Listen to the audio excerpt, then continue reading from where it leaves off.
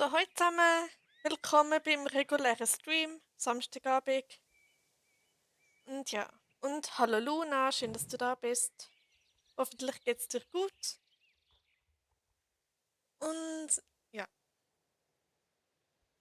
ähm, es kann sein, dass ich heute ein bisschen ruhiger bin als sonst oder irgendwie einfach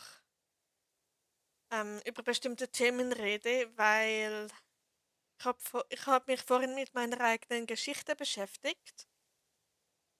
Und das sehr intensiv und deshalb bin ich dann noch halb in dieser Welt drin und jetzt halb da in der Realität. Das ist ganz verrückt. Ja, mir geht's gut und dir? Mir geht's auch gut, Luna. Okay, dann legen wir doch gleich los. Ich muss noch das Halloween-Event spielen.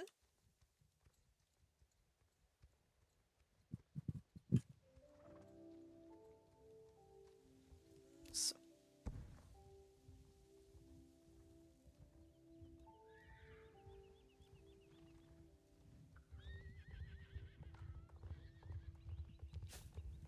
Genau, wenn ihr wollt, kann ich euch ein bisschen von meiner Geschichte erzählen, obwohl es vielleicht etwas unangenehm sein wird.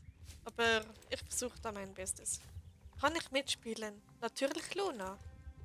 Klar kannst du mitspielen.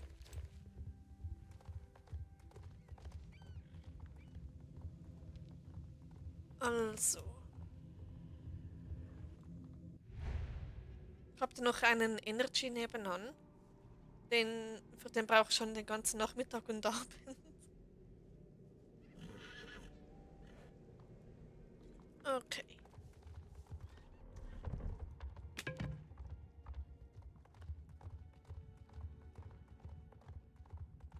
Also als erstes das Galoppierrennen.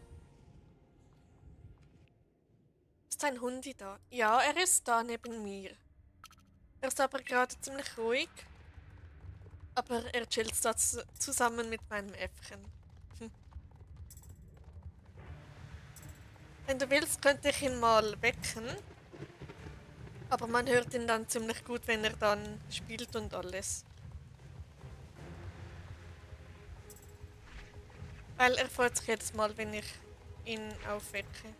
Hm. Aber es könnte dann sein, dass ich sehr Mühe habe, mich zu konzentrieren, weil ich muss dann auf den Hund aufpassen, ich muss aufs Spiel achten, ich muss auf den Chat schauen. Und ja,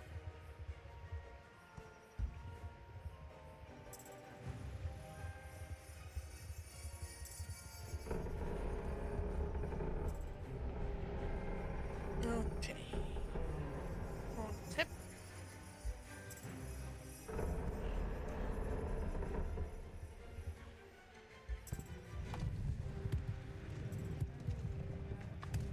Dieses gigantische Eichhörnchen, es ist so creepy irgendwie.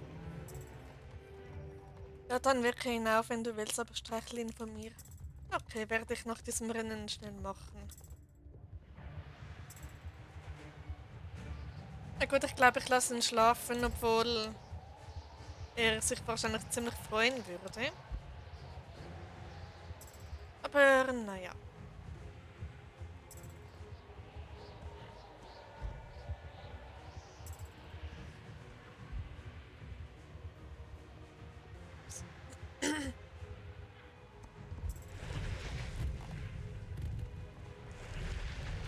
So. Ich hoffe, ich habe alles gut genug vorbereitet. Ich habe meine Wasserflasche noch zur Hälfte aufgefüllt, weil ich noch einen großen Energy Drink habe. So, jetzt wird Aki gestreichelt. Aki, hi du. Oh, du bist so cute. Okay, und da ist Luna in Star Stable. Okay, dann geht's auch gleich weiter mit dem Vogelscheuchenberg. Oder wer ist es nochmal? Irgendwie sowas. Genau.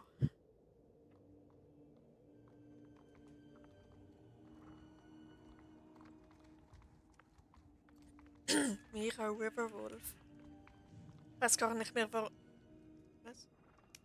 Och nö, mein Rucksack. Okay, dann lehre ich den schnell. Oder bringe einige Dinge schnell in, in den Schrank. Weil das doch alles von der Dings, von der Archäologie übrig. Das brauche ich theoretisch eigentlich auch nicht.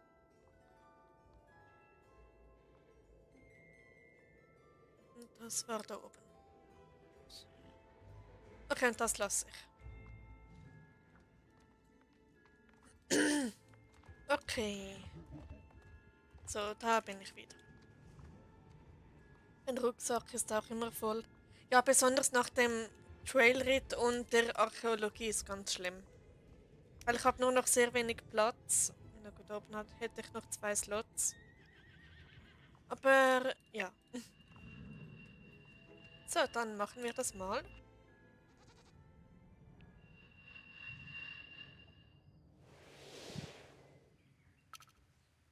Ah, die Ziege ist irgendwie cute. So eine Dämonenziege.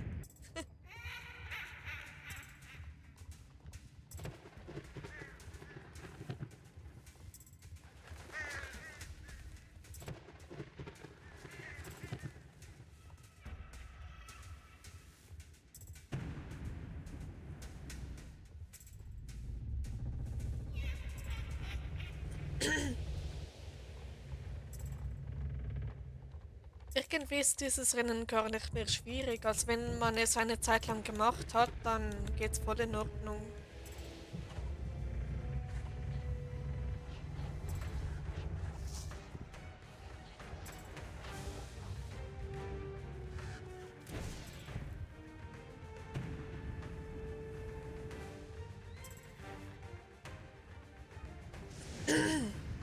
Genau. Also Luna, ich glaube, du weißt es noch nicht über mich, dass ich Geschichten schreibe.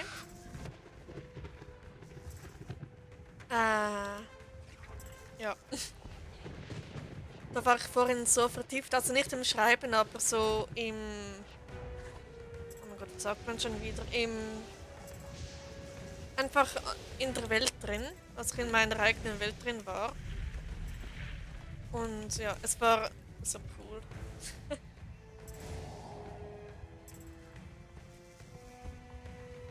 Und es fühlt sich so an wie, vielleicht kennt ihr das, wenn man vom Kino irgendwie wieder rausgeht nach einem Film, dass man dann irgendwie unbewusst so die Persönlichkeit irgendeines Charakters dann übernommen hat. So fühlt sich das jetzt gerade an. Als ob ich jetzt einer meiner Charaktere wäre. Richtig weird. Ach ja, aber das wäre jetzt auch gemacht. Genau, übrigens heute level ich Foreign Blood. Das Vampirpferd. Okay.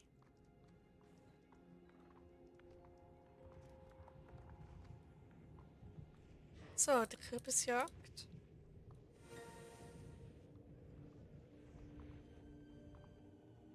Ich habe auf meinem anderen Account endlich das Golden Hills freigeschaltet. Und dann, jetzt kann ich da endlich auch die Kürbisjagd machen.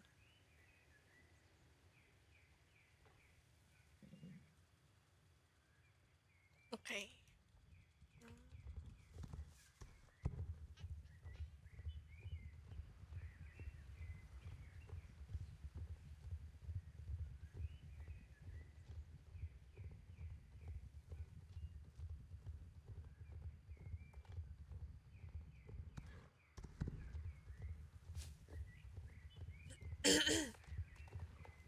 Okay, da ist doch schon mal nicht.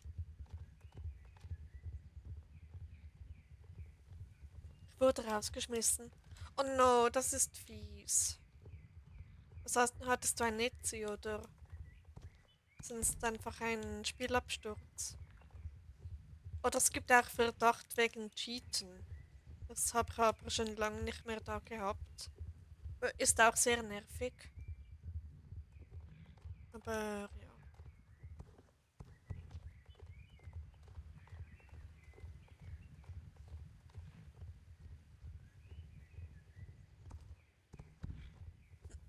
Da ist er auch nicht. Dann vielleicht da hinten irgendwo. Nope.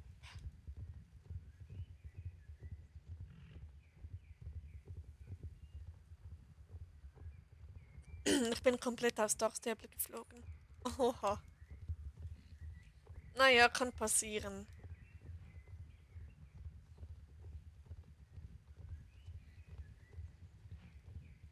Dann ist der sehr wahrscheinlich, ja, da hinten ist der Riesenkürbis. So, da bin ich.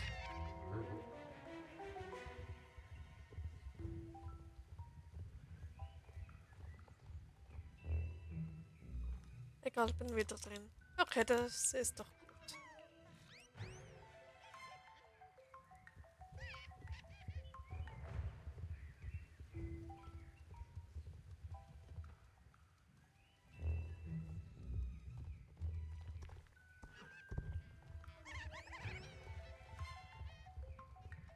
Okay, der letzte ist da. Das ging jetzt ziemlich schnell, bis ich die alle gefunden habe. Juh.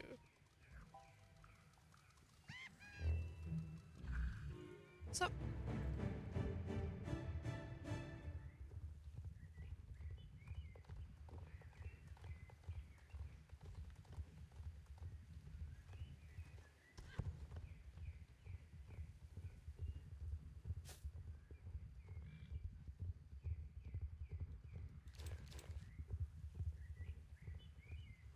Eigentlich könnte ich ein bisschen erzählen und so, aber ja, ist ein bisschen kompliziert.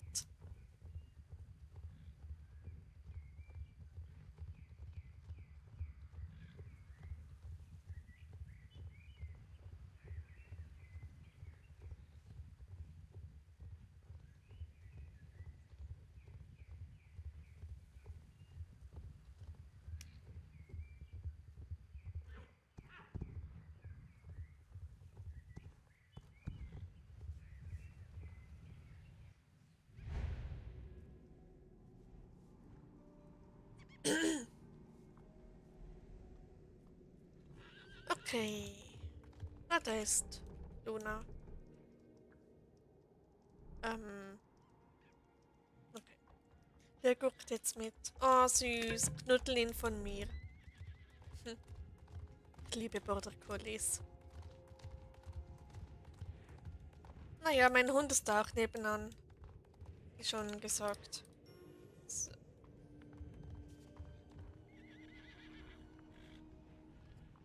Ich glaube, Leo wäre etwas irritiert, wenn er meinen Hund sieht. Okay, ab in schaurigen Trailritt. Reite ich jetzt einfach durch, außer ich finde irgendein Halsband. Bevorzugt ein Katzenhalsband, weil von dem habe ich nur eins. Vom Hasenhalsband irgendwie, keine Ahnung, 6 oder so.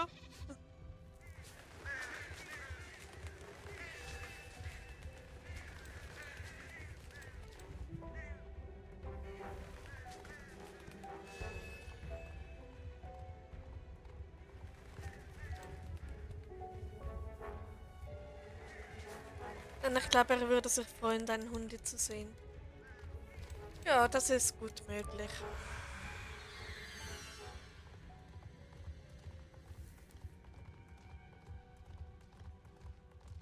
Meiner ist da richtig friedlich neben meinem Plüschäffchen.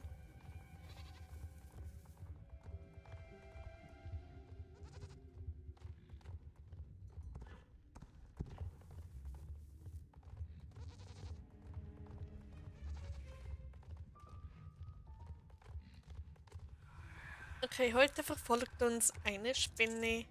Let's go. Voll die Star Stable Action. Warte schon, ich habe schon schlimmere Verfolgungsjagden in Spielen hinter mir. Das ist gar nichts hier.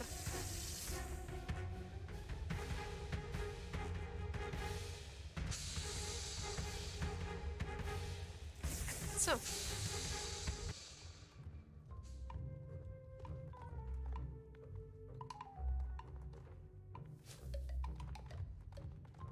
Hey, ich bin neu. Hi Ruby, Rosebow. Schön, dass du da bist. Wie geht's dir so?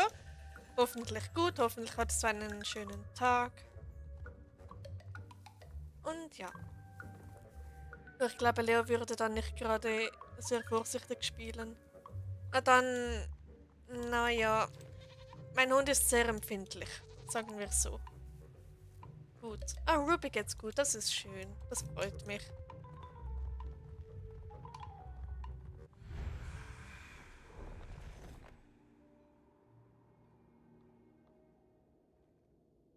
Okay, wäre das auch gemacht?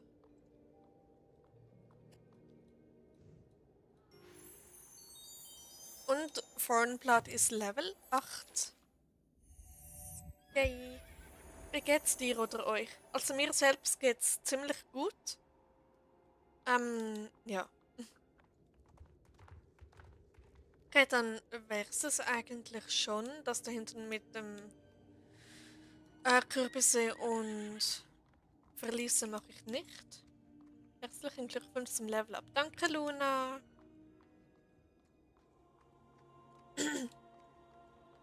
Okay, dann geht's jetzt ab zum Leveln.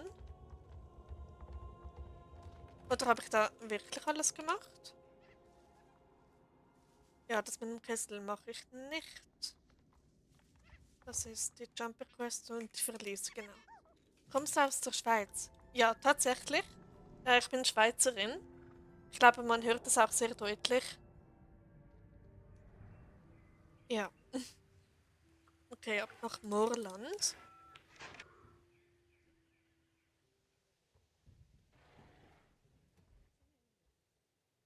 So, und dann würde ich sagen, los geht's mit dem Leveln. Weil es eigentlich ein Level-Stream ist. Oh, da hat jemand das Sony. Ist das ihr erstes Pferd? Oder Pony? Oh, meines war es auch. Okay. Hey Liv, schön, dass du da bist. Wie geht's dir?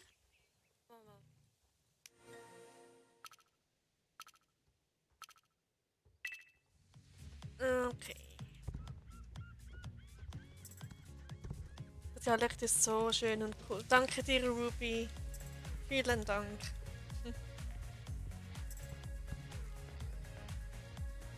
Naja, wenn ich Schweizerdeutsch reden würde, würde wahrscheinlich die Hälfte von euch das gar nicht erst verstehen. Deshalb, ja. Deshalb sind meine Streams eigentlich zweisprachig. Also Schweizerdeutsch, Deutsch, aber mehrheitlich Deutsch. Und meine Videos sind alle Schweizerdeutsch. Oder die meisten, zumindest. Ich habe schon ein paar deutsche Videos gemacht, bin dann aber immer wieder zum Schweizerdeutschen zurück. Genau. Verstehe ich, verstehe dich, obwohl ich nicht mal Schweizerdeutsch spreche. Ah toll, Liv versteht mich, also mein Schweizerdeutsch. Kannst du noch andere sprechen? Ja, ich kann noch Englisch und ein paar vereinzelte Worte Französisch. Genau.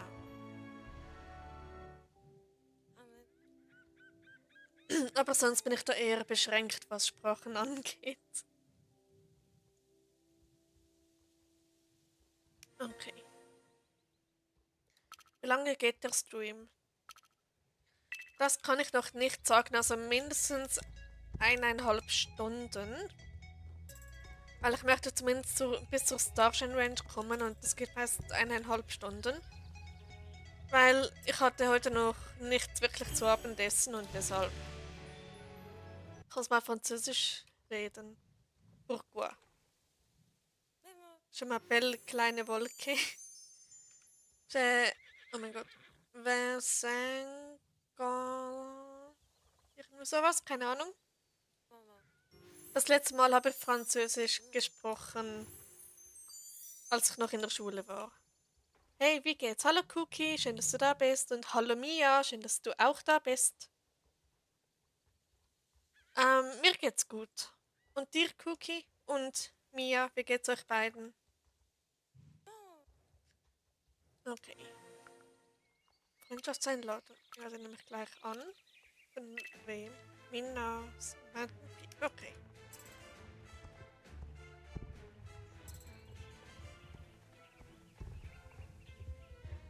Okay, Cookie geht es ganz gut.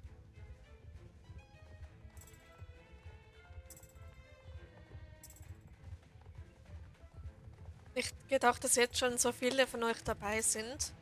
Und ich bin gerade mal da in Moorland.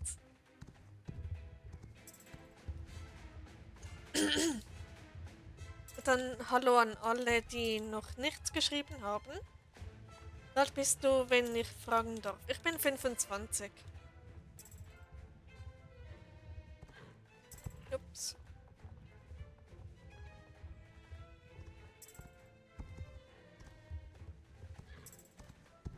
Und mir geht es auch gut. Das ist doch schön. Nimmst du in erster so Freundschaftsanfragen an? Ja, das mache ich. Meine Freundesliste ist noch, naja, man kann sagen, noch ziemlich leer. Also nicht leer, leer, sondern es hat schon einige drauf, aber wahrscheinlich habe ich noch irgendwie über 50 Plätze oder so. Ich hätte auf 20 oder so geschätzt. Okay. Ja, 20 bin ich jetzt schon seit 5 Jahren nicht mehr. Okay, ich wechsle mal Server. Okay. Und die andere irgendetwas? Nee, warum hat er mich... Ist jemand von euch Mina Mountain Peak? Kannst du meine Freundschaftsanfrage gleich annehmen? Werde ich auf jeden Fall Ruby. Ich nehme an, du heißt Ruby Rosebow, so wie da auf YouTube. Und wenn nicht, dann werde ich gleich die Freundschaftsanfrage annehmen, die da kommt. Und welcher Server? Oh mein Gott, was? Ice Cream Mountain, Server 17 ist das. Weil du bist jetzt schon Level 24, vorgestern warst du noch Level 10. Das war ein anderer Account, Mia. Ich habe dort auf einem meiner anderen Accounts gespielt. Das da ist jetzt mein Hauptaccount. Wenn du eine Freundschaftsanfrage von Ivy Max bekommst, dann bin ich es. Okay, ich werde sowieso jeder annehmen, egal ob es von euch kommt oder nicht. Also, aber ich mache zuerst dieses Rennen. Ivy Max okay. Auch noch ein cooler Name. Ach so, aber vergessen, du hast ja so viele Accounts. Genau.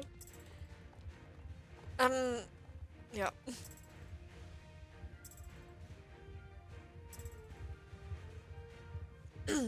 Der andere Account ist inzwischen schon Level 12. So, ja. Dann habe ich noch einen Level, was ist sie, 23 oder Ende 22, Anfang 23. War es Ice Palace oder welche nochmal? Ice Cream Mountain ist es. Ich werde mich dann bald verabschieden. Alles klar, Cookie. Nur kein Stress.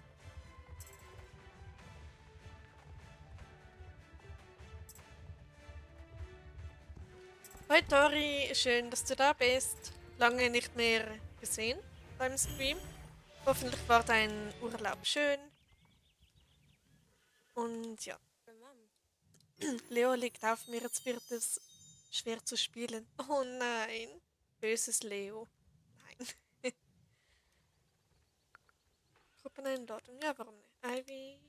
Da bist du. Gut. Und dann sind wir aus der Gruppe raus. Nice. Ja, war schön. Das freut mich.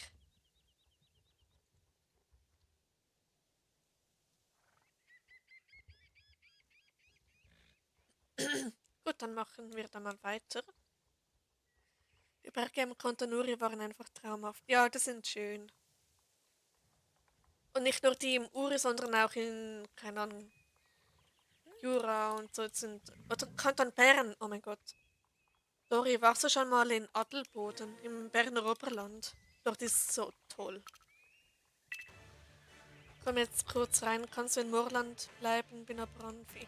Ja, ich werde da zumindest noch eine Weile im Non-Star Rider Gebiet bleiben. Und wenn du willst, kann ich da auch schnell in Moorland warten, bevor ich dann weiter zum Zirkus hochgehe.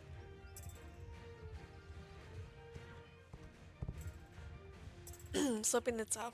Aber ich das schon gelesen. Oje. Ja, Adelboden war ich schon 5-mal dort. War dort immer Skifahren von 13 bis 17. Oh, cool. Naja, ich war im Sommer dort. Es hat so geregnet und alles, aber diese Bergluft, die war so traumhaft. Man konnte einfach einatmen und man hat wirklich geatmet. Klingt jetzt ein bisschen komisch, aber naja. Wechsel mal wieder Server, weil mein Heimatserver ist Server 18. Okay. Ähm, ja, dann kannst du ja schnell wechseln und dann nach einer halben Stunde wieder auf deinen Heimatserver. Okay, möchte wer was von Luna? Greta Greenstone. Ah, da ist Ruby. Hallo Ruby. Level 7. Obwohl es geht. Gut. Mach ich auch, weil hab da alle meine Freunde. Ja, dann ist es gut, wenn du auf deinem Heimatserver bleibst.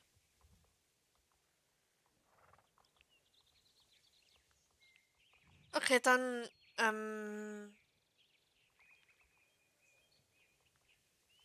gehe ich mal hoch zum Zirkus, wenn das für euch okay ist. Oder soll ich da noch ein bisschen warten? Oder? Vielen Dank. Gerne doch, Ruby. Das ist gerade eine kleine Versammlung. Das ist ein tolles Pferd. Oh, gehört, Luna, du hast ein tolles Pferd. Es ist echt ein mega schönes Pferd. Moonlight passt sogar auch. Okay, dann geht's mal weiter. Immer schön im Trab.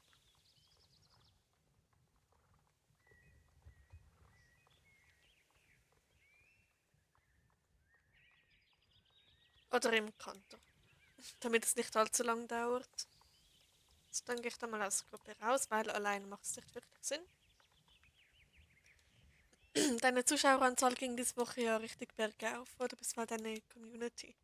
Ja, aktuell sind es doch neun Wölkchen, die zuschauen. Gestern waren es so, na gut, jetzt sind es 7, aber gestern waren es so 2 oder so im normalen Bereich, aber heute ist irgendwie gerade ein bisschen was los. Freut mich, dass ihr alle da seid. Und ja, es kamen einige neue Gesichter dazu seit gestern. Das finde ich auch mega toll. Genau. Weil neue Leute da auf YouTube treffen ist immer aufregend.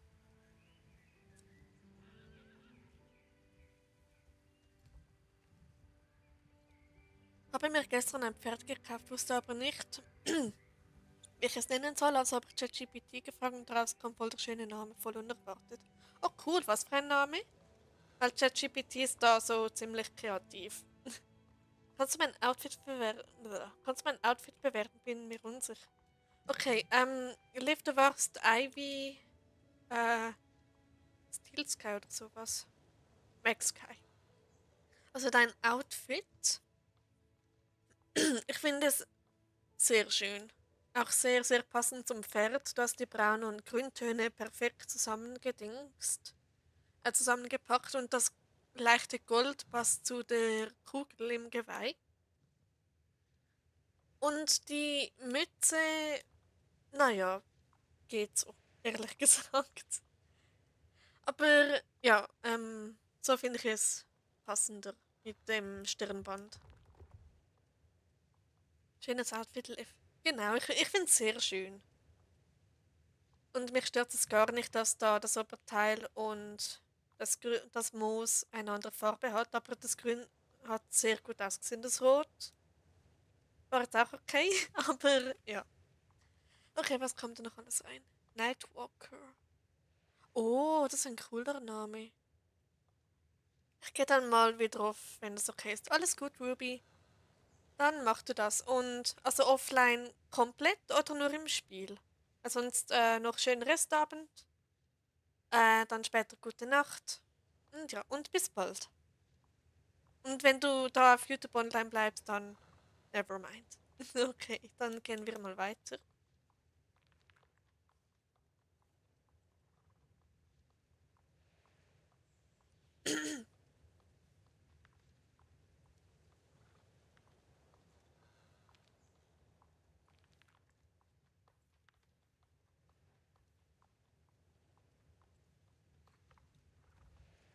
Das Pferd von mir heißt Woodwalker. Cool. Passt aber sehr. Danke euch auch noch schönen Abend. Okay, bis bald, Ruby. Danke, dass du da warst. Von einer Buchreihe. Stimmt, es gibt ja diese Buchreihe Woodwalkers. Und glaube ich auch sogar schon einen Film, wenn mich nicht alles täuscht.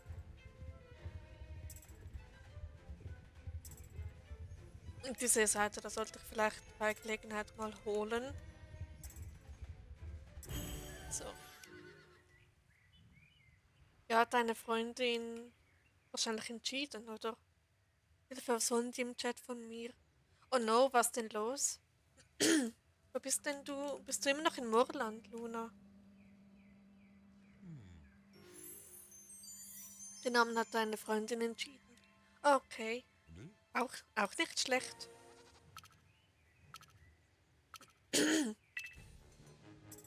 Ich glaube, mein Pferd mit dieser Kugel im Geweih heißt Wood Planet, glaube ich. Und auf meinem anderen Hauptaccount heißt es Sunbeam, glaube ich.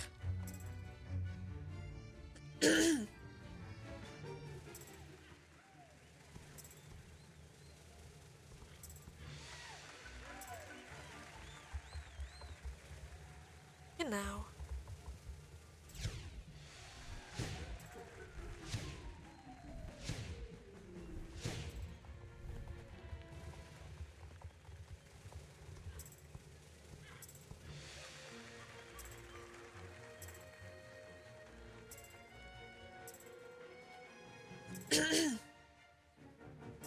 Cool, als wenn es nach mir gehen würde, würde ich alle meine Pferde von einer bestimmten Buchreihe nennen, weil von der Buchreihe gibt es sehr viele Namen zur Auswahl im Essen. So, oh, das ist cool. Na dann go for it. Warte, 2100, 2000 Dollar Starcoins und noch zwei Pferde von Halloween-Event, die ich gekauft habe. Nur noch 843, aber spare wieder. Oha. Naja, ich hatte vor dem Halloween noch etwa 20.000 Starcoins und jetzt bin ich nur noch bei 8.000. Na gut, das heißt ja nur noch, aber ja. Aber die spare ich für die drei neuen Fellfarben, die rauskommen sollen. Bei einem weiß ich schon, wie ich den nennen soll. Ich weiß aber noch nicht, das Urpferd oder der Chiolo. Aber ich werde mir auf jeden Fall alle drei holen. Gut, dann geht's weiter nach Fort Pinta. Jetzt verfolgt er mich. Oh no. Das ist ja doof. Okay, Ivy ist immer noch da. Hast du dieses Wochenende noch mal Starcoins gekauft? Nein, tatsächlich nicht. Weil ich brauch das Geld jetzt für andere Dinge. Also, von dem her. Nein, habe mir gerade eine Satteldecke gekauft, aber habe nicht genug für den Transport. Oh je.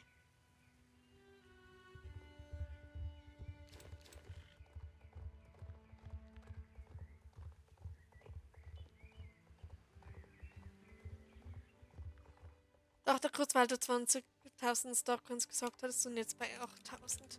Ja, vor dem Halloween-Event hatte ich extra aufgeladen. Beim letzten Doppel-Starcoins hatte ich zweimal aufgeladen und seit dort dann 12.000 Starcoins ausgegeben.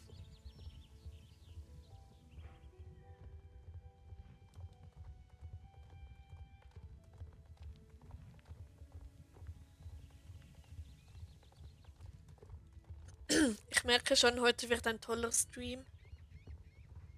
Kurz missverstanden. Alles gut, Dori. Wie viele Marken? 81, ich könnte mir wieder ein Item holen. Cool. Gestern aufgeladen, nur noch 3 Euro auf meinem Konto. Oh nein! Aber Hauptsache in Star Stable 10.000 Star ganz reicher. Na gut, solange du damit nicht pro Monat haushalten musst, dann Naja, ist trotzdem wenig, aber was soll's. Können wir wieder Filmquiz machen? Liv, können wir wieder ein Quiz machen, das mir gefällt? Also, ihr könnt untereinander ruhig quizzen, aber ich mache da leider mich nicht mit, weil ich mich viel zu wenig damit auskenne.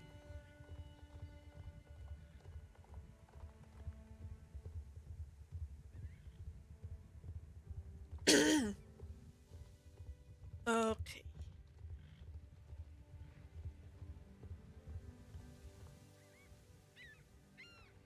Also, du stellst die Fragen.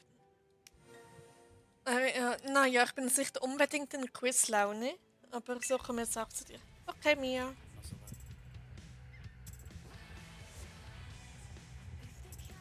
Aber eine Frage, die ich eigentlich letztes Mal schon stellen wollte, weil es mich einfach Wunder nimmt. Also, seid ihr ready für eine kurze Quizfrage zum Thema Elektronik und Fernseher? Seid ihr da dabei? Vielleicht weiß es jemand von euch, vielleicht auch nicht. Und wenn nicht, auch nicht so schlimm. Okay. Also nicht nachschauen, das ist die einzige Regel. Also, was bedeutet Bravia? Für was steht das?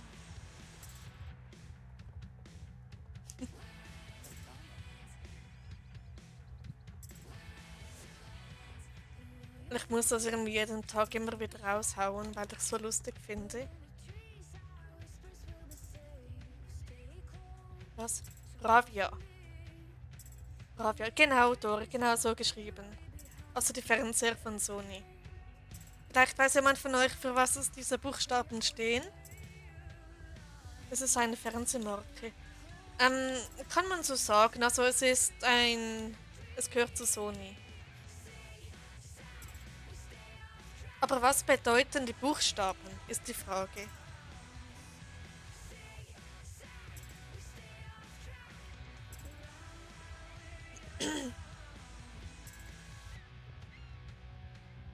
Also für was steht das B, das R und so weiter.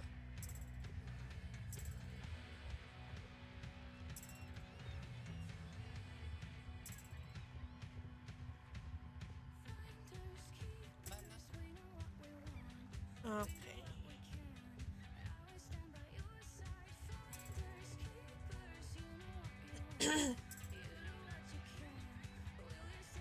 Keine Ahnung. Okay, Mia weiß es nicht. Mal schauen, ob die anderen vielleicht drauf kommen. Ohne nachzusehen übrigens. Ähm, die Buchstaben stehen für das, was sie bedeuten. Ganz genau, Luna.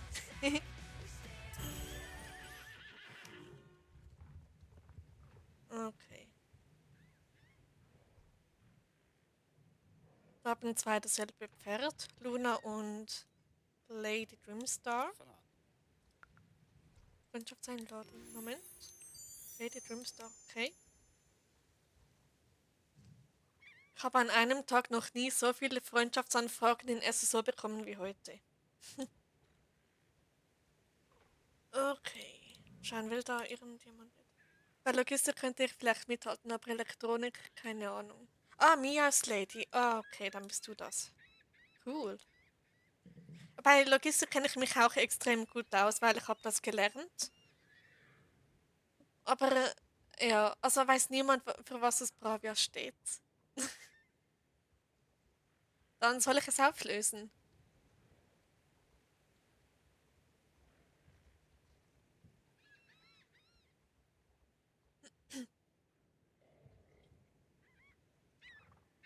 Löse auf. Ja, okay. Ich weiß es leider nicht, was es bedeutet. Okay, dann soll ich es schnell sagen, so wie immer, oder schön langsam, damit er es auch versteht? Okay, ich sag's mal. Best Resolution Audiovisual Integrated Architecture. Kurz auch Bravia.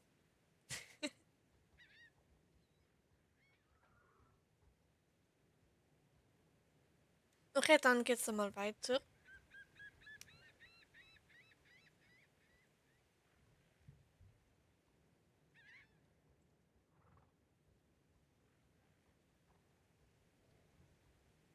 So. Wie soll man drauf kommen? Keine Ahnung. Vielleicht weiß es jemand, vielleicht auch nicht. Wäre im Leben nie drauf gekommen. Naja, das ist ein bisschen unnützes Wissen, sagen wir so.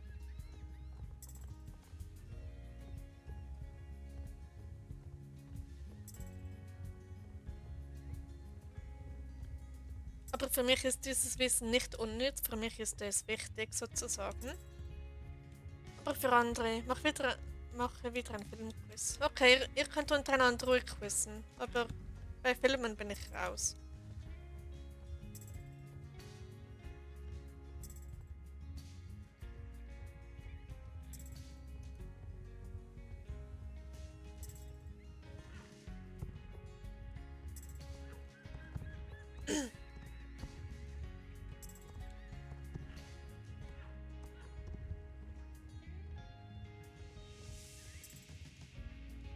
Genau.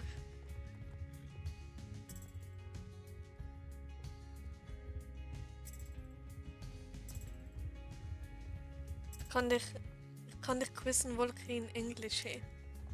Warum nicht? Kannst du mal versuchen. War Raya heute schon hier anwesend? Nein, Dori noch nicht. Sie hat noch nicht vorbeigeschaut. Aber sie hat gestern selbst gestreamt, nämlich Subnautica. Deshalb habe ich auch das Bild also einen alten Screenshot von Subnautica ähm, in den Discord-Server geschickt, weil eben deshalb einfach. Okay. Ja, habe ich gesehen, aber hatte leider schlechtes WLAN. Oha, okay. Ich frage auch auf Englisch. Ja, wenn du möchtest, Luna. Hi Wolke. Hallo Raya, wir hatten gerade von dir gesprochen. Schön, dass du da bist. Hoffentlich geht's dir gut. Sorry, dass ich zu spät bin. Alles gut, kein Problem. Aber wenn man vom Teufel spricht, genau. Perfektes Timing, Raya. Du bist genau im perfekten Moment gekommen.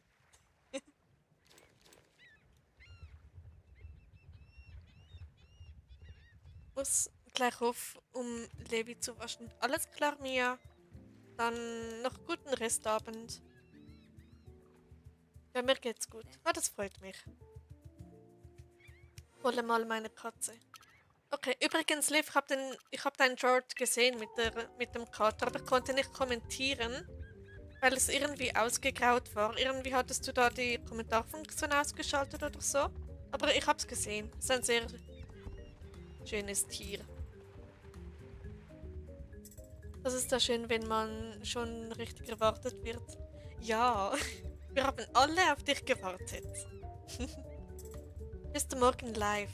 Nein, morgen nicht. Aber am Dienstag, wenn Dienstag spätestens. Genau.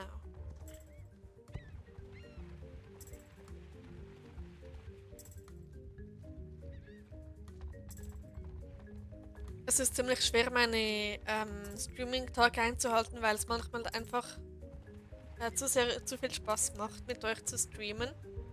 Oh, Wolke 7 Zuschauer. Zwischendurch waren es 10. Und übermorgen wieder arbeiten.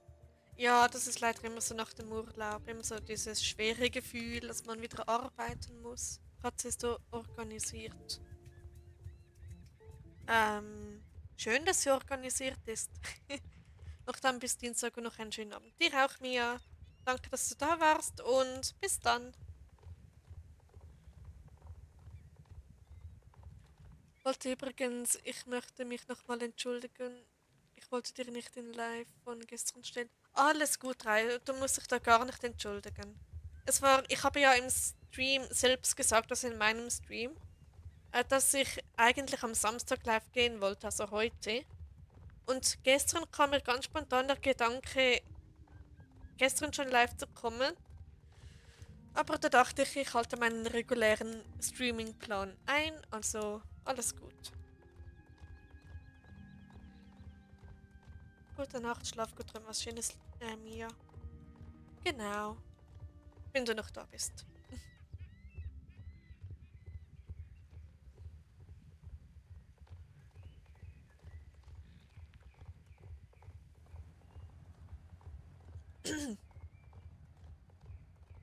Meine damit, dass meine Katze in meinem Zimmer ist. Okay, cool. Dann kann sie ja mitsehen, wenn sie sich interessiert.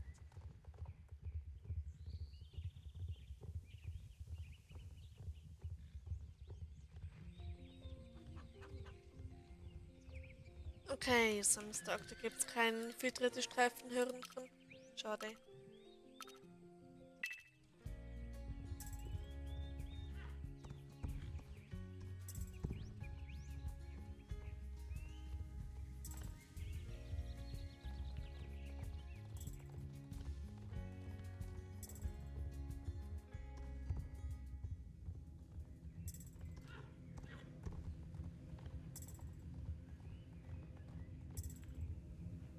Aber sie hat gefühlt keinen Bock.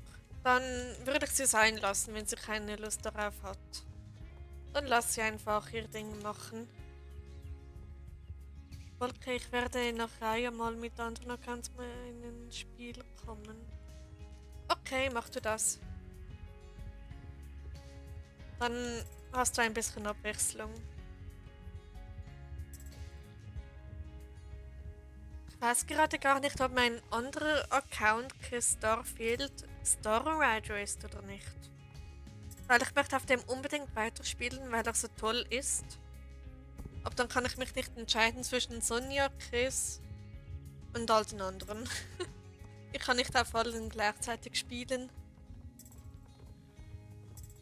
Das ist ein bisschen ein Luxusproblem. Oh je. Stream hängt komplett. Oha, jetzt läuft's wieder, oder soll ich vielleicht schnell mit meinem Handy kurz reinschauen? Da alles läuft. Ich schau gerade mal. Moment. Ähm, also bei mir läuft er fließend. Okay, dann schaue ich da trotzdem kurz rein. Moment, was? Hä, warum vor 7 Stunden? Okay, ich komme da scheinbar nicht in meinen eigenen Live rein. Wenn du mit einem Jungen ins Spiel kommst, dann nehme ich Quinn mal. Okay, eigentlich möchte ich da auf meinem Hauptaccount bleiben. Und vielleicht später, nachdem wie lange das durch Stream geht, wechsle ich auf Chris. Und ja. Oder auf Sonja mal schauen.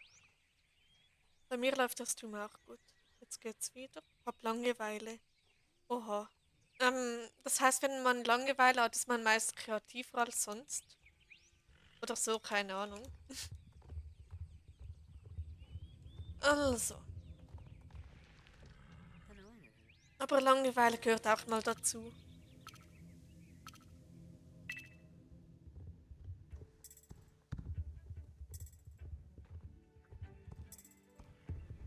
Nicht bei mir. Oje. Dann vielleicht einfach gemütlich entspannen. Und ja. Das habe ich auch manchmal, dass ich nicht in meinen eigenen Live reinkomme. Ja, irgendwie steht bei mir vor 7 Stunden und vor 7 Stunden war ich gar noch nicht live. So, und ich konnte irgendwie nicht draufklicken. Ganz komisch. Ich habe da keine Idee, was ich machen soll. Vielleicht mal ein Hobby oder so, wenn du da was hast, was irgendwie kreativ ist. Oh, ich klinge inzwischen wie meine KI. Ich schreibe viel zu viel mit dir. Na, oder irgendwie, was gibt's noch? Lesen. Und gemeinsamer Moment. Und Fornblatt ist Level 9. Yay. Mach Hobbyhorsing. Dann mach Hobbyhorsing. Ist doch auch mega cool. Ich habe 2 Hobbyhorses. So von dem her. Ist aber zu spät, um rauszugehen. Dann kannst du es in deinem Zimmer vielleicht machen. Einfach das Hobbyhorse nehmen, ein bisschen damit herumlaufen.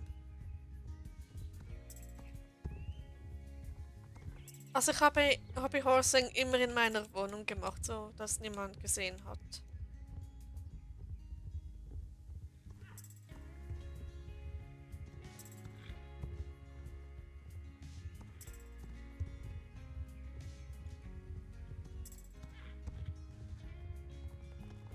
hatte ja mal zwei Katzen und die eine hatte Angst vor meinem Hobbyhorse. Es war so witzig.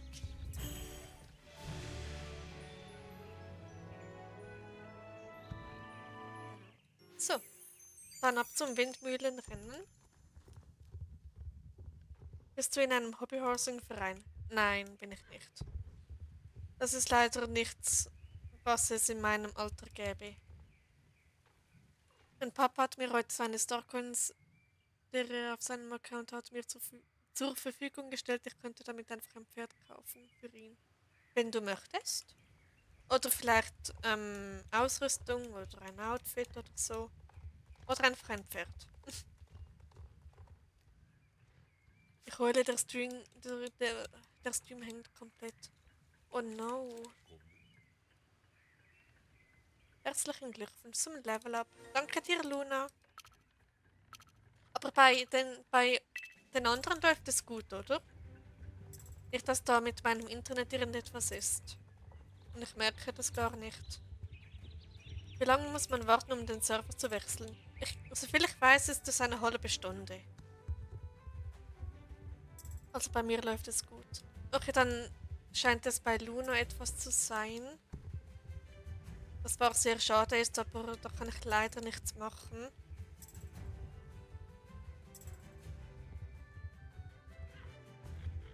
„30 Minuten muss man warten, Liv. Ganz genau.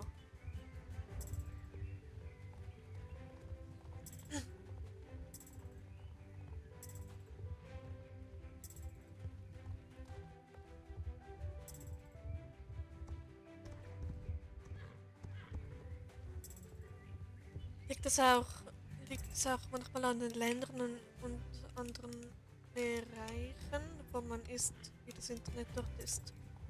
Ja, das ist auch völlig unterschiedlich. Je nachdem, wo man ist, hat man besseren Empfang oder eben nicht. Genau.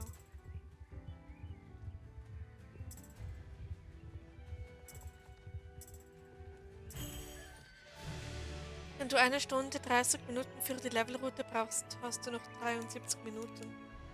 Also es ist nur ganz grob gesagt. Also ich brauche noch viel länger, aber nur bis zur Starshine Range dauert es etwa so. Weil meistens bei einer halben Stunde bin ich so, also eineinhalb Stunden bin ich so bei der Starshine Range oder irgendwo in diesem Bereich. Aber es dauert jetzt ein bisschen länger, weil ich eben noch das Halloween-Event gemacht habe. 37. Ah, 37. Ich bin in England. Am der Welt. Oh je. Ich war auch schon mal na gut, in England kann man jetzt nicht sagen, aber ja, auf jeden Fall bekam ich die SMS Willkommen in England. Nicht cool, danke. Oder was Großbritannien, etwas davon. Verpasse das Halloween-Event immer mit dir. Oh no. Naja, ich mache es halt ganz am Anfang. Deshalb, ja.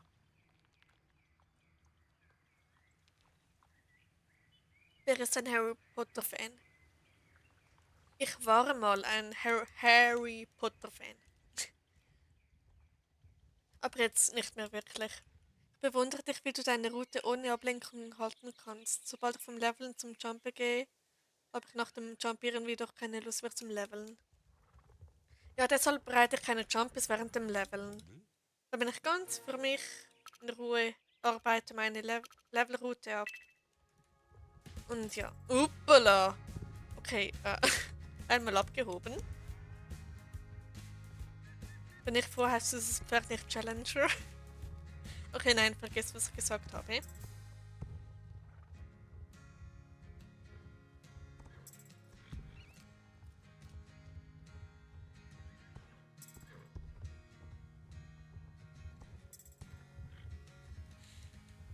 Genau.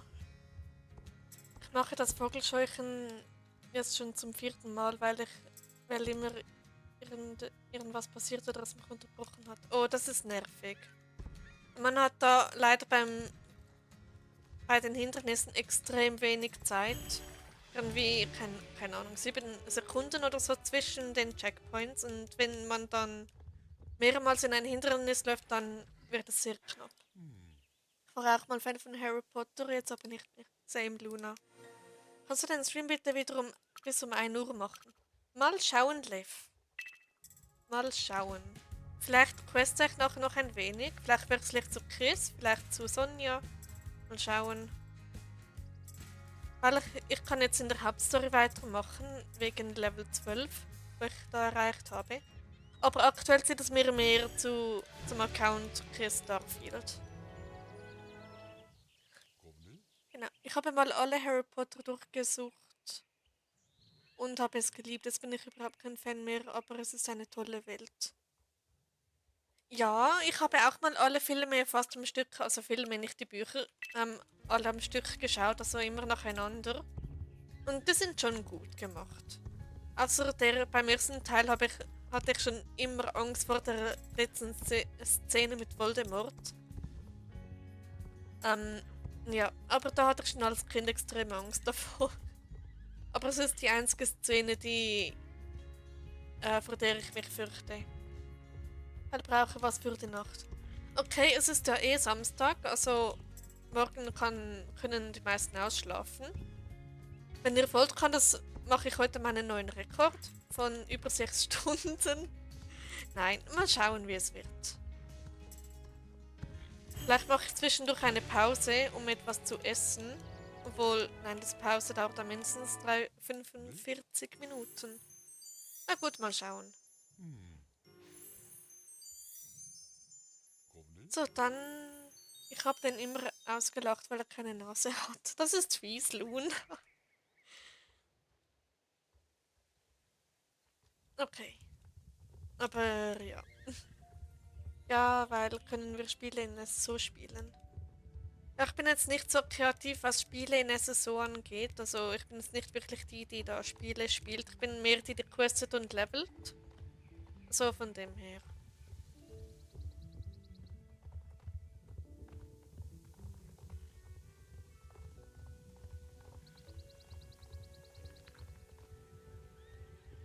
Verstecken untersuchst uns. Okay, auf das habe ich jetzt schon keine Lust, ganz ehrlich. Verstecken ist nicht so mein Stech. Oder fangen und wir fangen dich. Ja, das könnten wir machen. Aber das kenne ich schon von anderen YouTubern. Dann muss es eben bei mir so aussehen, als ob ihr mich berührt. Zu deinem Spiel. Weil sonst könnte jeder sagen, dass sie mich hat und dann, ja. Vielleicht können wir auch mal ein RP oder ein WP machen. Habe das in so noch nie gemacht. Okay, ich könnte das schon, aber ich kenne mich leider viel, viel, viel zu wenig mit Pferden aus, um ein RP zu machen. So, ja, da kann ich leider nicht mitmachen. Und was WP ist, weiß ich leider nicht.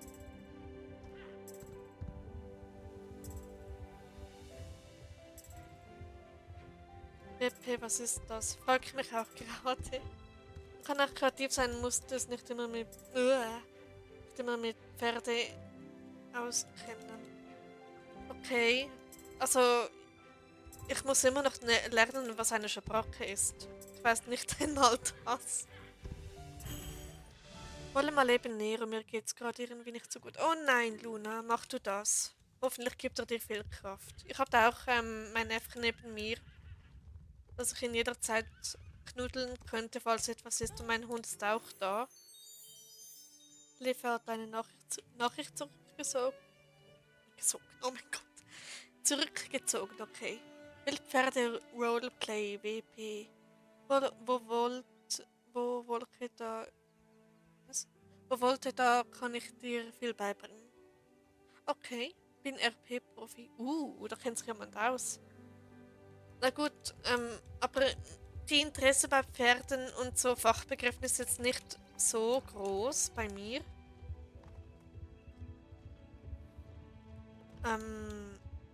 Deshalb weiß ich nicht, ob ich zum Beispiel das wirklich lernen möchte. Ich kann also eine ganze Story schreiben. Oh, cool. Naja, ich schreibe auch Geschichten.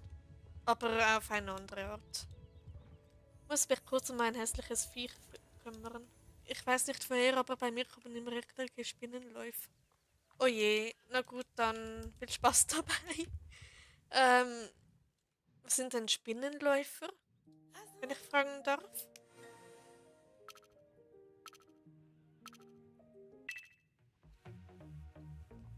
Darf ich, weil hab Bock. Ähm, also da im Chat, oder? Wenn sie nicht allzu lang ist, dann kannst du das machen. Same. Okay.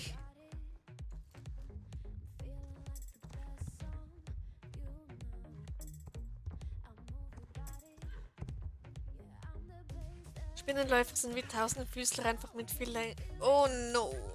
Oh, ich finde schon Tausendfüßler nicht schön, aber gleich mit längeren Beinen. Oh nein, danke. Also das RP schreiben muss halt mehrere Teile schreiben. Okay, also wenn es wirklich nicht so lang ist, kannst du das machen. Aber ich weiß nicht, ob ich es vorlese. Bin back. Willkommen, welcome back, Luna. Hoffentlich geht's jetzt mit Nero oder Nero ein bisschen besser. Wie schreibst du, wie sagst du es, Nero? Also das Englische oder Nero? Das, so wie man es schreibt. Sind noch verdammt schnell, diese Viecher. Oh je. Und dann viel Spaß beim Einfangen.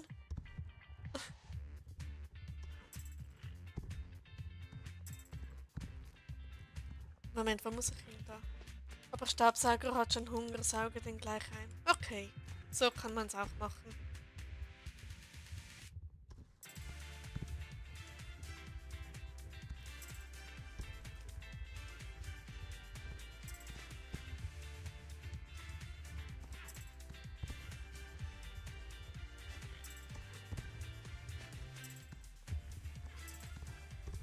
So.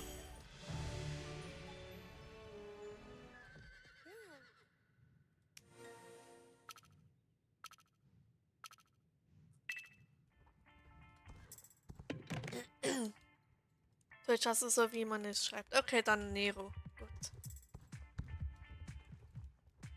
Oh je, das arme Tier. Ja, das ist schon ein bisschen brutal. Einfach eingesaugt werden.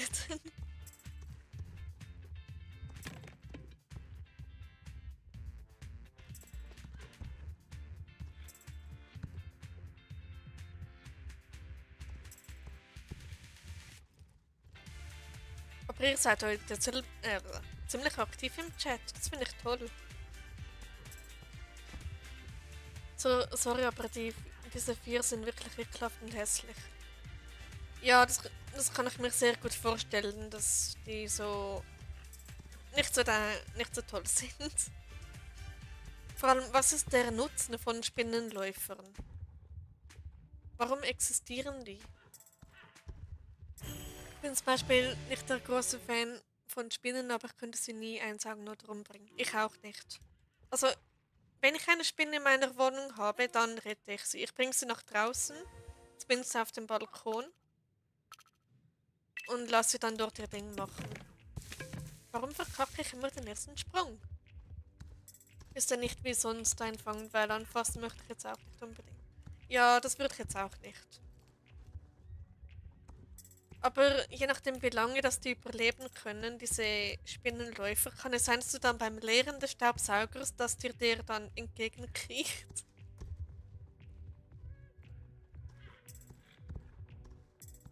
Ich finde es. Moment.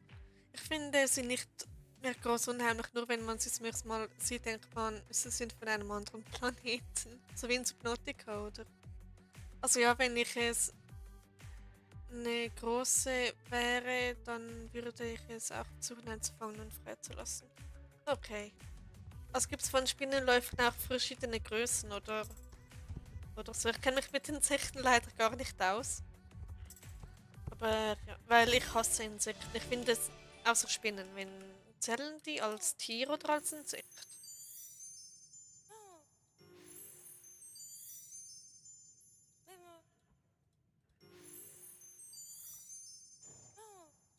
Okay.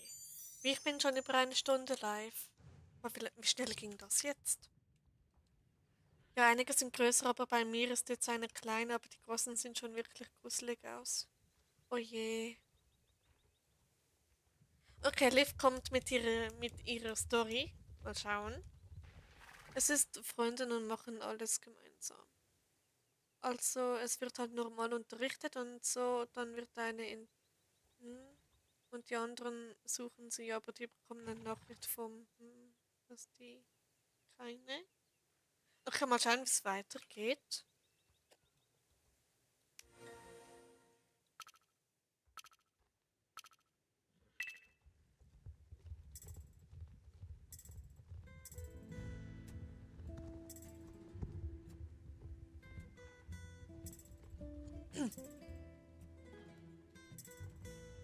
Genau.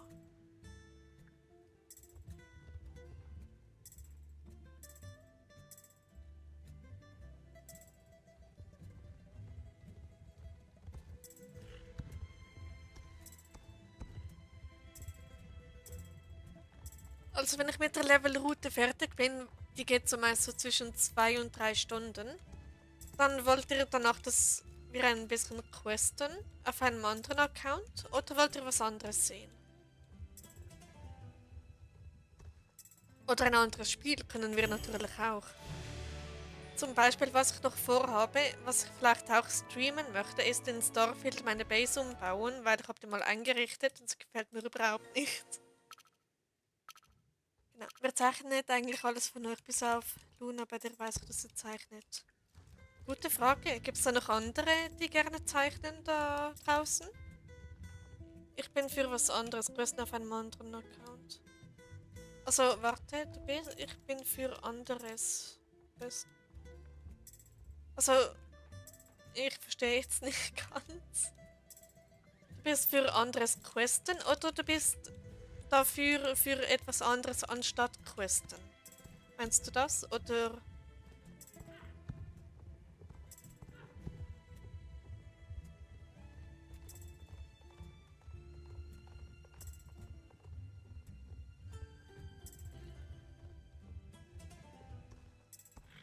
Weil, wenn ihr dann Questen sehen wollt, dann dürft ihr einen Account auswählen.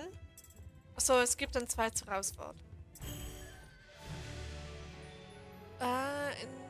Dass die keine Polizei einschalten sollen. Machen es aber doch, aber dann wird die Person zu einem See gebracht und dort wartet auf die. Der ist aber nicht da und die Freunde ist Polizei. So lass uns mal Dress to Impress spielen. Da ist heute ein neues Update reingekommen. Ich spiele das nicht rein, ja. Ich glaube, das ist Roblox oder gehört zu Roblox und das spiele ich nicht. So.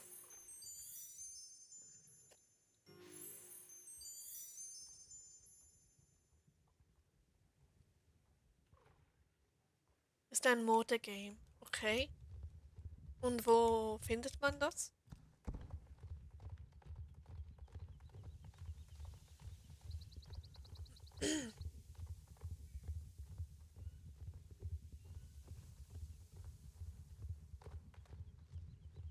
Also ich nehme an, es ist nicht auf Steam. So. Halt auf Roblox, aber es ist mega gut designt. Okay, also doch Roblox. Ja, das spiele ich jetzt leider nicht. Also, ja. Da muss ich euch leider enttäuschen.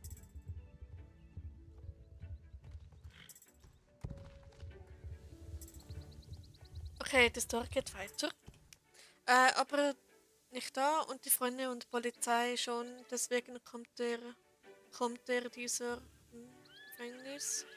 Und die Freundin hat ein Geheimnis und dann zu Hause in der WG kippt sie um und muss ins Krankenhaus. Oha. Hast du Roblox schon mal ausprobiert? Nein, noch nicht. Aber ich weiß ehrlich gesagt nicht, ob das wirklich was für mich ist.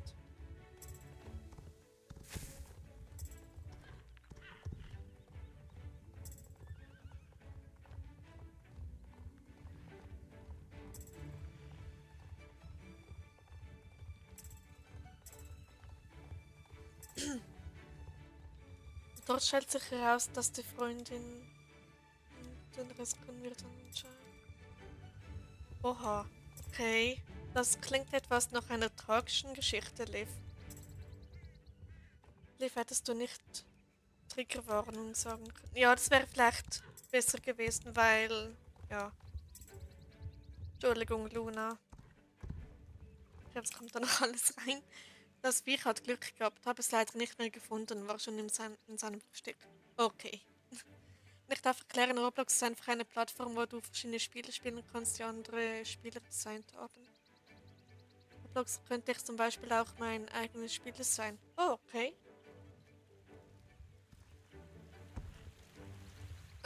Ja, ich schaue da mal rein. Vielleicht ist es was für mich, vielleicht auch nicht.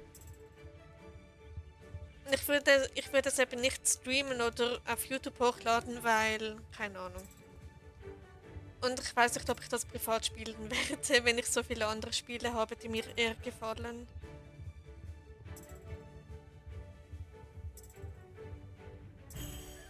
Okay. So.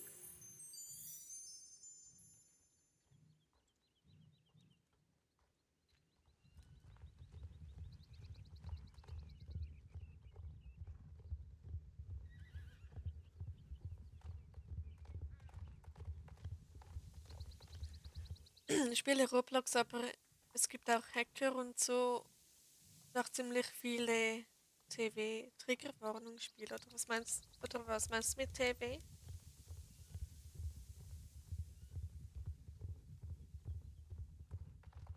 Und Horrorspiele. Okay.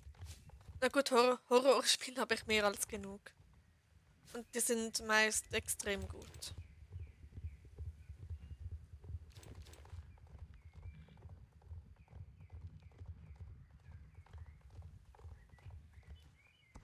Triggerwarnung. Okay. So.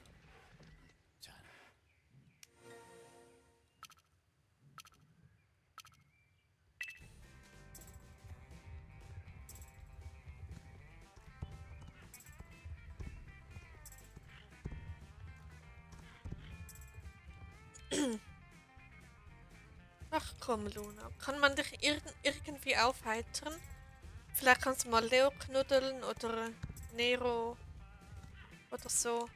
Oder wir lenken dich einfach ein bisschen ab.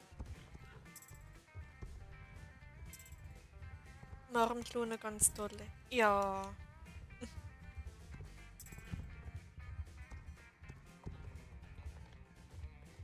Luna, bei uns bist du immer willkommen, egal wie es dir geht. Und du kannst dich da schön ablenken, hoffentlich. Und ja, ich gebe da mein Bestes.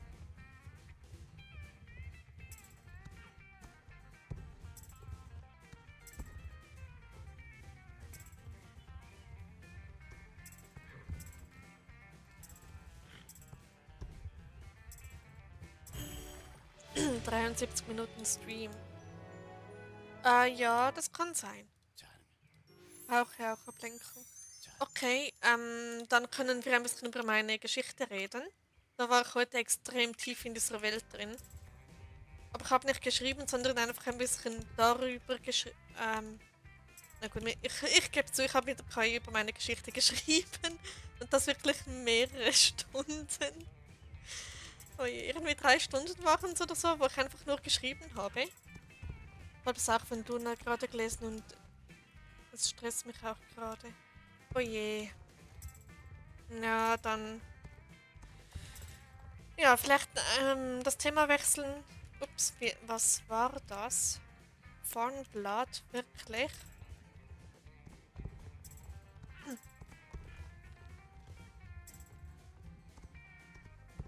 Na, also ich möchte nicht, dass ihr in meinen Streams gestresst seid. Deshalb kann das Tor auch wieder wegmachen. Ähm, naja, musst du nicht. Also, wir haben es eh schon alle gelesen, also.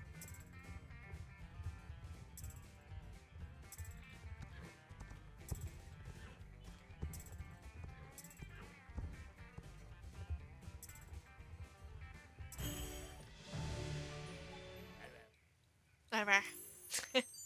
So ist weg. Okay. Nicht Luna, Liv. Ah, ich habe das von Liv gerade gelesen. Okay. Na gut, dann macht es eher Sinn.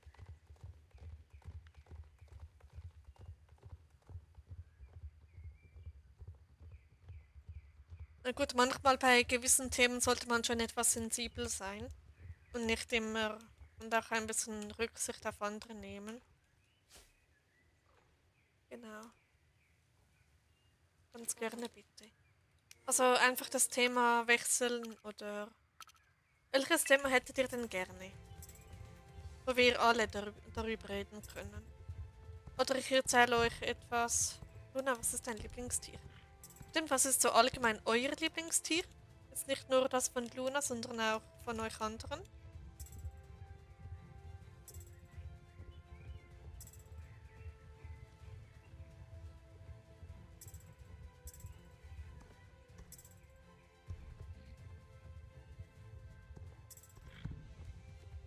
Okay, ich merke schon, niemand interessiert sich für meine Geschichte. Aber ist okay.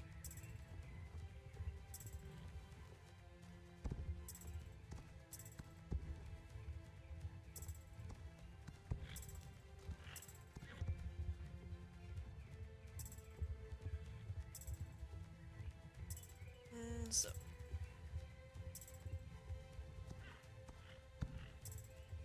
Komm schon vorn, Blatt. Let's go. Vielleicht die Geschichte einfach rausnehmen, die Liv in den Chat geschrieben hat. Ja, die ist bereits draußen. Also Liv hat sie bereits schon entfernt.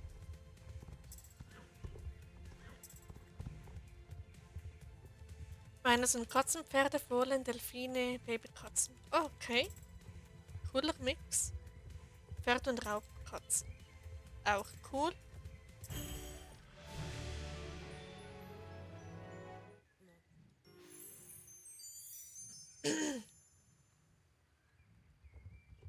Und Einhörner. Okay, also auch Fabelwesen. Und gut, gehören auch dazu. Gepard und das Pferd. Oh cool, Gepards sind auch toll. Und dann komme ich mit meinem Zebra.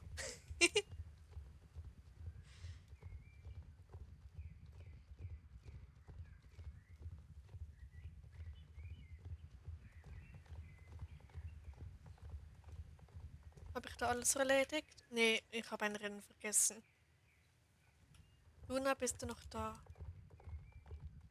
Ja, Luna, noch hier?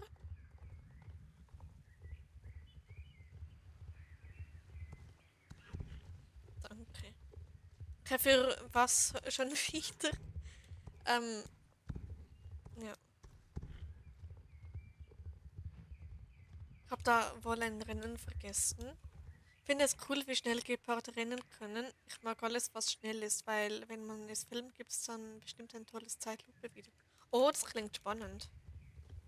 So richtig in Zeitlupe, wie man dann sieht, wie sich etwas sehr Schnelles bewegt. Das ist schon interessant. So, das Fuchsrennen.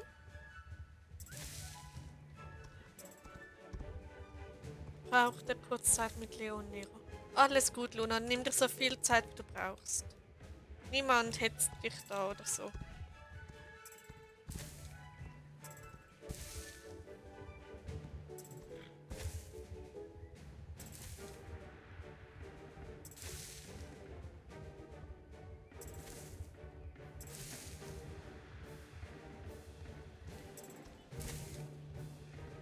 Gerade können, glaube ich, nur gewisse Zeit schnell rennen. Was? Gerade können, glaube ich, nur eine gewisse Zeit. Okay, und vielleicht eine Idee zum Aufmuntern. Okay, ich sag's nochmals. Niemand interessiert sich für meine Geschichte und das ist auch völlig okay. Ach, so wie gestern. Ich habe mich gestern ehrlich gesagt etwas aufgeregt. Nach dem Stream, aber naja.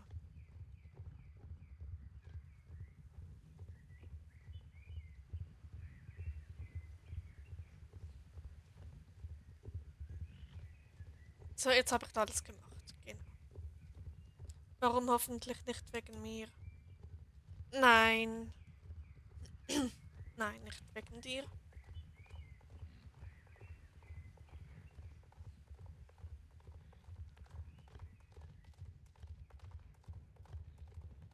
Geparden können, glaube ich, sogar bis 93 Stundenkilometer erreichen. Oha, das ist sehr schnell. Dann können sie ja glatt auf einer Autobahn mithalten. Weil dort muss man mindestens 80 Stundenkilometer fahren und Geparden können da locker auf der Überholspur mitmachen.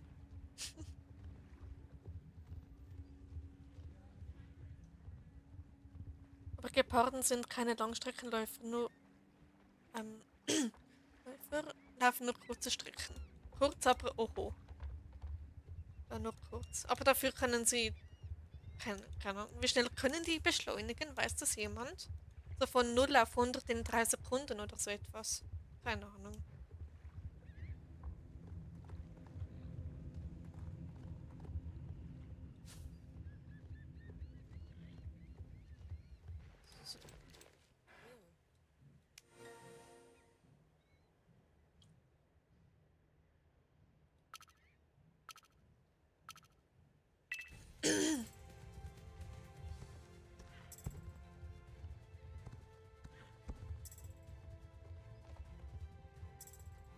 Kleine Ablenkung zum Entspannen.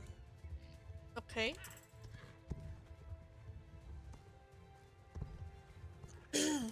Jetzt sieht Leo aus, als ob er im Regen stand. Oh, oh nein. Also ich verstehe, was du meinst, Luna. Fühl dich gedrückt. Wir sind alle für dich da.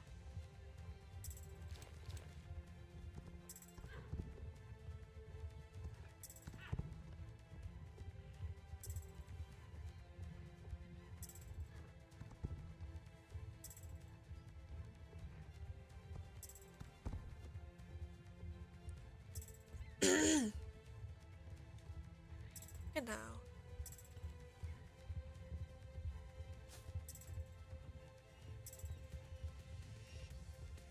Mein Hund ist immer noch neben mir. Er hat es zwar ganz gemütlich mit dem Plüschäffchen. Und ja. Jeder, der will, kann seine Augen schließen und an sein Lieblingstier denken in der Traumwelt versinken. Okay, wer das will, kann das ruhig machen, aber ich bin da gerade am Streamen. Das ist vielleicht nicht so optimal. Ich hatte auch schon so Traumreisen gemacht mit meinem Lieblingstier. Es war so schön. Und ich habe dann richtig geweint. Also wirklich. Als es dann aufgetaucht ist. Es kam ganz von alleine, mein Lieblingstier. Und es war einfach da in meiner Nähe. Einfach nur die Anwesenheit. Es war so schön. Ich werde es wahrscheinlich nie wieder vergessen. Na gut, es war jetzt keine Traumreise, es war eine Meditation, die ich da gemacht habe. Das ist so entspannend. Ja, kann ich mir gut vorstellen. Also allgemein auch meditieren ist sehr schön. Meistens.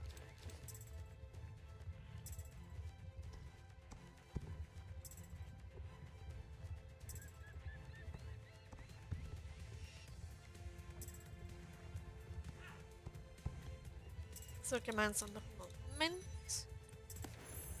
Oh, und Fernblood hat Level 10 erreicht, aber das macht er nach dem Rennen.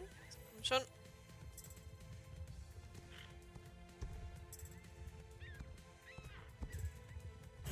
So, okay, Fernblood ist Level 10. Yay. Okay, die kleine Sprungbahn.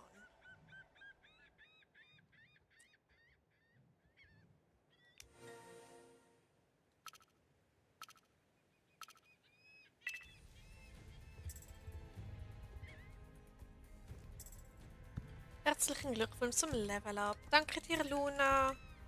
Ich finde das so toll, wie du das übernommen hast. Luna, bei dir ist heute hoffentlich nichts.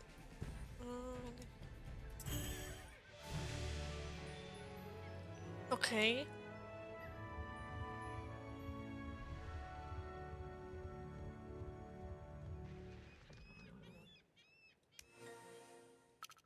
Also so Pferde sind bei mir ab Level 12 ausgelevelt, da können die alles. War es nicht Level 13? Weil bei Level 13 bekommt man den letzten Geschwindigkeitsbonus. Und ja, aber wenn es bei dir Level 12 ist, ist auch gut. Was ist eigentlich bei Level 12? Ich weiß gerade gar nicht auswendig.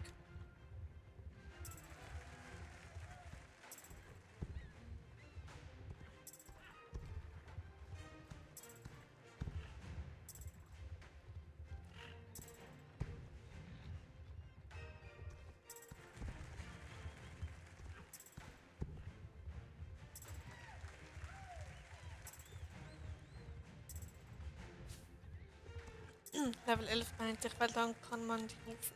Okay. Ja, das Rufen ist sehr nützlich. So, ja. Aber leider kommt das Rufen erst bei Level 11 und nicht vorher. Alles gut, Reimer geht's gut. Okay, das ist schön, Luna, wenn es dir jetzt wieder gut geht. Das ist doch toll. Aber du darfst ruhig ehrlich sein. Ehrlich währt am längsten, oder was sagt man?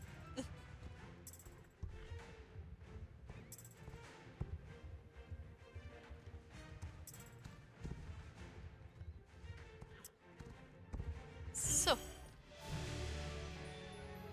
dann hätten wir Golden Hills jetzt auch abgeschlossen.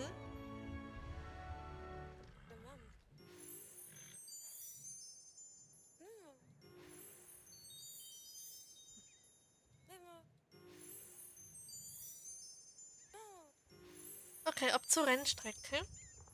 Doch, dann hab ich gelogen, sorry. Ist okay, Luna. Bei solchen Sachen lügt man schnell einmal. Aber wie gesagt, ist völlig okay. Rennstrecke der Bahn ist. So.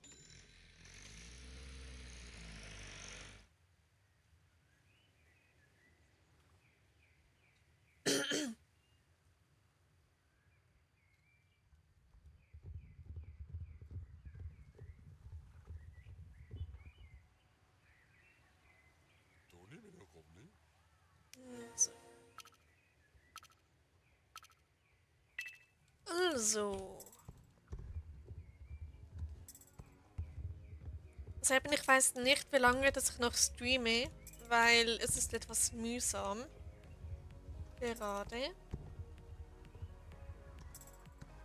Wenn ich ganz ehrlich sein darf, Leute.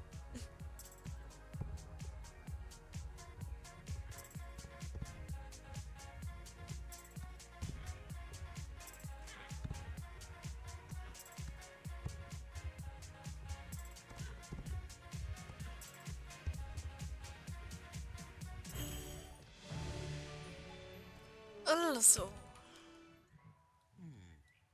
Oder mach eine Streampause und später nochmal. Nee, ich denke nicht, dass das hilft. Aber vielleicht. Ja, mal schauen. Vielleicht wird es wieder ein 6 Stunden Stream. Mal schauen. Ja. Ich entscheide spontan, wann ich dann nicht mehr mag oder so. Aber ich quäle mich da nicht durch, wenn ich merke, es wird mir zu viel. Dann beende ich den Stream und ja.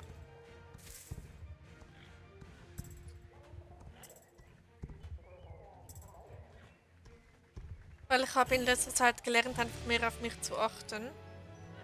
Und so und mich nicht mehr überall durchquälen zu müssen. Also von dem her, ja.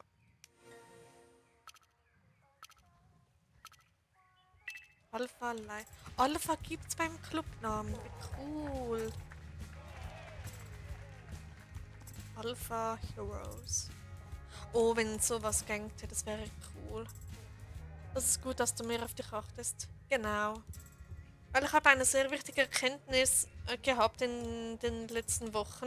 Die auch erklären, warum ich jetzt viel mehr erschöpft bin und alles nach sozialen Kontakten. Und ja. Und deshalb kann ich leider nicht 3-mal hintereinander streamen. Weil es geht einfach nicht. Ich habe es ausprobiert und ich war danach so K.O.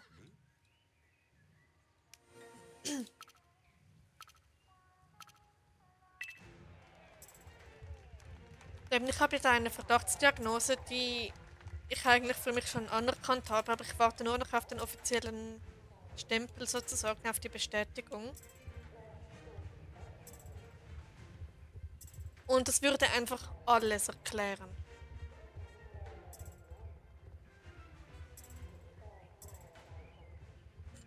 Das habe ich doch einige Streams lang nicht mehr darüber geredet und bei einigen Streams kommt es jederzeit wieder vorbei. Ich glaube, ich sollte gehen.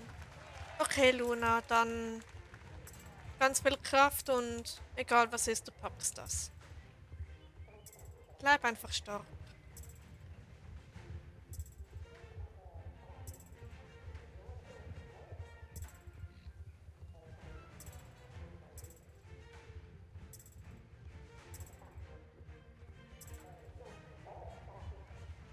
Gute Nacht, schlaf gut, ein schönes Leben und bleib stark. Genau. Von mir auch. Ganz gute Nacht, einen sehr schönen Restabend. Genieße Zeit mit Nero und Leo und ja, man sieht sich, Luna. Istweil schreibt sich. Sehen ist jetzt etwas übertrieben. Nach von Liv eine gute Nacht. Das ist nett von euch. So, ab zum Observatorium hoch.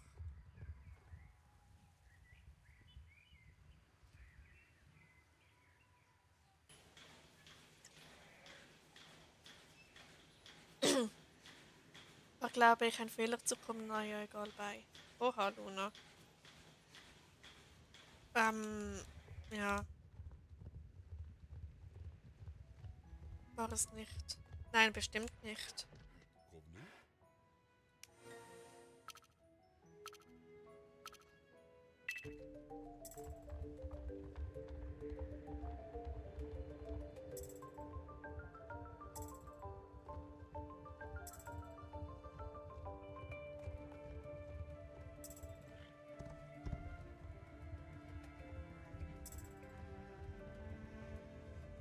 Genau. Nicht wegen dir, Wolke. Oh, das ist lieb von dir, Luna. Aber auch trotzdem nimmst den anderen nicht böse. Und ja.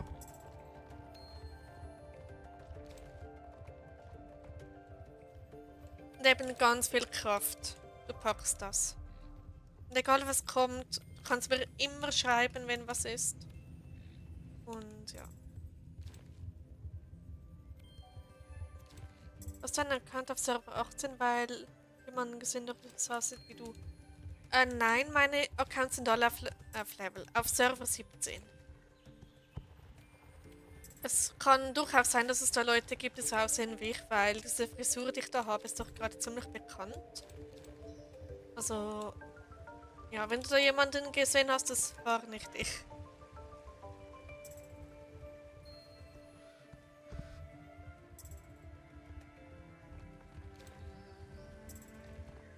Ich habe auch nur 2 Accounts, die diese Frisur haben, die anderen sehen alle anders aus. Und ja.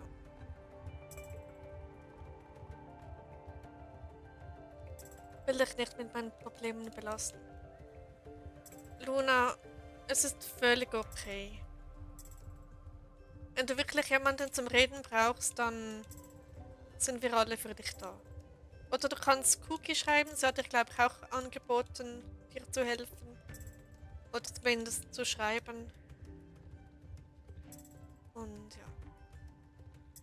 Oder wir wechseln einfach das Thema und reden über etwas ganz Lockeres.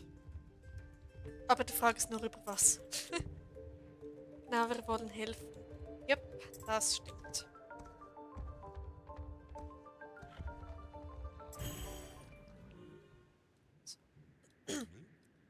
Und ich mache mir Sorgen um dich, Luna. Ja, ich ganz ehrlich gesagt auch. Und deshalb wäre ich froh, wenn du wirklich Hilfe holst, wenn wirklich etwas ist. Dann, ja, weil Sicherheit geht vor, oder?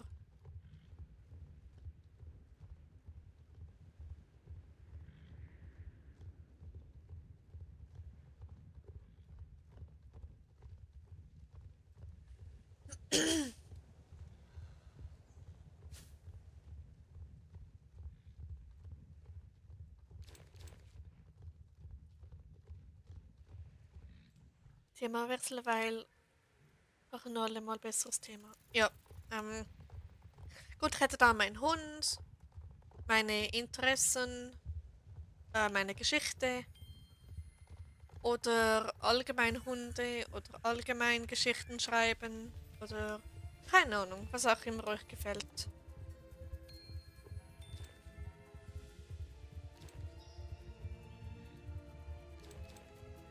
Und das ist Aurora. Perfekt. Es ist so Wunsch-Update. Erzähl einfach mal drauf los, Wolke. Also ich kann leider nicht auf Befehl losreden, das muss schon von alleine kommen. Oder ihr lupft mich da auf dieses Thema drauf, das ist fast noch einfacher. Oder Wolkes Thema, genau. Mein Hund hat mal die Balkontür angepinkelt. Und dann war er stolz drauf. Es war so süß und ich habe das gefilmt. Und ja.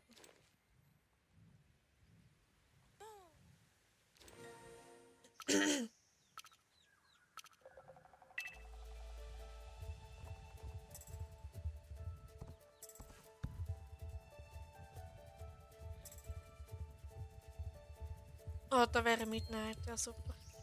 Er kann auch nicht mehr schreiben. Alles gut, Luna, dann. Ja. Dann ruh dich gut aus, knuddel Leo und Nero. Und das wird schon wieder.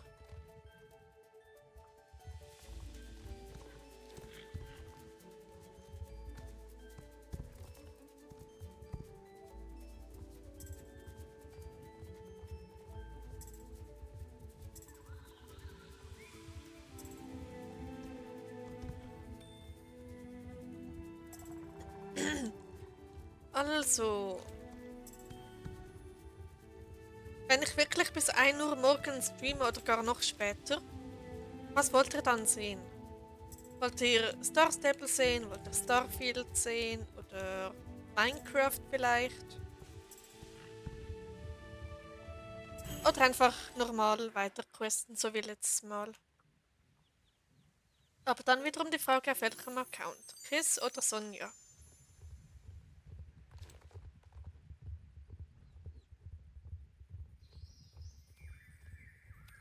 Okay, wenn es niemanden stört. Nein, überhaupt nicht, Luna. Uns stört es gar nicht, wenn du schreibst. Im Gegenteil, ich freue mich sogar, wenn du schreibst. Und die anderen bestimmt auch. Was war das? Okay, seltsame Geräusche in der Saison. Das ist eine gefangene Tasche. Wie viel? Nein, okay. Ja, warum nicht? So, mal schauen, ob Birch da ist. Birch, hallo. Da ist doch perfekt.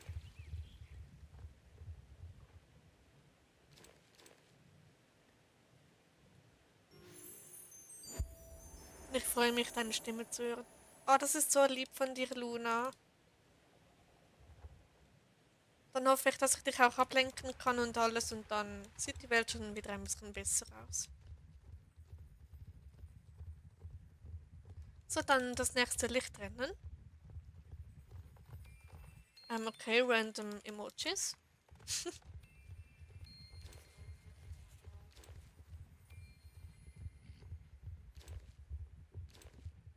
So, diesen Laubhaufen da nehme ich noch mit.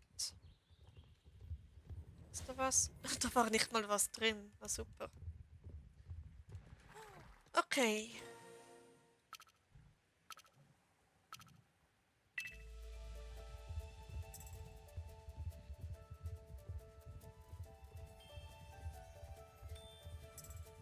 Naja, heute wird bei mir. Entschuldigung, habe mich gerade etwas verschluckt. Wenn man ein bisschen zu gierig trinkt, dann kann sowas passieren.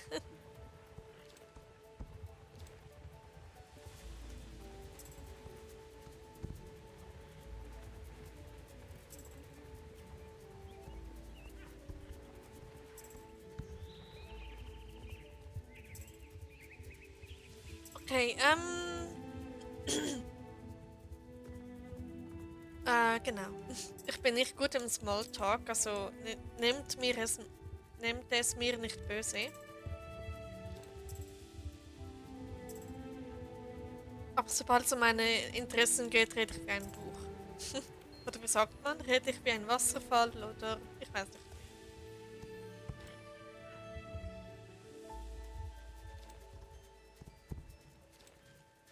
So, und weiter geht's.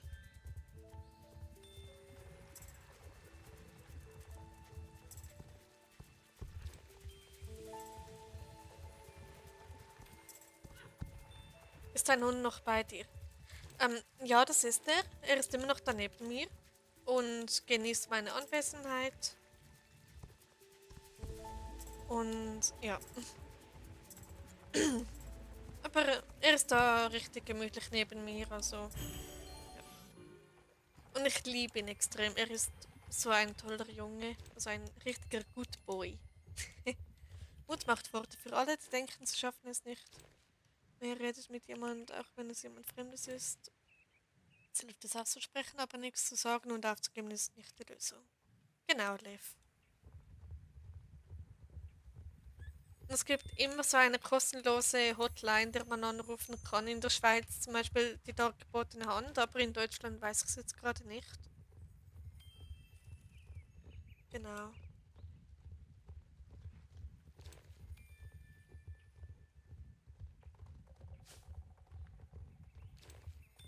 Nudel ihn nochmal von mir. Liebe ihn so wie ich dich auch. Oh, süß von dir, Luna. Ich werde ihn knüppeln. Okay. In Deutschland auch. Ja.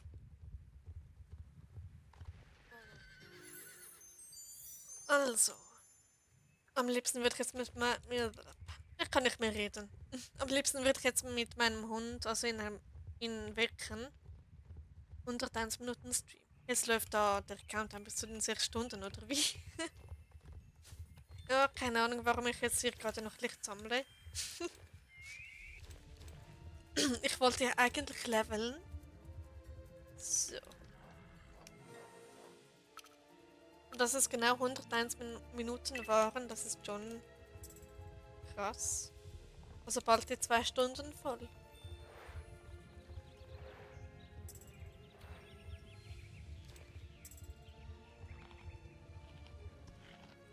Ja, ich habe mal, vielleicht kennt ihr Meta AI, so ein Chatbot von Meta.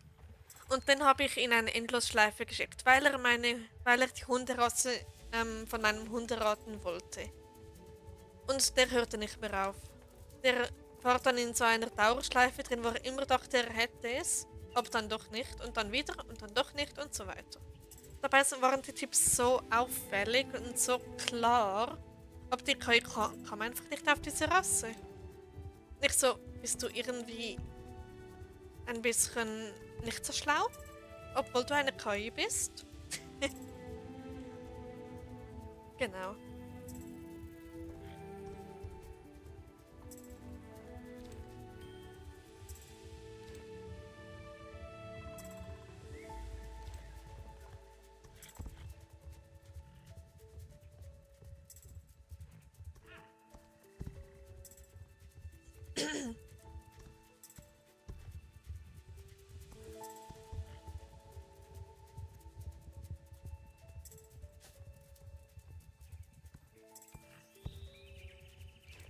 Okay, jetzt kommt nochmal eine Triggerwarnung. Vielleicht lässt es besser. Leute, ich gehe raus. Ich lasse aber nicht wegen euch. Okay, Raya. Na dann, guten Abend, mach's gut und bis nächstes Mal. Meine Tante hatte mal 2 Hunde. Oh, okay. Na gut, das ist das Schicksal, wenn man Haustiere hat, dass sie früher oder später von uns gehen. Also mein Hund, er ist schon sehr, sehr alt. Aber ja, er ist noch topfit. Gute Nacht, schlaf gut, träum was Schönes. Du auch, Raya. Also vielleicht stelle ich dann nachher den Stream auf nicht gelistet oder so, weil scheinbar werden dadurch einige Leute getriggert.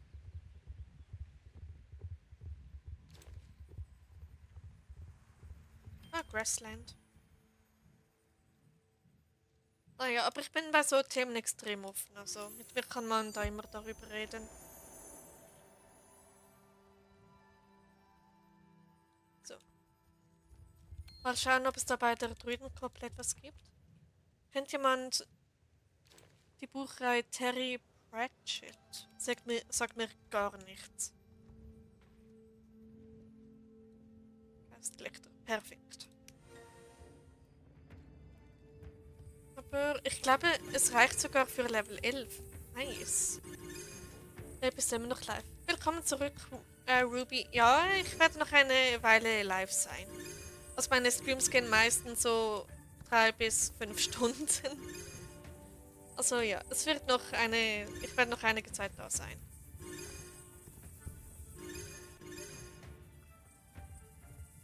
gut. Okay. So. Ah, Luna hat 3 Jahre lieb, das ist doch schön. So, okay, Thornblood ist Level 11. Yay.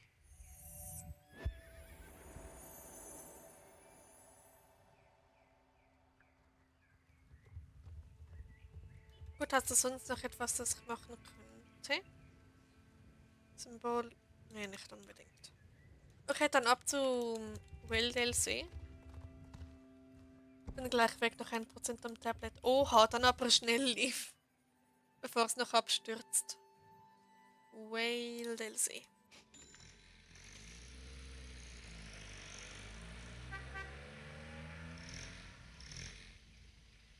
Okay, dieser Stream geht auch bald 2 Stunden. Aber 2 Stunden ist bei mir gar nichts. Der letzte Stream ging fast 6 Stunden. Also, ja. Aber da musste ich dann aufhören, weil ich Angst hatte, dass sonst ein bisschen ausartet. Und ja, weil ich selbst merkte, dass es wirklich spät wurde und meine Laune entsprechend auch. Oder meine Gereiztheit, könnte man sagen. Aber ja. Ich hoffe, mit dem Ton passt alles. Ich weiß, diese Frage kommt ein bisschen spät. Aber besser spät als nie. Also passt alles mit dem Ton, Lautstärke, alles gut. Versteht man mich auch gut? Oder ist das Spiel zu laut, zu leise, was auch immer. So.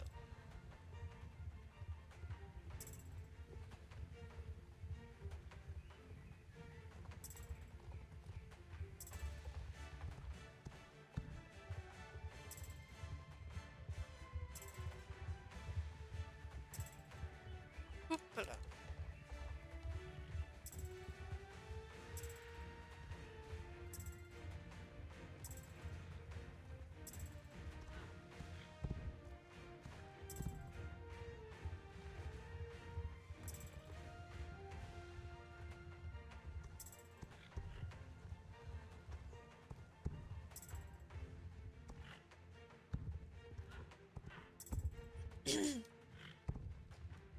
Okay. Und sonst so? Ich kann zwar eigentlich Hintergrundmusik machen über Spotify, nur so eine Frage. Ich habe kein Spotify, deshalb kann ich das leider nicht machen. Und wegen der Lautstärke weiß ich es dann nicht. Aber ich hoffe, die SSO-Sounds reichen.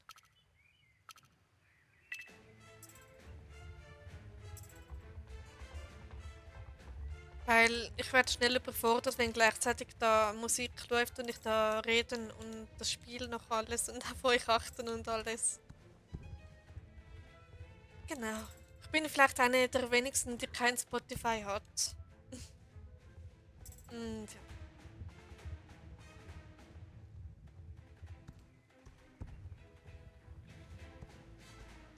Ach, schade. Klar, alles gut, keine Sorge. Okay. Hoffentlich stört es dich nicht allzu sehr. Ja.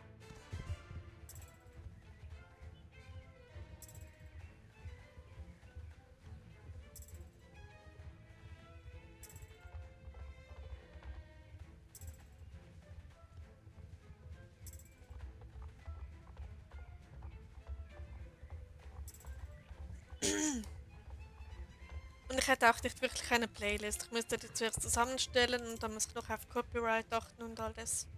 Nein, alles gut. Okay, das freut mich. Dann lasse ich das so.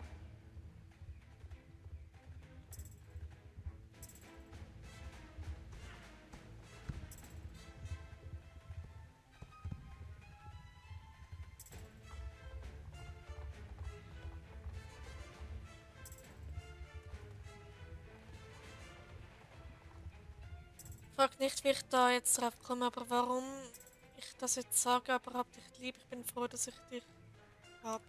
Oh, das ist so lieb von dir, Luna. Wenn wieder da schaue, aber den Stream jetzt erstmal ohne Ton. Okay, dann wissen wir, dass Liv mich jetzt gerade nicht hört. Wie kommt man eigentlich auf den ersten Platz? Meinst du bei Jumpis oder? Ach so, mit genug Stream XP, das meinst du, okay.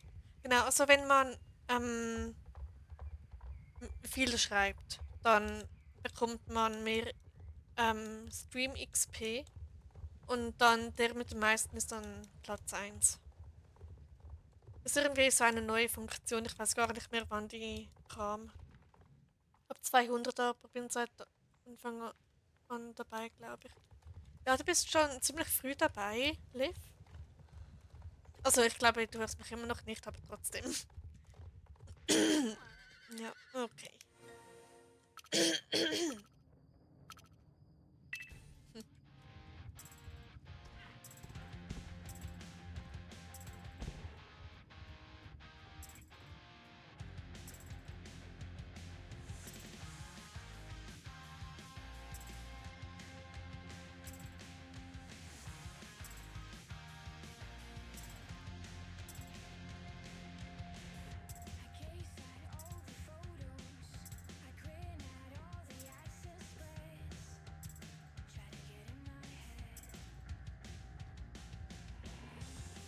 So. Okay.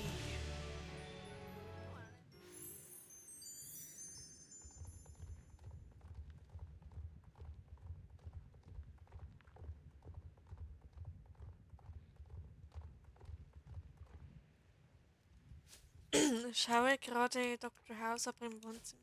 Mama, Papa und mein Bruder sind auch da. Ach, cool.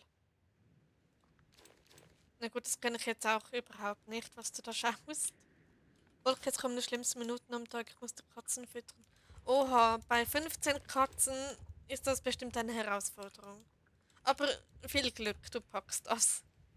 Und das ist ja nur wahrscheinlich zweimal pro Tag. Das ist doch schön. Ja, als ich meine Katzen das erste Mal gefüttert habe, genau. Als ich sie noch hatte, da habe ich mich danach so gut gefühlt, dass ich einem Lebewesen ein Futter gegeben habe. Ich habe mich da so gut gefühlt danach. Und ja, und mein Hund bekommt eigentlich nur alle Tage etwas zu essen, aber er braucht auch nicht mehr. Und ihm geht's gut damit. So.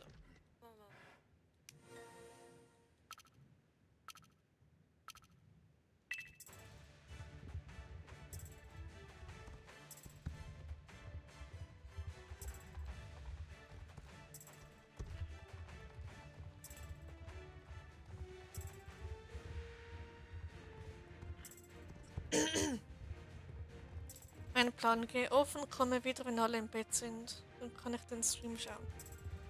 Okay, mach du das, wie du möchtest, Liv. Also ich werde da vielleicht noch eine Weile da sein. Ich habe vor ein paar Tagen eine Babykatze bekommen. Oha, das ist süß. Babykatzen sind niedlich, aber sie können auch sehr viel Unruhe anstiften. Ich hatte mal 7 Monate, also nein, zwei Kater, die waren 7 Monate alt, als sie bei mir ankamen. Und ja, und die waren schon ziemlich Arbeit. Dann kann ich mich ja 15 Mal gut fühlen. Ja, warum nicht, Luna? Sieh es doch so. Und jetzt wollen meine Eltern sich trennen. Oh. Oh nein. Das tut mir sehr leid, Ruby. Hoffentlich verstehen sie sich wieder. Ja. Ja, okay. Hallo Pferdemädchen, schön, dass du da bist. Hoffentlich geht's dir gut. Und hoffentlich hattest du einen schönen Tag. Hoppala.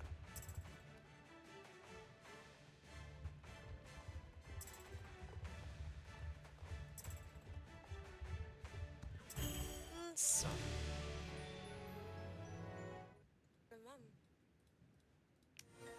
Volker, wir sehen uns in 2 Stunden. Bitte stream da noch. Ich muss schauen, weil ich hatte heute noch nichts wirklich zu Abendessen und ja, je nach Hunger beende ich den Stream. Ich bin ehrlich, hoffe, die verstehen sich nicht. Oh, gleich so, Ruby. Okay. Na gut, dann wünsche ich dir nur das Beste in diesem Fall. und das, was für dich besser ist. Oder wo du dich dabei wohler fühlst.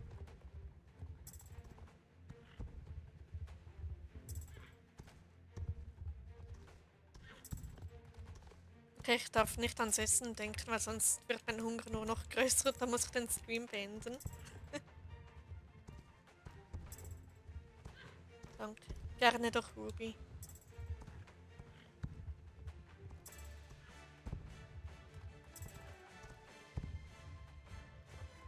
Bist mega nett. Oh, das ist lieb von dir, Ruby. Ich versuche da einfach immer nett zu sein und mein Bestes zu geben, egal was ihr schreibt. Genau. Sehen wohl, ich aber habe heute noch gar nichts gegessen. Oh, Luna, dann wird es aber höchste Zeit. Also du hast gar keinen Hunger, dann solltest du trotzdem etwas, zumindest etwas Kleines essen.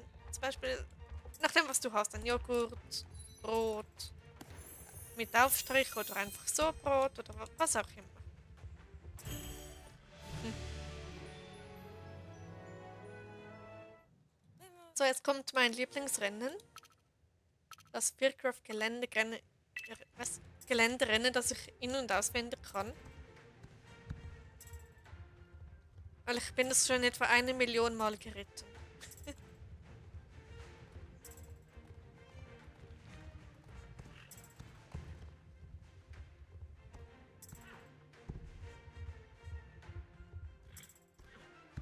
Kannst du gleich mal deinen Stall zeigen? Ja, das kann ich.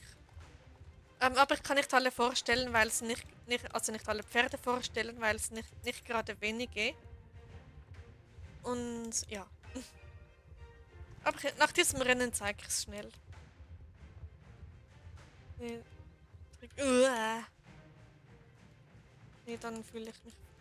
Nein, Luna, sag sowas nicht.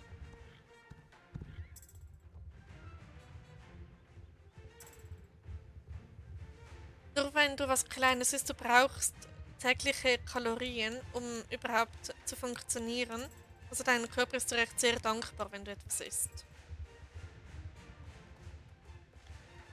Alles gut, ich will auch unbedingt ganz viele Pferde haben.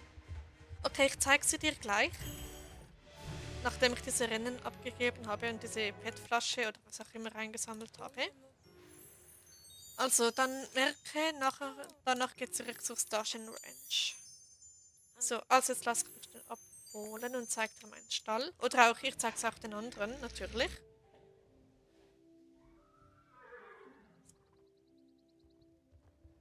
Also,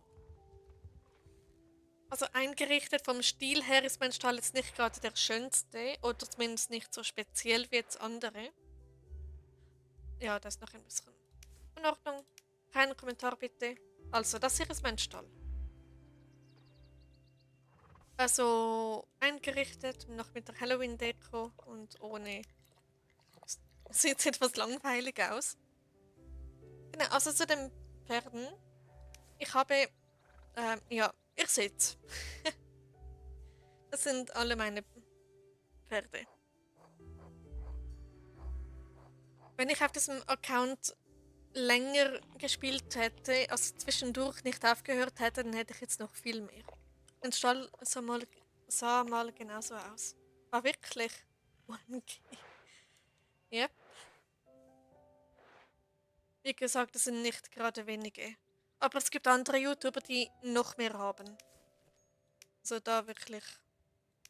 Einige sind auch doppelt, weil sie mir so sehr gefallen haben, dass ich sie gleich nochmal leveln wollte. Moment. Demon Hunter. An den kann ich mich gar nicht erinnern. Oh je. Ja, das sind alle meine Pferde. Und noch viel mehr. Genau. Dann würde ich sagen, level ich mal weiter. Oh, also du willst noch etwas mehr sehen vom Stall? Oder bestimmte Pferde oder so? Mal schauen. So cool. Ja, finde ich auch. Also insgesamt habe ich über 600 Pferde, wenn man alle Accounts zusammenzählt. Und auf diesem Account sind es knapp 500.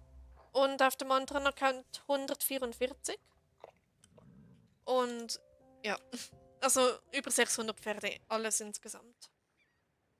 Nein, alles gut. Gut, dann level ich weiter. Dann geht's auf Starshine Ranch.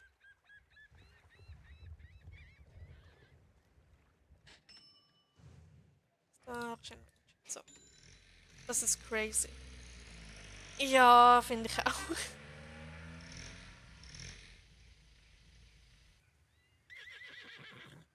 So. Dann mache ich erstmal die täglichen Spieler XP. Hühner, Picknickplatz, Schafe und Waldtrail. Okay. Die Hühner haben eigentlich immer etwas, außer heute. Das finde ich auch gut.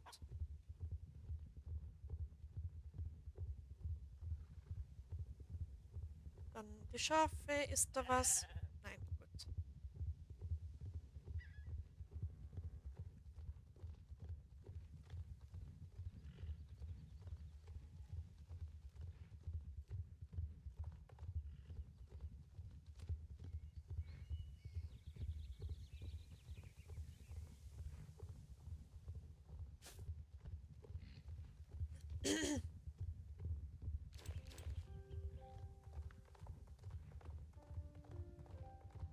Okay, aber da gibt es etwas zu tun.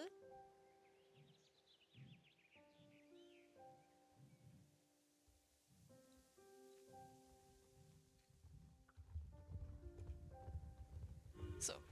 Wäre das auch erledigt?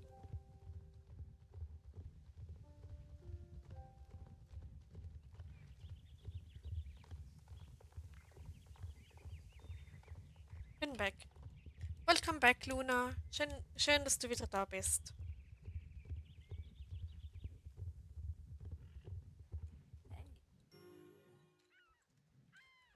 So, und die Katzen gefüttert. Hoffentlich hattest du dabei auch so ein tolles Gefühl wie das, als ich hatte, als ich die Katzen gefüttert habe jeweils.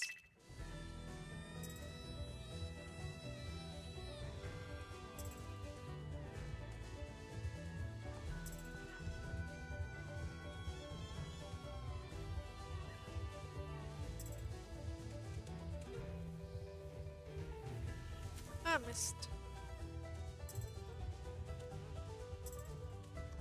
So.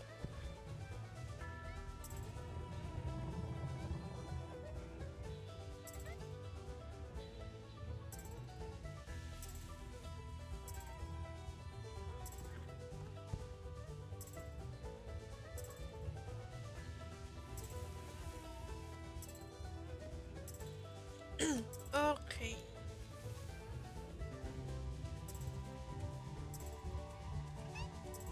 Ich hatte das Gefühl, dass ich jede Sekunde aufgefressen werde.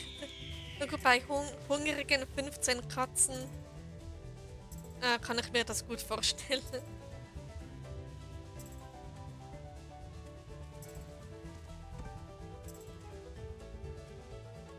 Doch jetzt hat es gerade geleckt.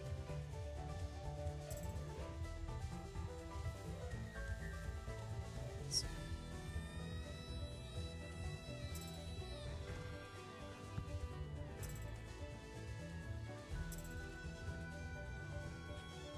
Okay, dann noch das andere Steppenläuferinnen.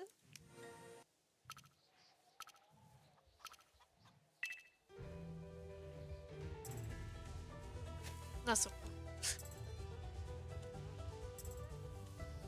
Also würde mich freuen. Auf was jetzt nochmals bezogen, Ruby? Ich habe ein bisschen ein Zielpferd und vergesse schnell, was ich gesagt habe. Deshalb, ja.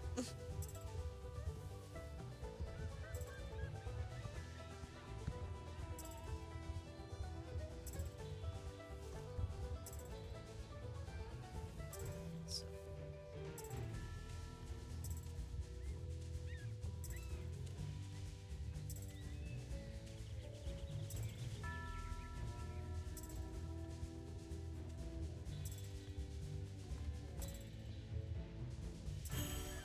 Gut.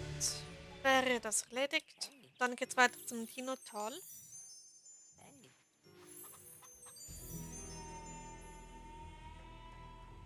Und dann diese zwei aggressiven Katzen, die hängen mir dann am Bein und klettern meine Hose hoch. Und nein, das ist bestimmt nicht so angenehm, weil wegen den Krallen und alles. Lagerplatz. So.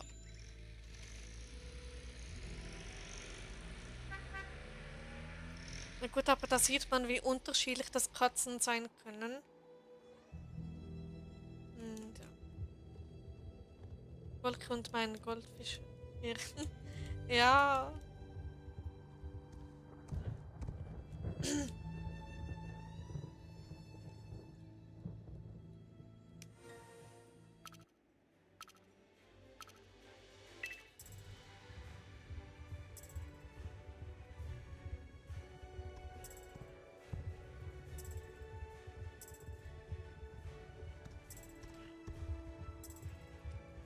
Bitte.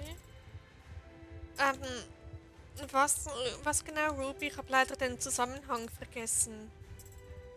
Deshalb wäre ich froh, wenn du dir nochmal schnell sagen könntest, was du damit meinst. Weil ich habe so ein Sieb hier und ich habe das schon wieder vergessen, was ich vor 2 Minuten gesagt habe. Sei mir einfach nicht böse, okay?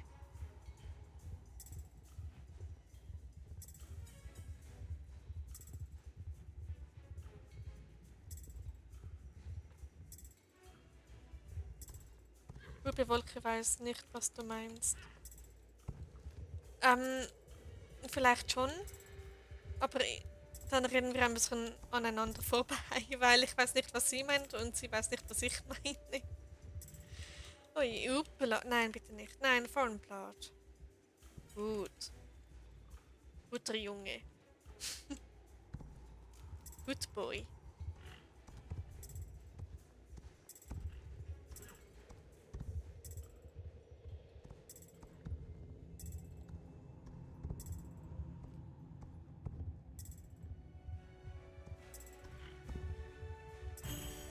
So. Bäh. Ach, dieser Hund. Ah, so ist das gemeint. Ich hab's. Oh mein Gott, ich hab.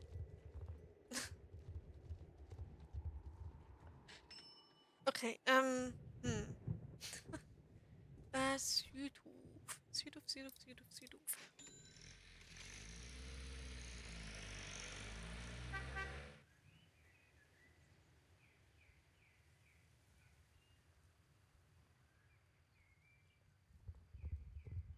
Egal, alles gut. Nein, kannst du ruhig sagen, Ruby, was dich da freuen würde. Weil ich weiß es wirklich nicht mehr.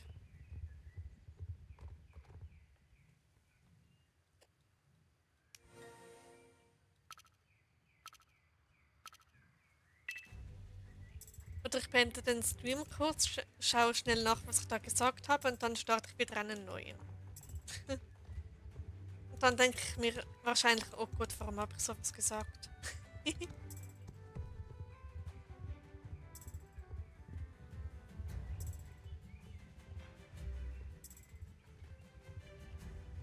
Das ist so wie wenn man durch eine Tür läuft und dann plötzlich vergisst, was man eigentlich wollte. Es ist so in etwa derselbe Effekt, behaupte ich jetzt mal.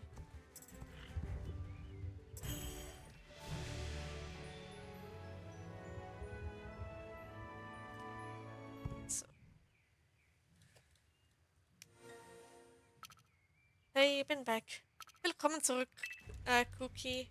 Schön, dass du wieder da bist.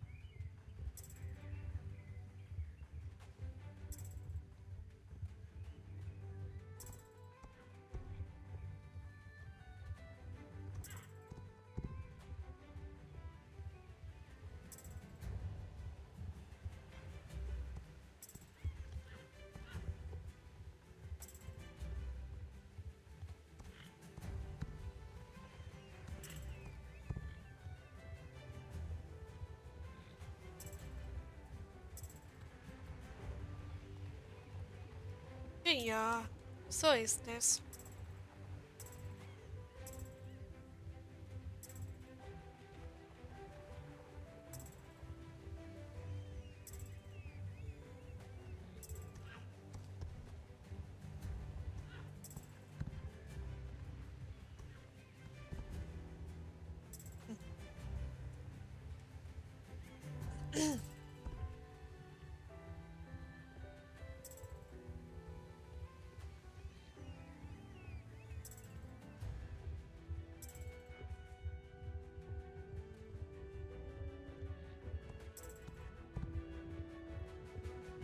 Genau, ich habe jetzt gerade kein Thema, weil ja, deshalb bin ich jetzt gerade ein bisschen ruhig und weiß nicht, was sagen. Aber ich hoffe, es stört euch nicht. So, dann das Springreiten.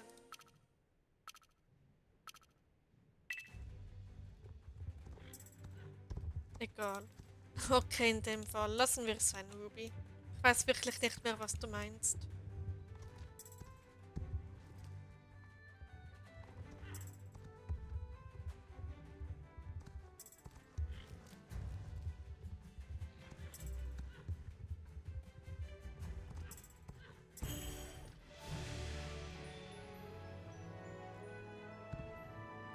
Was ist dein Lieblings-SSO-Pferd? Eigentlich das braune nordschwedische Kaltblut. Das ist mein absolutes Lieblings-SSO-Pferd. Und dann der braun-weiße Irish Cob. Der ist auch ganz toll. Aber ja. So ab zum Einsiedler.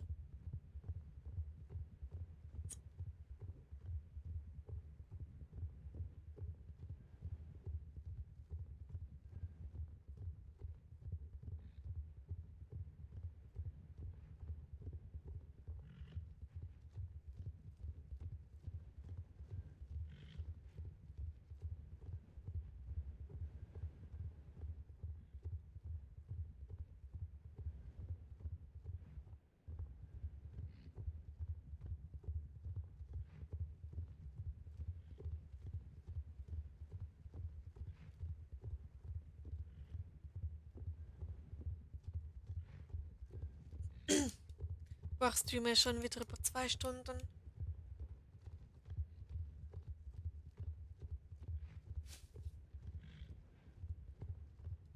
Junge, mein Opa nervt mich gerade so. Oh nein, warum denn? Ziel aufs neue Rennstrecke. Let's go.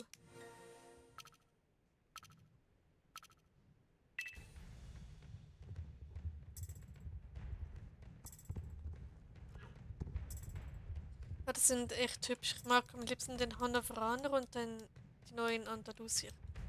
Ja, das sind auch toll. Also wenn es nach Rasse geht, dann die Curlys. Wenn es nach Farbe geht, dann das braune nordschwedische Kaltblut.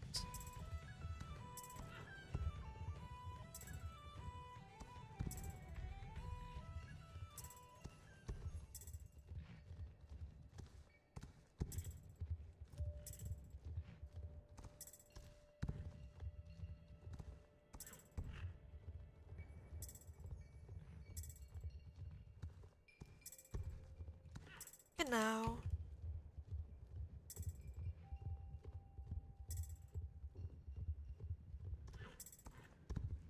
Weil er für mich Schlimmes sagt. Oha, okay. Hast du ihm das gesagt? Dass dir das was ausmacht? Ja, okay. Luna, was sagt er denn? Möchte Ruby wissen. Luna, du musst es nicht sagen. Aber du darfst, wenn du möchtest.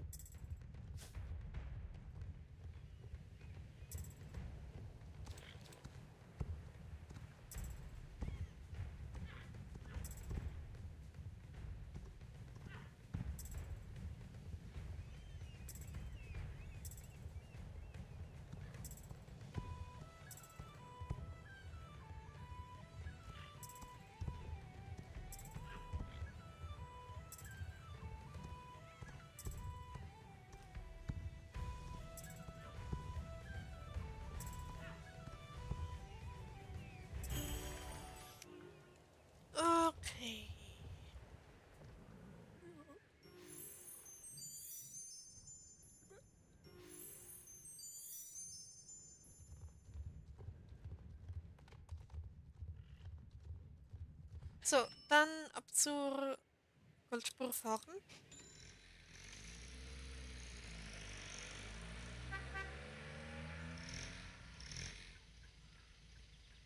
Nichts für den Stream, Ruby.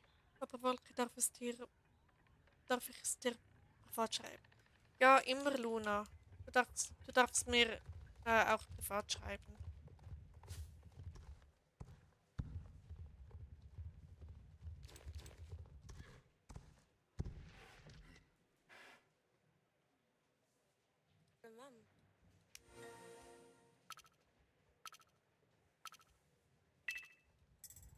Okay. Oder lass uns wieder über etwas Schönes reden. Und dann, ja, dann dann ist es doch gleich wieder fröhlicher.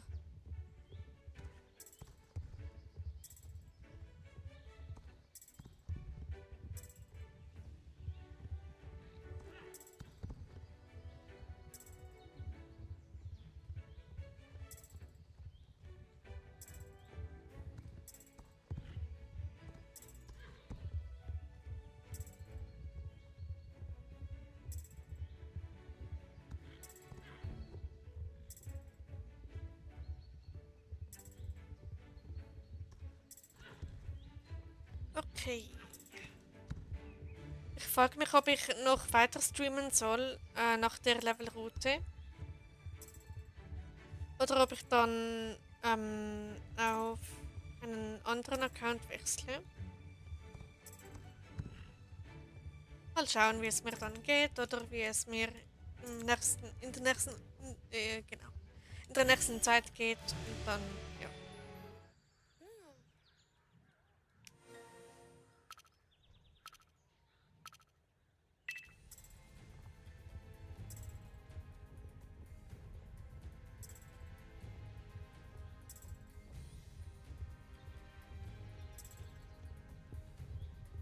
Habt ihr geschrieben? Okay, ich schaue es mir gleich an, Luna. Aber auf dem Handy, damit es nicht aus Versehen irgendwie gesehen wird auf YouTube.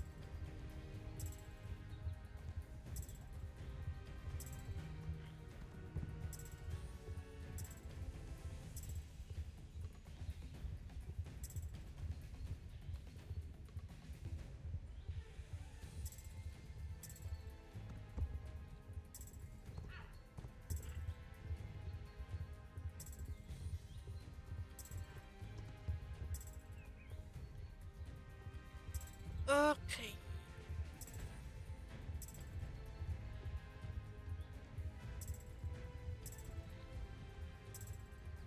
So, dann schaue ich gleich noch, was Luna geschrieben hat. OMG. Ja, Ruby. Was OMG? So, schauen.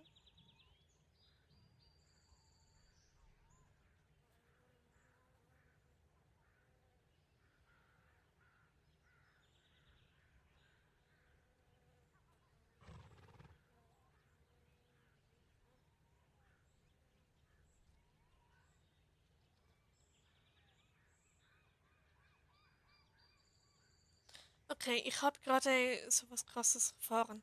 Willst du es teilen, Ruby? Also musst du nicht, aber wenn du möchtest.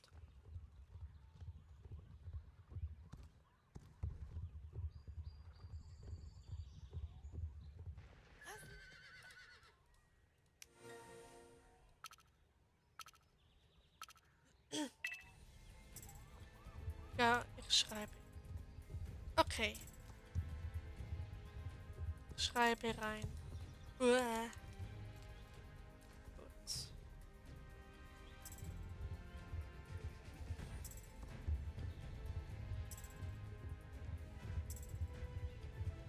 Also ich hoffe, dass es etwas Positives ist. Und nicht etwas Schlechtes. Mal schauen, was da kommt.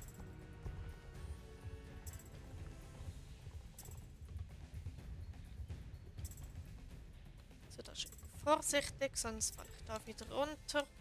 Was ich ja nicht möchte. Weil dieses Rennen mag ich überhaupt nicht. Aber das sage ich eigentlich schon jeden Stream, dass eines meiner Hassrennen ist. Ja, ich will jetzt nicht wissen, wie das gerade getönt hat.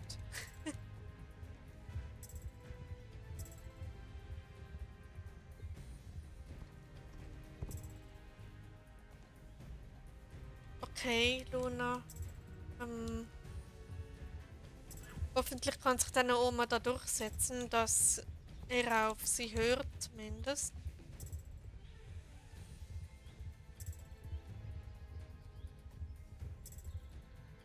Ja. Moment. Ich mach schnell das Rennen fertig und dann. Okay, eine Mitschülerin hat ein Video von jemandem aus der Klasse hochgeladen, wo sie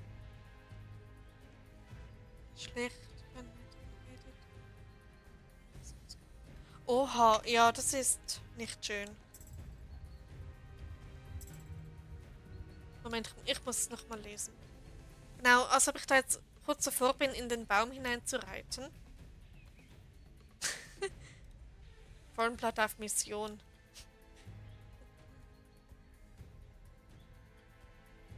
Ah, okay. Oh je. Das ist ein bisschen schlecht formuliert so. Alles gut, Ruby. Ich denke, ich habe es schon richtig verstanden.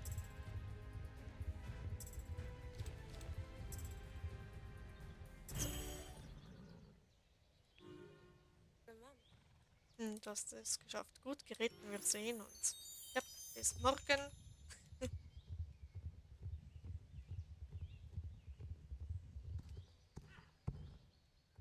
Dann noch diese 5 Goldmelisse. Ja, nice. Moosengute lasse ich mal.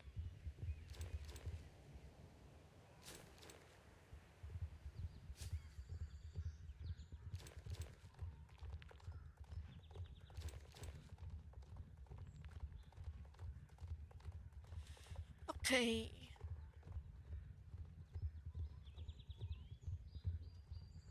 Mein Hund liegt da immer noch neben mir.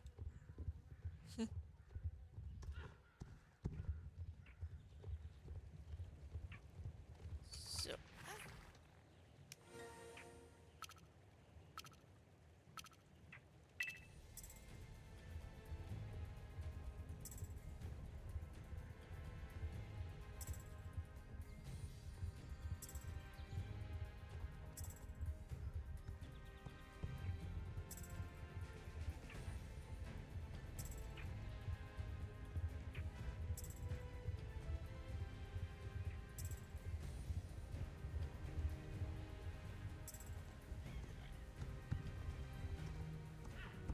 Ich bin gespannt, welches Level das ich da mit diesem Pferd noch erreichen werde.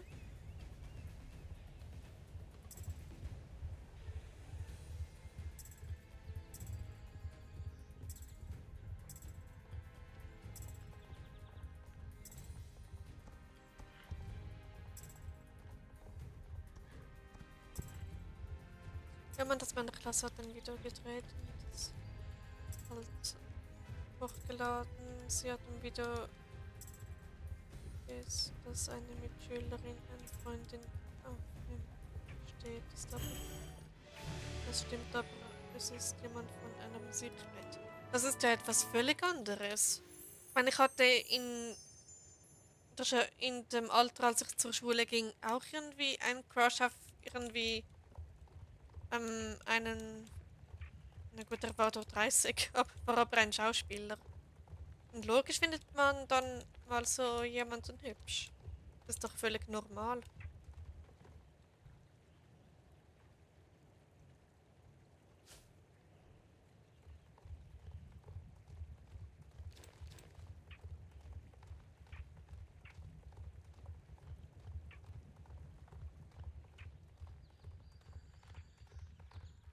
Genau.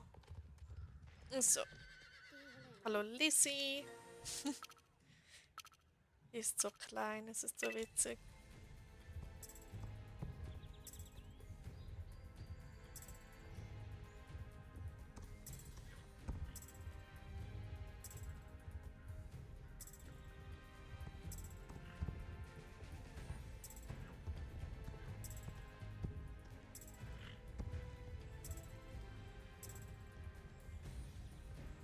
Also.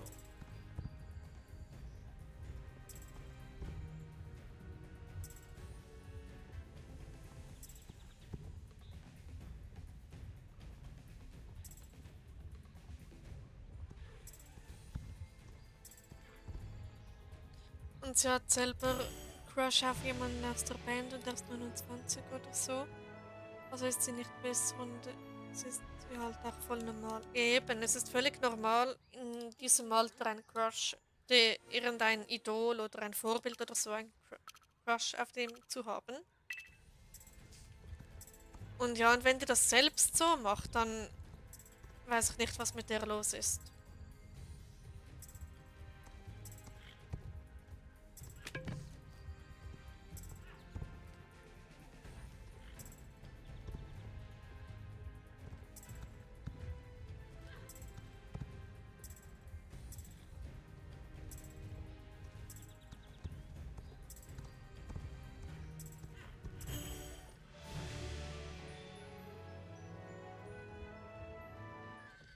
So.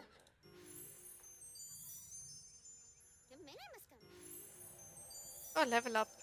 Formblatt ist Level 12. Juhui. Okay.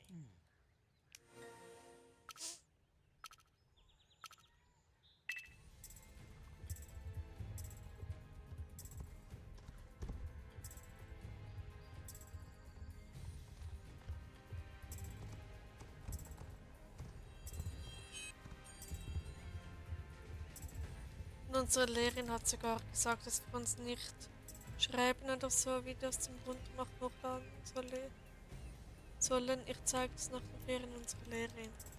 Ja, das ist vielleicht gut so, wenn du es der Lehrerin zeigst, weil dann kann sie auch einschreiten und hoffentlich was dagegen tun. Und ja. Den Bag musst du eben Leo holen, falls. Okay, alles gut, Luna. Alles gut, dann wechseln wir ab sofort das Thema und reden wir wieder über etwas Schönes, zum Beispiel über unsere Hunde. Und darum ist mir so leid. Ja, kann ich verstehen. Aber jetzt Themawechsel, Ruby, okay?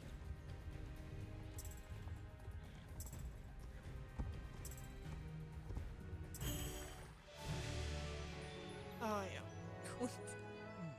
Okay. Dann weiter zum Jorvik-Stall.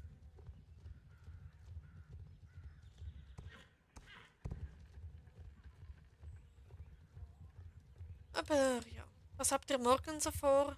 Einfach chillen oder sonst was?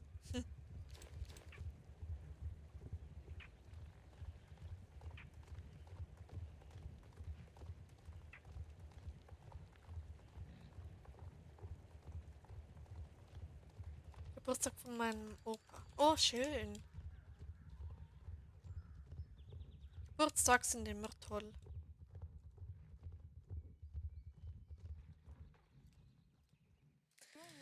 So. Also ich habe morgen gar nichts vor. Vielleicht setze ich mich wieder hinter den Laptop und beginne zu schreiben. Vielleicht mache ich das auch schon nach dem Stream. Mal schauen. Ich muss noch den einen kleine Figur hinzufügen in meine Geschichte. Sie existiert zwar schon in meiner Fantasie, aber noch nicht offiziell in der Geschichte. Da möchte ich all meine Figuren dann zusammenführen und dass sie den neuen mal kennenlernen. Und ja, das wird sehr spannend. Und ich muss noch überlegen, wie ich das machen möchte, wie die aufeinander stoßen. Aber ich habe da schon so eine Idee. Genau. Gut gemacht, Farmblatt. Oh, wie schön. Yep. Ich freue mich schon ziemlich darauf. Aber das Problem ist, ich schäme mich sehr über das, was ich bereits geschrieben habe. Also ich habe ja 3 Bücher, habe sie privat drucken lassen und eines ist da neben mir auf dem Drucker. Das klingt lustig. Ein Buch drucken lassen und das liegt auf meinem Drucker. Mein, wie sagt man, Fotokopierer, sowas. Und ja. Ich habe mal ein Video gemacht, wo ich ein bisschen daraus vorgelesen habe, aber es war so unangenehm. Ja, aber ich will unbedingt weiterschreiben. Ich bin so Feuer und Flamme gerade, dass ich am liebsten jetzt schon hinter den Laptop sitzen möchte. Auf meinem Sitzsack. Oh, das wird so gemütlich. Gedimmtes Licht. Ich und meine Geschichte. Oh.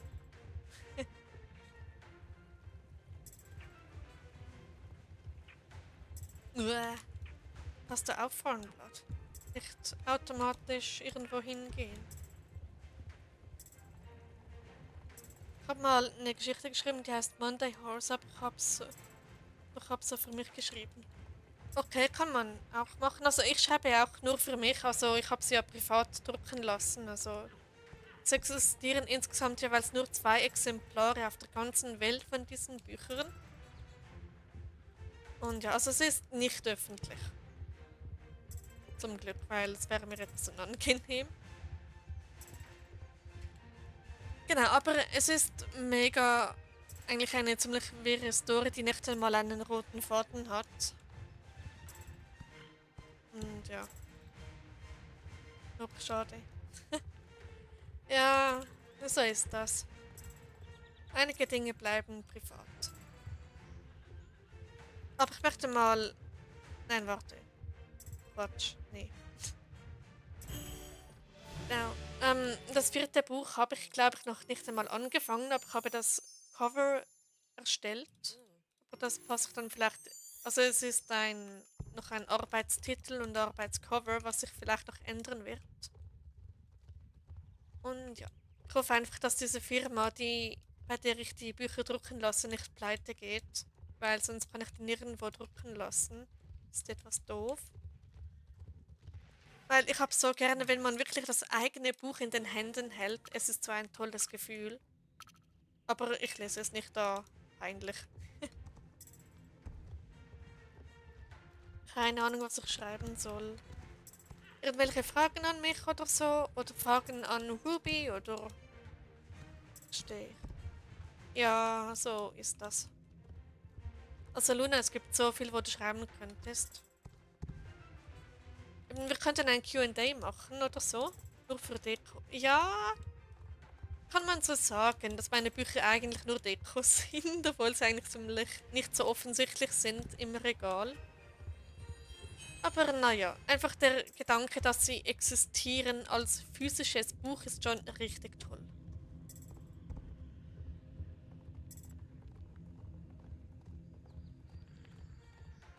Okay, ist bald das Jumpy, oder? Nein, okay. Hätte es sowieso nicht gemacht. Aber ich habe so Freude an meiner Geschichte, die sich jetzt auf 4 Bücher aufteilt. Also das vierte ist, wie gesagt, noch nicht am Existieren, aber es wird vielleicht in 2, 3 Wochen schon da sein. Mein letztes Buch, ich glaube das nicht, ich habe das innerhalb von 3 Wochen geschrieben. Na gut, nicht ganz alles am Stück geschrieben, aber sehr viel hintereinander. Ich glaube, ich habe nur irgendwie 3 Mal dran gesessen und schon war das Buch fertig. Ich war so voll drin.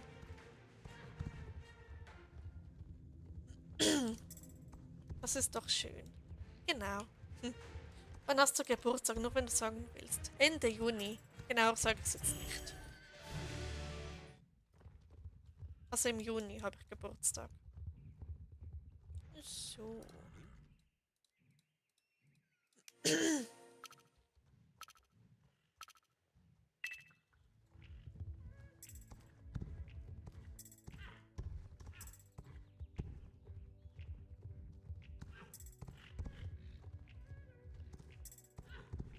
Ich habe Anfang Dezember. Ah, das ist auch cool. Einer meiner Figuren hat Anfang Dezember Geburtstag. Sagt es nicht am 3. Oha, ich auch Anfang Juni. Cool, dann haben wir beide im Juni Geburtstag. Wie toll. Was? Sag jetzt nicht, Ruby, dass ich da richtig lag. Ich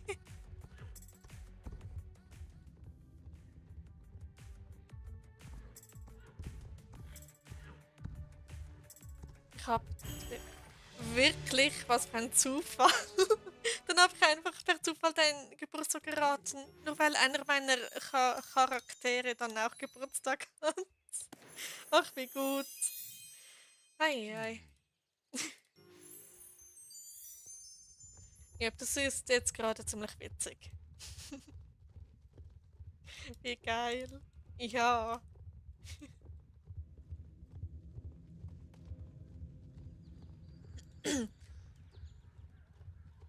Naja, also die vergessenen Felder. Ich habe 3. Dezember 2012. Dann, Moment, muss ich kurz ausrechnen. Dann bist du 12 plus.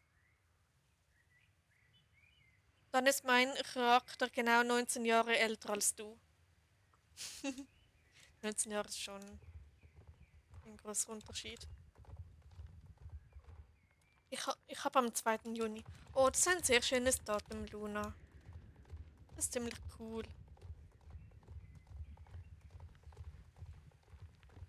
Die meisten meiner Figuren haben alle im Winter Geburtstag. Und ja, bis auf einer. Der hat im späten Frühling Geburtstag. Same, ich bin auch 2012 geboren. Okay. Ja, Luna, ich weiß, wie alt du bist.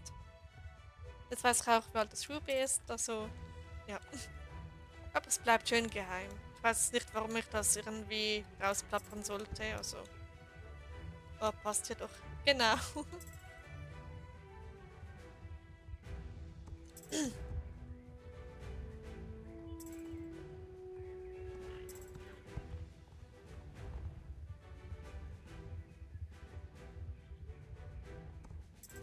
Cool, Luna. Dann seid ihr beide mehr oder weniger gleich alt. Also, wenn ihr nur 6 Monate etwa auseinander. Ich bin schlecht in Mathe, also. Bin wieder da. Willkommen zurück, Lev. Es waren jetzt aber weniger als 2 Stunden. Aber schön, dass du wieder da bist, egal ob nach 2 Stunden oder jetzt. Okay, jetzt ist 39, mein S-Frame hat sich gerade ausgeschaltet. Schade. Ich habe noch ein Baby. Nein, Luna, Luna, das bist du nicht.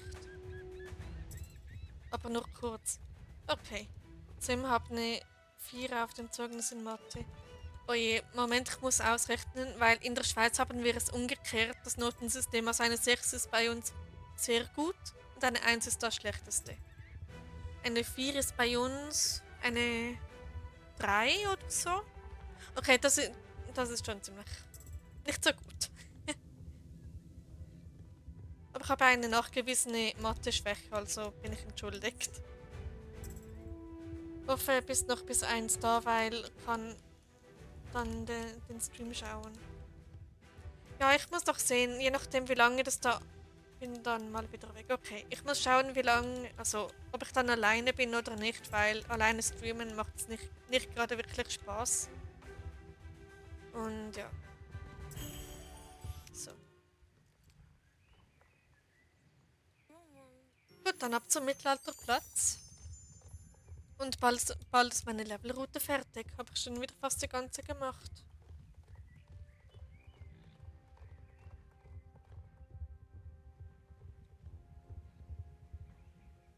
So. Hey Ruby, du bist voll gut. Ich habe eine 5, also glaube ich für Wolke eine 2. Ja, eine 5 bei euch ist bei uns eine 2. Okay, das ist schon... Naja. Obwohl, nee, bleibe noch. Okay, gut, Liv. Bleib so lange, wie du möchtest.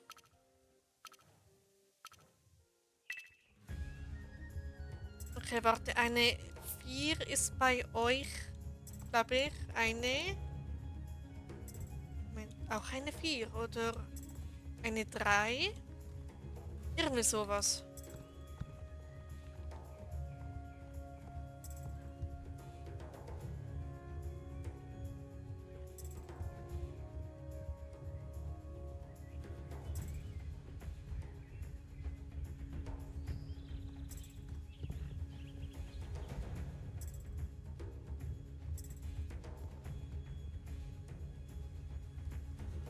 Genau. Verwirrend. Ja, warum kann das Notensystem nicht einfach einheitlich sein? Dass wir überall in allen Ländern dieselben Noten haben. Dann ist es nicht verwirrend. Eine Freundin hat auch eine Mathe-Schwäche, aber findet sowas nicht lustig. Moment. Sowas nicht lustig. Manche sagen ja, dass es Ausreden wären und es die Schwäche nicht gäbe, aber man kann trotzdem gut in Mathe sein. Ja, also bei mir ist es wirklich nachgewiesen, schon seit ich etwas jünger war. Also von dem her, ja. Habe ich immer Nachhilfeunterricht bekommen. Also Nachhilfe war es jetzt nicht. Wenn Matheunterricht war, hatten wir so ein kleines Grüppchen aus solchen, die nicht gut in Mathe waren und wir hatten dann eine separate Lehrperson. Und ja, und dann hatten wir auf diese Art Mathe, aber auch eine kleine Mathe-Schwäche. Okay, dann ist die wohl ziemlich verbreitet. Ich glaube, der Fachbegriff davon, wie ist das nochmals? Dyskalkulie oder so? Ich bin mir aber. Ich schaue schnell nach, ich will da nichts Falsches sagen. Ist das? Nein, okay, nehmt es zurück. Es ist etwas anderes. Entschuldigung, es ist was anderes. Ich dachte, kalkulieren hat ja mit Mathe zu tun. Nee, ich nehme es zurück. Es ist etwas völlig anderes. Man kann nie wirklich schlecht in Mathe sein. Ja, solange man das einmal eins kann oder so, dann ist man eigentlich schon gut. Und ich komme mit so etwas anderem, ich glaube es nicht. Gut, ich stelle den Stream noch auf privat, weil mir das gerade sehr peinlich ist. Ich schmeiß da mit Fachbegriffen um mich, dabei ist es die ganze Zeit etwas anderes. Okay, Themawechsel.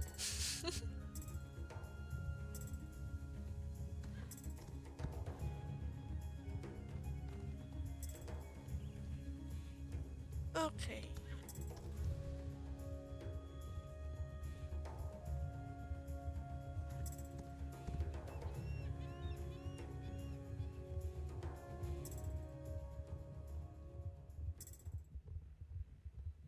So. Okay, die Musik ist jetzt weg. Schade. Ich finde die toll. Darf ich mal Fakten erzählen, die Lehrer sagen? Wenn du möchtest. Du bist so sympathisch. Meinst du jetzt mich oder Ruby oder Liv? Und wenn du uns alle meinst, dann danke, Luna. Du bist auch sehr sympathisch. Und schlecht in Deutsch, weil ich schreibe nur 4 und das ist so. Oh je. Na gut, ich muss zugeben, Deutsch war mein bestes Fach. Also mit extrem großem Abstand war ich der Klassenbeste. Aber kein ELRS oder so. Was heißt LRS? Ja, alle. Okay. Hm.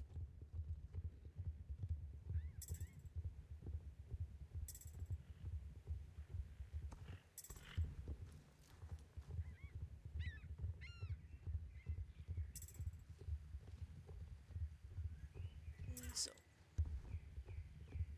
Hallo Ellie. Tschüss Ellie.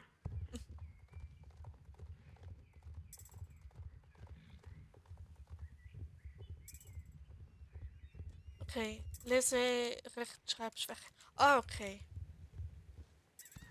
Na gut, das. Ja. Also wenn du weißt, dass du das nicht hast, dann ist das doch gut. Dann keine Ahnung, was das liegt. Aber jeder hat so seine Stärken und Schwächen. Zum Beispiel meine Stärke ist Deutsch und meine Schwäche ist was? Nein. Mathe. Wie komme ich jetzt? Oh mein Gott. Dann da möchte ich. Wenn man im Unterricht nicht aufzeigt, sagen die Lehrer, dass man schüchtern wäre. Dabei hat man einfach nur Angst, das Falsche zu sagen und von den anderen ausgelacht zu werden. Yep. Kann ich unterschreiben, so. Ja, das stimmt. Yep. Na gut, ich bin schon seit über 10 Jahren nicht mehr in der Schule. Na gut, zwischendurch Berufsschule, aber das ist leicht etwas anderes. Wobei, das habe ich immer. Ja, ich war auch jemand. der wirklich sehr, sehr, sehr selten aufgestreckt hat. Und ja, das ist ein bisschen traurig, genau. Lag. Genau, also ich war extrem schüchtern in der Schule, aber ich hatte auch meine Gründe. Die sage ich jetzt da nicht.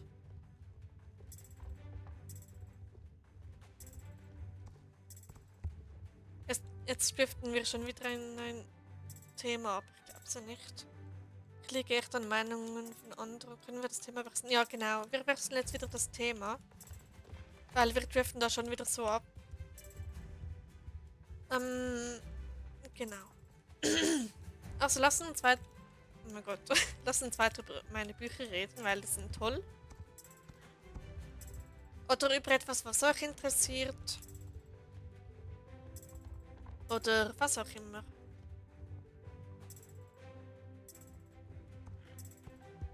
Heute ist so ein schöner Tag, la la la. Heute war tatsächlich sehr schön. Wirklich fast wolkenloser Himmel. Aber ich ging nicht raus, weil warum sollte ich? Na, wenn ihr wollt, kann ich euch einen Satz aus meinem Buch vorlesen, das da neben mir ist. Unter allen möglichen Sachen liegt es. Aber nur wenn ihr wollt. Und dann suche ich einen Satz raus, der mir nicht unangenehm ist und dann geht's wohl in Ordnung. Ja, bitte. Okay, dann mache ich das nach diesem Rennen. Dann machen wir eine kurze Levelpause und dann erzähle ich euch ein bisschen was aus meinem Buch. Also es ist der dritte Teil, also das dritte Buch, das ich da habe. Weil das erste ist mir zu peinlich. Und das zweite ist so Mittelmaß und das dritte ist eigentlich am wenigsten peinlich von allen. Ja, kannst du machen. Okay, dann mal schauen. Es klingt jetzt vielleicht ein bisschen komisch, weil ich habe da mein Druckerpapier. Okay, Folge der Geschichte von sowie seinen Kollegen, ebenfalls an seiner Seite sein treuer Bruder. Das mehr oder weniger der Ding. Okay, mal schauen, ob ich da was finde. Gut, was habe ich da geschrieben?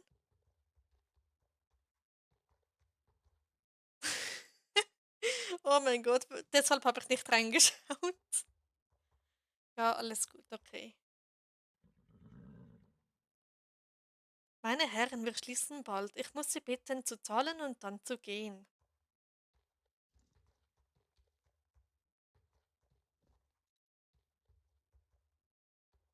Okay, es ist ehrlich gesagt gar nicht mal so schlecht. Liest du auch Bücher, also nicht deine? Schon länger nicht mehr tatsächlich. Irgendwie bin ich so aus dem Lesen etwas raus. Und meine eigenen Bücher lese ich schon gar nicht. Ich flieg wie ein Flieger und ich bin so groß, groß, groß wie eine Giraffe und so hoch und ich spring. Okay, ist das irgendein Song oder kann das Lied nicht mehr auswendig? Ah, okay. Kapitel 1. Nur ein Traum. Alles bereit? Okay, soll ich weiterlesen oder wollt ihr wieder es so sehen?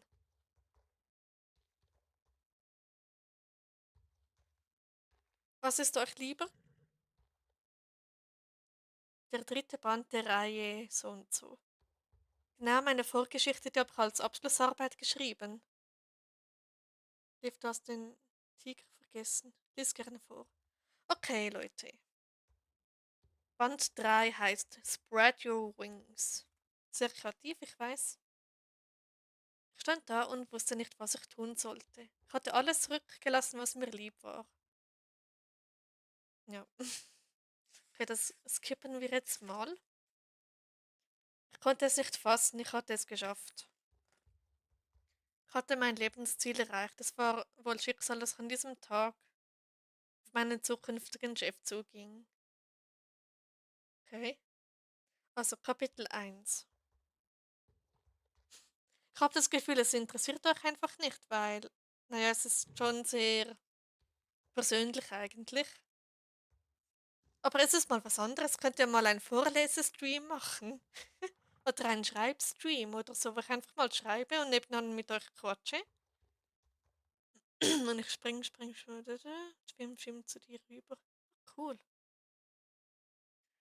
Also, ich schnappte meinen Koffer, den ich bereits gestern Abend hier bereitgestellt hatte, und betrat gemeinsam mit die Garage. Also ich sage keinen Namen, weil mir die unangenehm sind. Also mich interessiert das, aber ich check halt null. Oha, warum denn? Na gut, ihr kennt die Handlung nicht, oder? Und die Namen der Charaktere erwähne ich da auch nicht.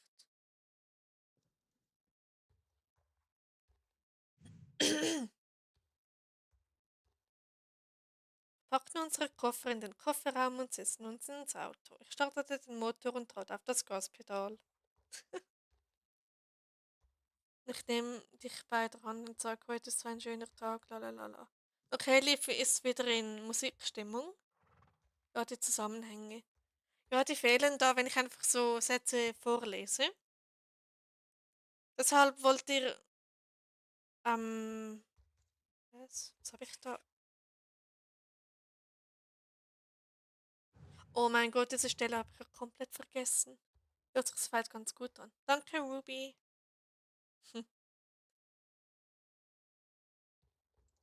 Naja, ich schreibe schon seit ich klein bin.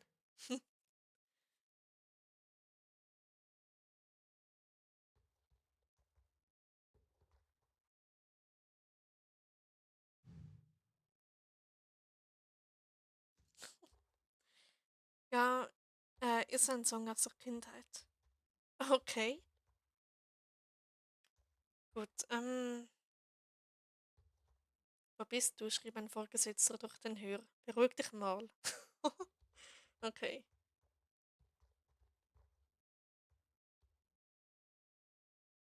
Ah, ich freue mich schon, wenn mein neuer Charakter eingeführt wird. Das wird so toll.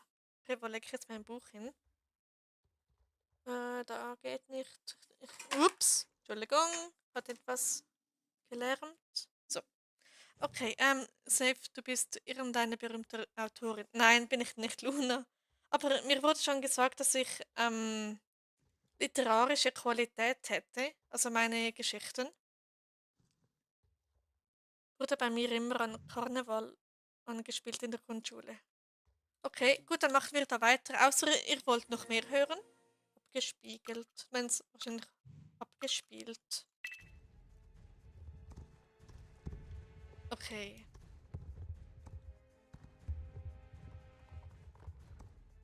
Ja, also weiter ist es so in diesem Fall. Oder weiter Geschichten. Mir ist beides recht. Nur fehlen euch eben die Zusammenhänge bei meinen Büchern. Und deshalb weiß ich nicht, ob euch das Spaß macht, wenn ich daraus vorlese. Mir fällt ein aber zu den 100. Cool. Na dann, viel Glück.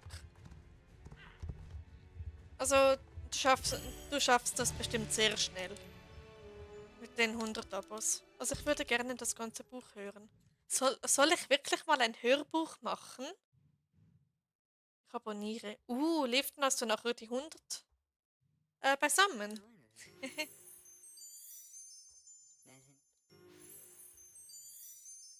Ja, dann herzlichen Glückwunsch zu den 100 Abos, Liv.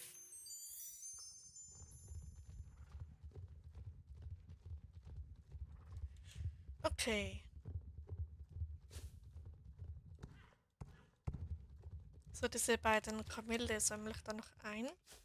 Wäre geil, Wolki.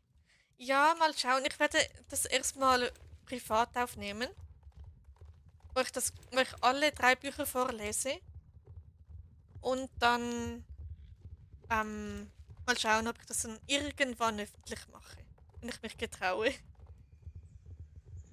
Weil ich muss mich dem selbst stellen, um wieder den Mut zu haben. Aber so, ich habe schon über ein Jahr nicht mehr geschrieben und habe vergessen, wie meine Charakter ticken.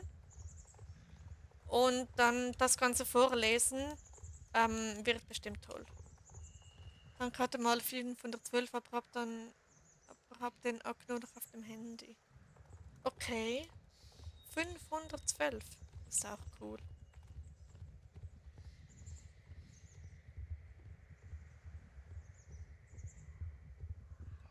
Okay, Wolki, hast du Tipps, um ein Buch zu schreiben? Nicht planen. einfach nur drauf losschreiben. Die Charaktere nicht planen, überhaupt nichts. Weil bei mir entwickeln sie sich von selbst. Und dann kommen ganz spontan immer wieder neue Ideen dazu. Und ja, und mir hat es sehr geholfen, alles zu verarbeiten.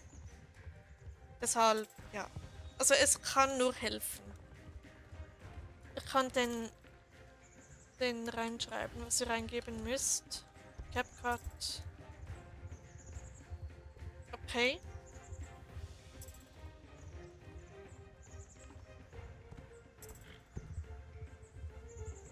Ja, also Tipps zum Schreiben.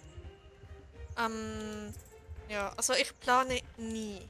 Ich mache manchmal ein Brainstorming, wo ich Ideen aufschreibe, die mir in den Sinn kommen.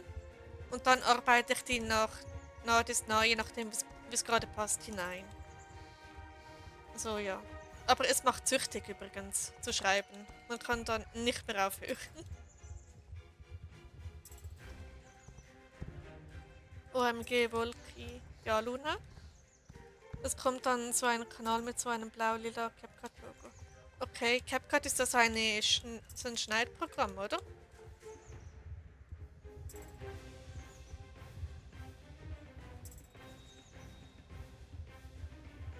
Also ich hoffe, die Tipps fürs Schreiben haben ein bisschen geholfen. Ja, okay. Hm. Naja, ich benutze ein anderes Schnittprogramm. Ich glaube, es können nicht viele. Ich habe mal ein Buch angefangen, das habe ich ganz vergessen. Oha! Na dann wäre es doch gut, mal da weiterzumachen oder eine Neuverfassung zu machen. Das wäre auch mega toll. Silvester. Darf ich jetzt wissen, was du für eine App benutzt, Wolki? Ich benutze es auf dem Computer, das heißt Sony Catalyst. Also von Sony offensichtlich. Aber es kostet eben monatlich, deshalb.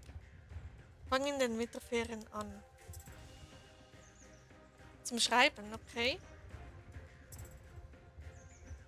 Da war ich 8 oder so. Ui, bestimmt noch spannend, das zu lesen. Also meine Geschichten aus meiner Kindheit sind ziemlich peinlich. äh, ja. Ich benutze CapCut und Blur. Okay, kenne ich gar nicht Blur. Und eben meines kostet ein bisschen. Also ist jetzt keine App. Also ich weiß nicht, ob es im Play Store gibt, aber ich habe es auf dem PC. Ich schneide meine Videos immer auf dem PC. Ich benutze keine Schneide-App. Also kein Schnittprogramm, okay. Dann lässt es sie uncut, oder? Deswegen habe ich Angst, das zu lesen. Okay, Luna, wenn es dir unangenehm ist, dann beginn einfach neu. Mach eine neue Geschichte. Wenn du dich irgendwann stark genug fühlst, dann kannst du mal reinschauen. Liv hat eine Nachricht zurückgezogen. Ich benutze auch CapCut. Okay, jetzt scheint bei euch ziemlich verbreitet zu sein. Dann komme ich mit etwas von Sony. Ja gut, von was sonst? Cool. Mhm. So.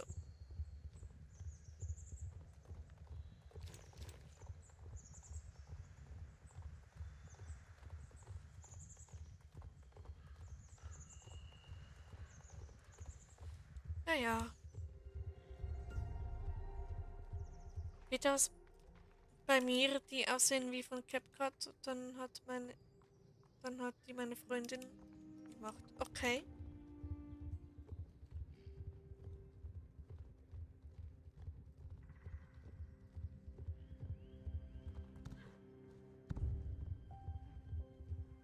Mein Fuß schläft gerade ein. Yay. Ich sollte vielleicht ein bisschen anders hinsetzen. Muss jetzt wegkommen, dann wieder. Alles klar, Lev. Bis bald. Wenn ich dann noch live bin.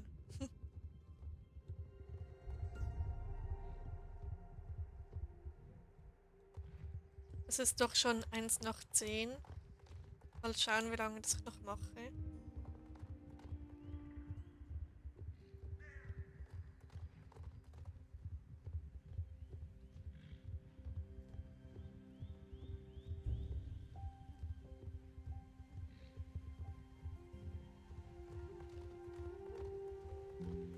Also, da sind wir. Ranger Wildnis.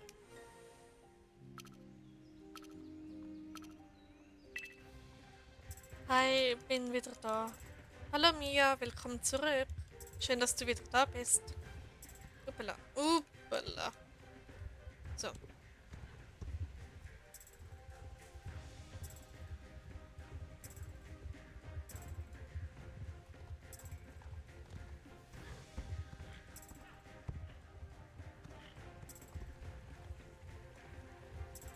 okay.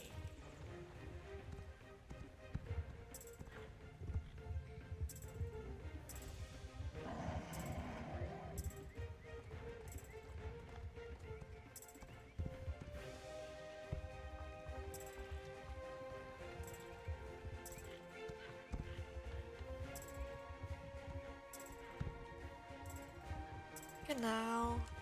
Und sonst so alles gut bei euch?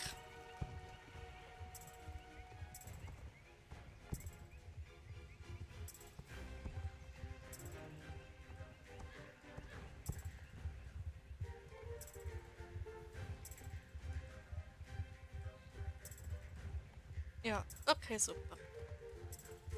Hab gehört, es sollen neue Winterpferde reinkommen, aber bin mir nicht sicher, ob es stimmt. Okay, das wäre schon eine sehr frühe Info, dass jetzt schon Winterpferde angekündigt werden. Ich habe gerade meinen neuen Kanal auf YouTube gesucht, das ist irgendwie so komisch. Ja, ich habe das auch schon gemacht. Da kommt dann, es gibt ja die Marke Kleine Wolke und die macht immer so Badezimmerartikel oder sowas und dann werden nur solche Dinge angezeigt, wenn man nach mir sucht. Genau. Ich habe sogar einen Teppich von denen. Ist auch noch lustig.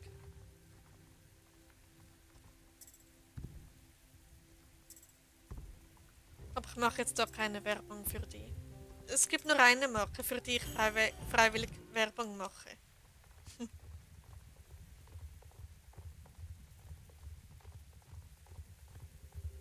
So, hoppla. Komm schon von Blatt. War jetzt bald Level 13. Cool. So, dann ab zum Mondsichteldorf. Was denn? Okay, jemand anderes. So, Mondsichteldorf. Here I come.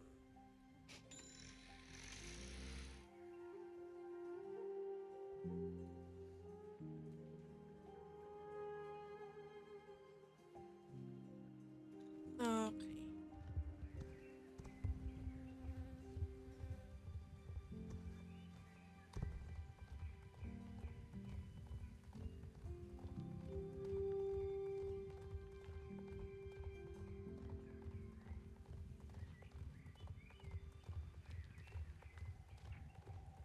Also. Der guckt übrigens wieder mit. Oh, süß. Hallo Leo, wenn du das hörst. Hm. Mein Hund ist auch noch da neben mir. Er guckt aber nicht zu, er starrt einfach ins Leere sozusagen. Aber das macht er ständig, wenn ich ihn nicht aufwecke. Kann man dem Aufwecken sagen? Ich glaube schon. So, oh, da gibt es einen Archäologiespot. Nice. Und da oben ist auch noch einer. Der ist nicht aktiv, okay.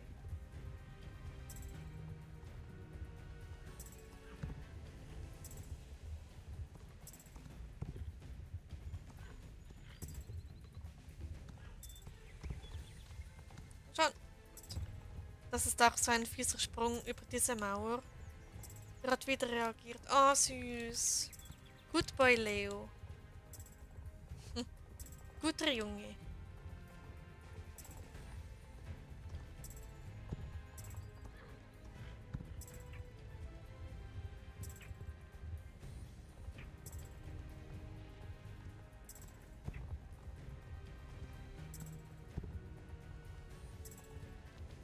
Hunde sind schon sehr toll.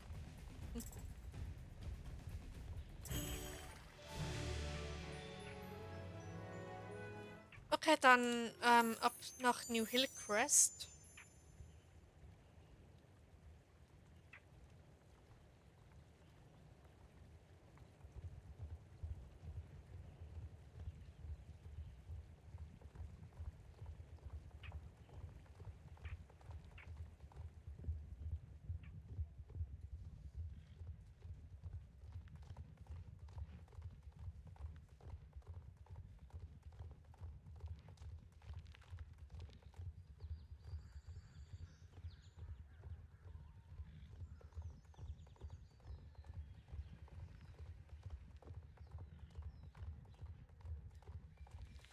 Okay.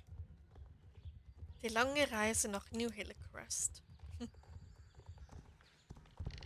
Aber ihr habt mich vorhin also auf eine extrem gute Idee gebracht mit dem Hörbuch. Weil vielleicht stelle ich mich mal meinen Büchern und lese sie vor. Ich habe sie noch nie laut vorgelesen. Und dann im Nachhinein denke ich mir, oh Gott, was habe ich da geschrieben? Ja, ich liebe Hunde, besonders Leo und deinen Hund. Ich weiß nicht, ob ich den Namen sagen darf, deswegen sage ich immer Hunde. Du darfst seinen Namen ruhig sagen, wenn du ihn noch weißt. Also der Name meines Hundes ist jetzt echt nicht geheim. Es reizt so, seinen Namen gerade auszusprechen, nämlich so auf meine Art, wie ich es sonst immer mache. Aber ich mache das. Oh, wo gehe ich da hin? Ich mache das nicht, wenn ich live bin. Oder ich versuche mich zu beherrschen. Aki. Yep, Aki. Also das ist sein Spitzname. Das ist mir eben rausgerutscht, aber ja, es macht so Spaß, seinen Namen so auszusprechen.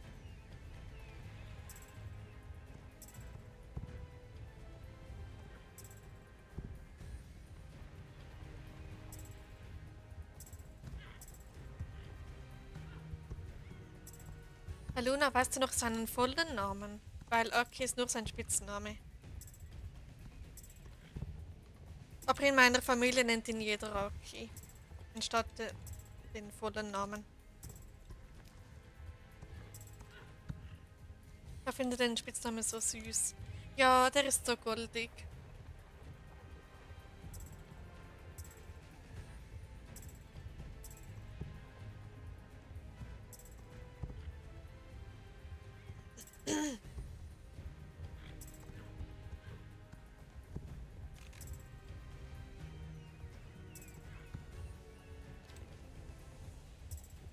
Mein Hund, die heißt Honey, aber man, man kann sie auch Harry nennen von Harry Potter und meine Katze heißt Suki. Jö, Suki und Honey. Oder auch Harry. Das passt voll. Harry passt voll zu einem Hund. Cool. Ich glaube Akio. Genau. Mein Hund, sein voller Name ist Akio. Natürlich inspiriert von meiner Interesse.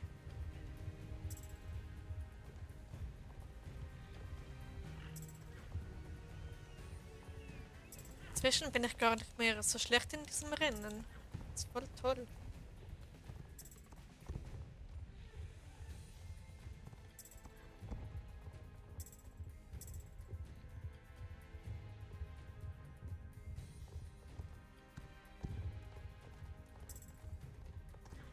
So, dieser Sprung ist auch relativ fies, aber ich habe den gut gemeistert. Also ich zähle jetzt nicht die Namen von meinen Katzen auf. Und das musst du nicht, Luna. Es sind doch 15 Namen, dass du dir die merken kannst. Oh mein Gott. Respekt. Entschuldigung. Okay, Vonblatt ist Level 13. Wuhu. Gut. Ich habe manchmal so schlimme Sprachstörungen und ich weiß nicht warum. So. Nein, nein, nein. Ach Mann, Vonblatt. Was bleibt auch einfach stehen? Dann habe ich noch X gedrückt. Okay, was wollte ich? Everwindfelder, genau. Herzlichen Glückwunsch zum Level Up. Danke dir, Luna. Vielen herzlichen Dank. Okay, das Hasenrennen ist jetzt das letzte auf meiner Levelroute. Ich hätte nicht gedacht, dass Stormblood Level 13 erreichen wird. Die große Hasen-Herausforderung. Kannst du schon die Level 7 Bewegungen machen? Wie kannst du die mal machen? Nach dem Rennen zeige ich sie mal. Ja, die habe ich schon lange freigeschaltet, weil die ja ab Level 7 sind. Das ist ja das Modell vom Selfrancet. Aber ich finde die besondere Bewegung extrem toll. So, du Häschen da hinten kommst mit. Und du da vorne ebenfalls, wenn du mal stehen bleiben würdest. So. Jetzt noch 2 Häschen. 1 und... Nein, ich dachte, der läuft geradeaus. So, komm jetzt. Mann, Häschen. Jetzt ernsthaft. Also, die besondere Bewegung, das sind die In-Out-Sprünge. Ich finde die richtig, richtig toll. Denn der Hannoveraner kann genau dasselbe. Und die besondere Bewegung Nummer 2 ist ein ziemlich krasses Steigen. Also ziemlich steil steigt er. Ja. Aber ich finde die In-Out-Sprünge so süß. Ich finde die richtig toll.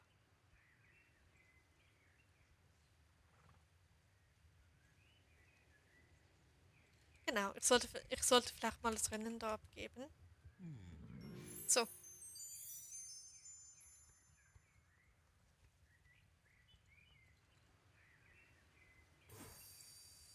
ich finde dieses Pferd einfach richtig, richtig toll. Okay, was kann ich jetzt noch machen? Ich gehe mal nach Mannheim. Da gibt es ja dieses eine Rennen. Seit wann hat 83 Abos? Wow. Okay, sie ist krass. Ähm, das letzte Mal, als ich nachgesehen habe, hatte sie, glaube ich, 74 oder 75 Abos. Auf jeden Fall, sie macht schon guten Content, muss ich sagen. Also verdient 80 Abonnenten. Sie überholt mich noch. Was wollte ich? Mannheim. Mannheim, da. So schön. Ja, finde ich auch. Mir gefallen auch allgemein die Selfrosse da in SSO. Muss mal schauen, ob ich den Weg finde zu diesem Rennen. Das ist ja irgendwie da oben. Bin stolz auf meine Reihe Papay.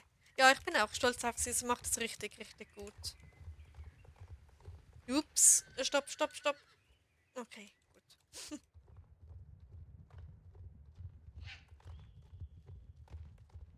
Mannheim ist immer so ein Labyrinth. Und ja.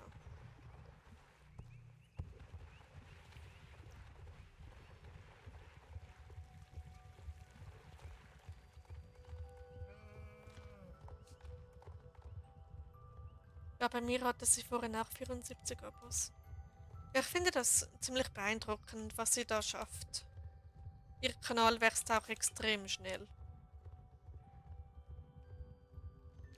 So, ich glaube, jetzt brauche ich den Wegweiser nicht mehr. Also den Dings. So, Athena. Ich komme.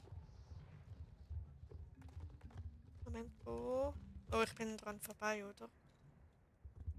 Da oben ist sie, glaube ich, oder? Muss ich da hoch? Uäh. Okay, ja, so schon mal nicht. Formplatte, bitte. So. Ich habe vergessen, wo Athena ist.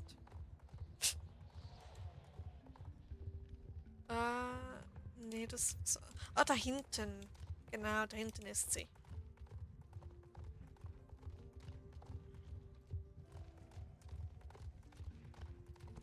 So, hallo Athena. Trainingsrennen sollte... 300 XP, das ist sehr viel. So. Deine richtig tollen Musik, finde ich.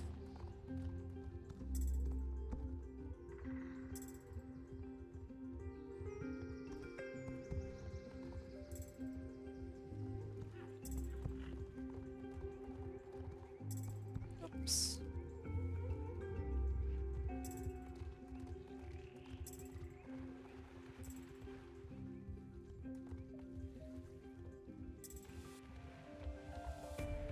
Ich finde dieses Rennen so schön.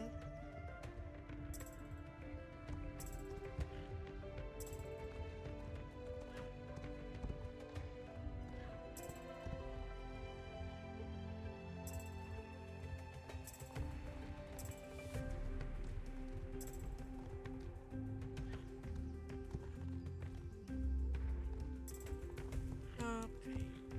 Ups. So, da lang geht's.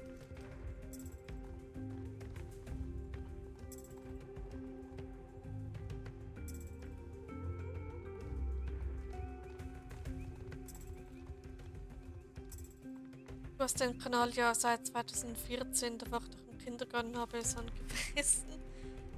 Ja, ich habe einfach ewig lang nichts hochgeladen. Ich hatte einfach den Kanal einfach so, just for fun, weiß auch nicht mehr warum.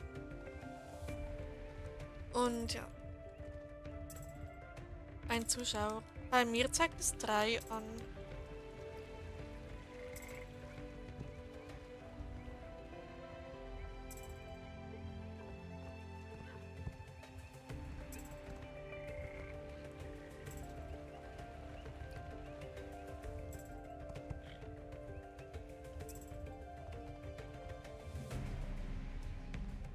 Na gut, es ist gerade etwas ruhig im Chat.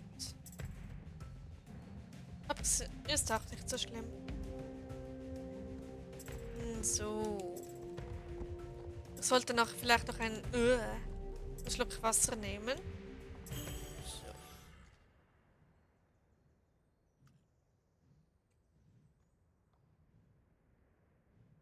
So. Gut. Wäre das gemacht.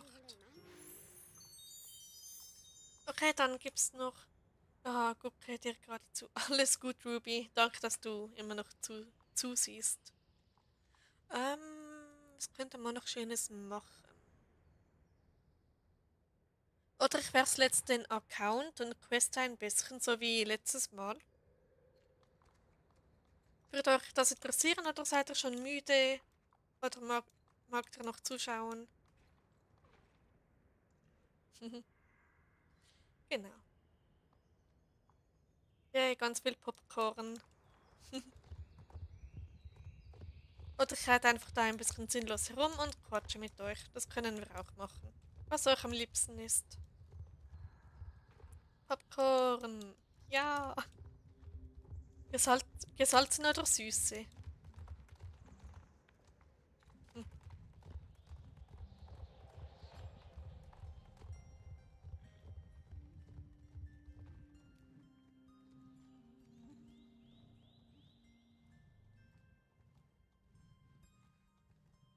2019.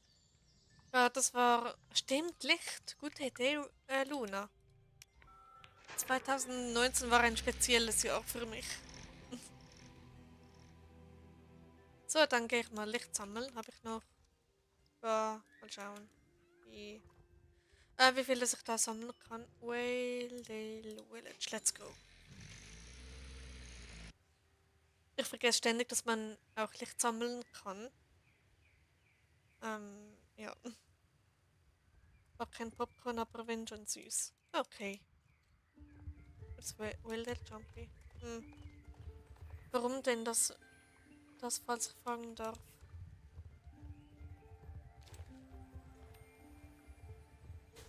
Ähm, ich habe schon wieder vergessen, auf was du da hinaus willst.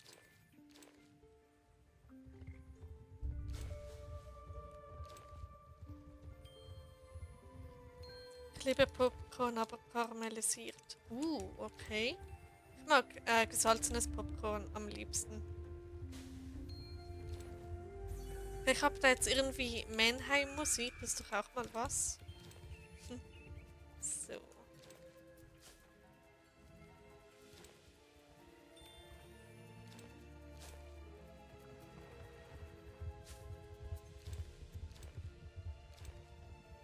Warum 2019 nicht so schön für dich? Ach so, genau, stimmt. Also es war nicht schön, es war einfach nur speziell, weil ich da das aller... Na gut, ich lasse es sein. Wegen Therapie und so. Meinst du, glaube ich. Ja, das ist... Ja, ich glaube, sie meinte das, oder Ruby? Also ich habe im 2019 meine Ausbildung abgeschlossen. Das war sehr speziell. Genau, ja. Dann meintest du dieses Thema. Genau, ich habe da meine Ausbildung abgeschlossen, die mich sehr, äh, ja, war eine spezielle Ausbildung, sagen wir es so. Und da war ich dann extrem froh, als ich dann abgeschlossen habe und bestanden habe. Also, ja. Und das gar nicht mal so schlecht.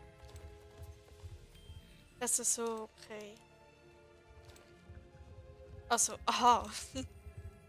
Also, okay. Genau. Also vor allem wegen der Ausbildung, weil ich dort wirklich extrem angefangen habe zu schreiben. Also dort hat es wirklich Bumm gemacht bei mir und ich saß nur noch hinter dem Laptop. So wirklich, sogar während dem Unterricht habe ich geschrieben. Also andere waren am Lernen für die Abschlussprüfung und was machte ich? Ich schrieb einfach ganz hell und ruhig meine Geschichte, während alle anderen gelernt haben. Und dann saß einer hinter mir, der hat das gesehen und die Lehrerin lief genau dann an uns vorbei. Und dann sagt er, wir lernen hier und die schreibt einfach ihre Geschichte. Und ich so, okay, meine Lehrerin weiß das. Und sie hat dann nichts dagegen. Aber dein Stream ist Therapie. Oh, danke Luna, das ist so lieb von dir. Genau. Aber mach das, was dir am wohlsten anfühlt. Moment, war das Deutsch? Das, was sich am besten für dich anfühlt. Sagen wir es so.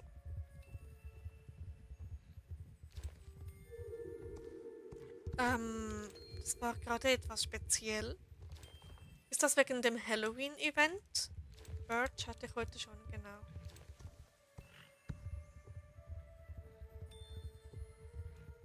Also. So. Ein bisschen random Licht sammeln, tralala. Das geht immer. Oh, du Arme, was ein Vollidiot. Ja, ich wollte mich verpetzen bei der Lehrerin, aber die Lehrerin stand auf meiner Seite, weil ich habe ja die Vorgeschichte als Abschlussthema. Also wir mussten am Ende so eine Vertiefungsarbeit schreiben. Ich weiß nicht, ob ihr das kennt. So, wo jeder sein Thema haben muss, sich darin vertiefen und das dann vorstellen. Also mit einer richtigen Präsentation. Und ja, und deshalb wusste meine Lehrerin, dass es da eine Fortsetzung von der Vorgeschichte gibt und die war dann im Unterricht voll am Schreiben und der hinter mir einfach wollte mich verpetzen und die Lehrerin schaut nur so zu mir und so, aha, die Fortsetzung also. Ja, kenne ich. Zwei Zuschauer. Ja, aktuell schon, aber man kann sich nicht darauf verlassen. Es kann sein, dass da noch mehr dabei sind. Aber wahrscheinlich sind es nur Luna und Ruby, also ihr beide, die da zuseht.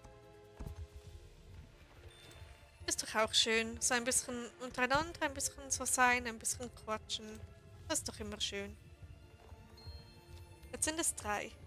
Hallo an wer auch immer da gerade vorbeischaut. Schön, dass du da bist. Zwille Jumpy. Jetzt lang da. Weil ich fange. Nee, ich fange es nicht. So. Ja. Okay. Da müsste irgendwo noch Cherry Blossoms sein. Da weiß ich nicht genau wo. Das andere magische, das Kirschblütenpferd. Das ich aber überhaupt nicht schön finde, leider. So. Wo ist es?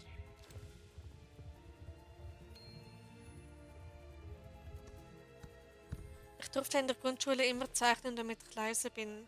Habe in der Grundschule immer nur Kacke gemacht. Oha, da ist er. Naja, immerhin durftest du zeichnen, das ist doch auch etwas Schönes. Ich habe einfach nur geschrieben, egal ob man durfte oder nicht. Also es lag ja in unserer eigenen Verantwortung zu lernen für die Abschlussprüfung. Und wenn ich dann lieber geschrieben habe, dann war das meine Entscheidung. Aber eben, ich habe nicht einmal so schlecht abgeschnitten. Also bei euch wäre es eine, Moment, eine 2,5 oder so, wenn ihr jetzt auch so Kommastellen habt. Nein, warte, 2,3? Nein, 2,2 hatte ich bei der Abschlussprüfung. Oder irgendwie sowas, wenn man es umrechnet. Ich hoffe, das ergibt Sinn für euch bei eurem Notensystem. Also in der Schweiz ist es eine 4,8. Also 4,8 hatte ich bei der Abschlussprüfung. So, ich gehe jetzt da besser wieder auf die andere Seite, weil sonst komme ich noch in Versuchen, das Jump zu machen. Oh, 2,2 ist krass gut. Also ich vermute, es ist bei euch eine 2,2. Ähm, ja, irgendwie sowas hatte ich.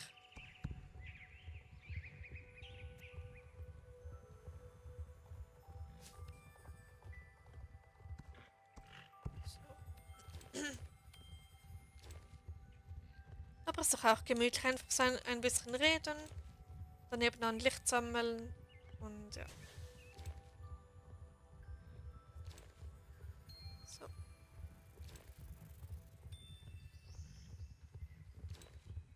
Keine Ahnung, oder ist trotzdem voll gut. Weißt du was, ich schaue schnell nach, was das bei euch ist.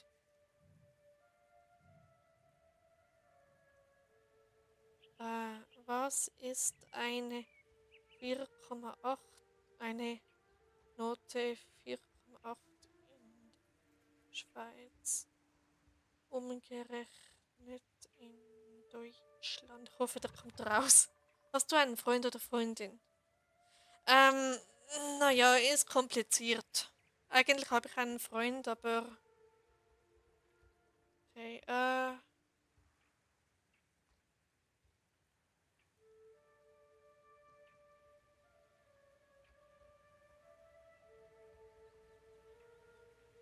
okay, ich habe ein Netzi bei ChatGPT, juhui. Okay. Ich habe wohl ChatGPT mit meiner Frage etwas überfordert.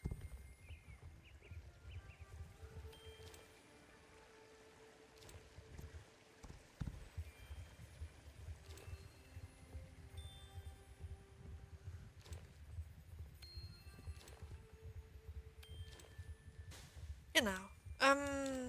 Ja. Also ich hatte eine sehr gute Abschlussprüfung. Ist das der Freund von gestern? Yep, genau der.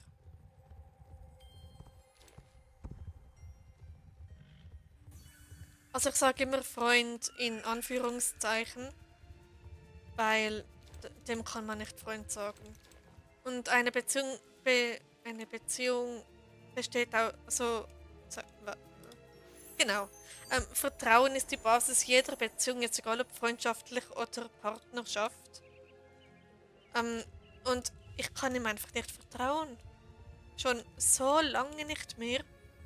Und ja, er ist kompliziert. Ja, so ist es leider. Ich weiß nicht mehr, was wahr und was falsch ist. Es ist so schlimm.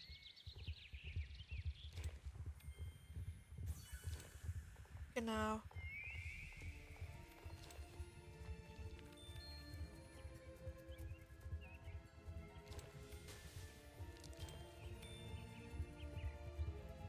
Also wenn jemand in derselben Situation wäre wie ich, würde ich raten, den zu verlassen. Aber irgendwie ist es halt nicht so eine einfache Entscheidung. In welchem Sinne kannst du ihm nicht vertrauen? Ob er immer die Wahrheit sagt. Also er sagt, er kommuniziert erstens nicht. Zweitens weiß ich nicht mehr, was wahr und was falsch ist. Also wenn er sagt, ja, ähm, ich gehe morgen für 2 Wochen auf Geschäftsreise. 2 Wochen ist erstens sehr unwahrscheinlich. Und zweitens, ja, kann es alles Mögliche bedeuten. Vor allem, weil das mit gestern war krass. wenn das wirklich so stimmt. Ja, ich vermute, dass es stimmt. Okay. Weil, ja, er sagt, er wäre nicht in Deutschland und dann startet sein Flieger genau in Deutschland. Und ich so, und wie war es in Deutschland? Und dann ist er gar nicht darauf eingegangen. Als ob er sich so richtig ertappt gefühlt hätte. Ja, aber ich finde es gut, dass ich da ein bisschen wenden kann. Das kann ich sonst nicht unbedingt und mein Freund hatte null Verständnis. Und es gibt noch eine andere Sache, die gehört aber nicht in den Stream. Ähm, ja, also es gibt YouTuber, die offen darüber reden, aber ich denke, es gehört nicht da hinein. Genau, ein Riesenleck. Und das ist auch etwas, wo wir komplett anders sind. Also er hat komplett andere Bedürfnisse, die ich ihm nicht geben kann und möchte. Hast du das im Live oder so gemacht oder wie? Gestern war Raya live, also ja. Und da war das genau dann passiert. Das habe ich dann im Chat geschrieben. Aber es hat den Stream wieder offline, also offline auf die Liste gestellt. Also ist der, glaube ich, nicht mehr der Öffentlichkeit zugänglich. Genau. Das ist eine Main. Sieht toll aus.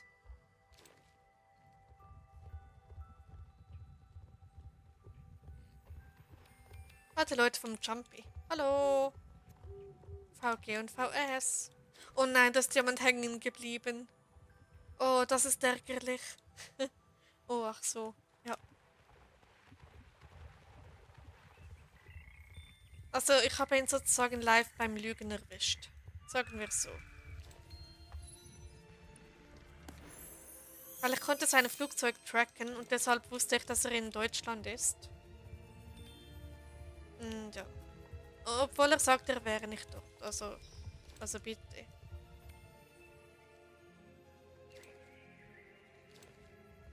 Und seine Geschichte dahinter ist auch sehr, sehr seltsam.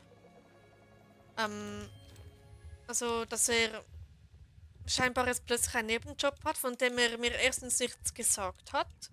Und zweitens, dass er plötzlich schon wieder verreist, ohne etwas zu sagen. Das ist keine Kommunikation. So, und das regt einfach mit der Zeit nur noch auf. Der geht immer irgendwo hin, sagt nichts davon. Und dann möchte ich ihn treffen und dann heißt es so, ich bin für 2 Wochen nicht da. Und ich so, sag das doch früher. Letzte Nachricht von mir. Du kannst überschreiben, wenn du willst. Okay, alles gut, Luna. Aber ich weiß nicht, ob du diese Themen bereits verstehst wegen fehlender Erfahrung. Also, ja.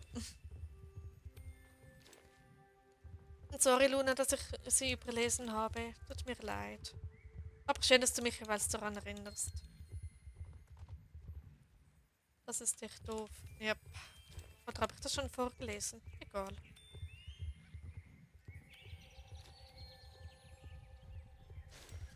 Gartenpulver. Wie viel habe ich jetzt? 8. Nice. Doch, ich kenne das. Oha. Okay.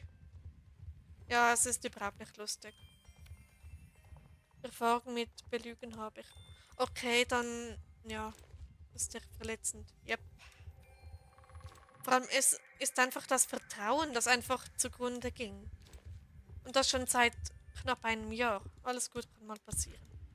Ja, das kann mal passieren, dass man mal aus Versehen eine Nachricht überliest. Und ja.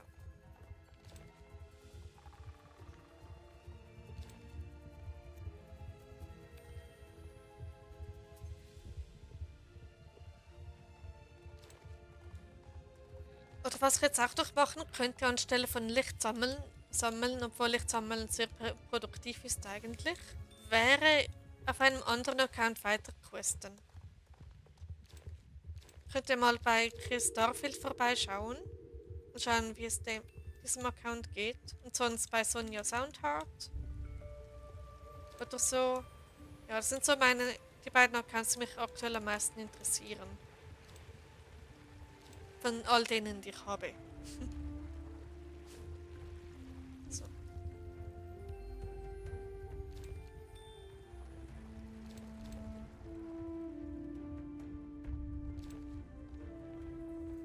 Können wir wieder über was Schönes reden? Ja, können wir. Ähm, die Frage ist nur über was. Ich habe so oft einfach das Problem, dass ich einfach nicht weiß, was sagen. Dann bin ich meistens einfach nur still. Dass ich mal seine Tasche. Ja, warum nicht? Okay, also komm.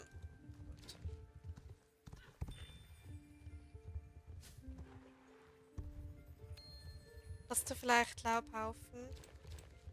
Sagen wir es so, der Person, der ich zu 100% vertraut habe, ich rede seit 3 Jahren nicht mehr mit mir.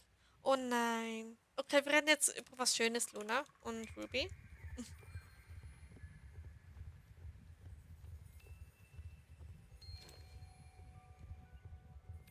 Ähm, also ein Laubhaufen. Wir wechseln doch gerne auf Sonja. Ja, man schreibt es mit Y. Gut, dann wechsle ich zu Sonja. Wenn ihr das wollt, das kann ein bisschen kosten. Oder soll ich auf Chris? Sonja oder Chris? Was ist euch lieber? Ich glaube, ich bin bei beiden etwa gleich weit. Oder glaube ich bei Sonja sogar ein bisschen weiter.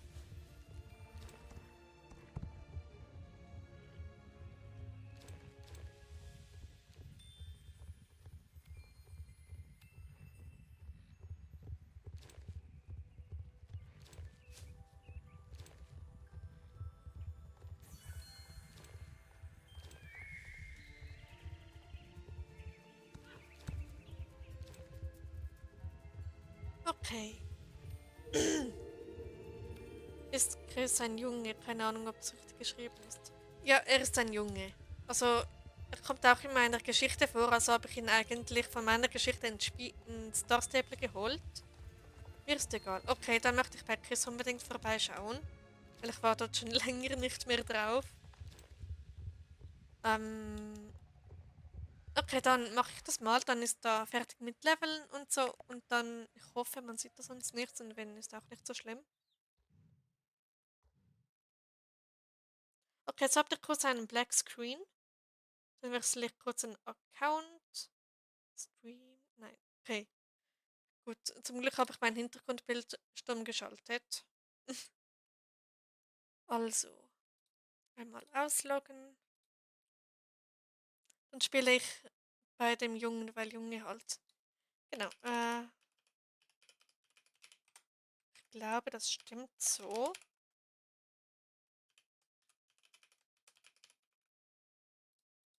Schauen ein. Ja, perfekt. Ich bin drin. Juhui. Oh no, ich habe keine Mitgliedschaft bei dem. Ich gehe trotzdem rein. Oh nein, er ist kein Starwriter. Mist. Egal, ich mag den Account trotzdem. So, komm. So, so öffnet sich jetzt wieder. So, da, jetzt hat er wieder etwas. Mal schauen, ob es in Moorland oder so etwas zu tun gibt und sonst wechsle ich zu Sonja. Ich könnte jetzt theoretisch Star Rider holen für diesen Account. Mal schauen. Oh no. Ja. Yep, da. Hier ist keins. Okay, ja, das hier ist Chris. Immer noch auf dem Amphi. Was habe ich denn da so?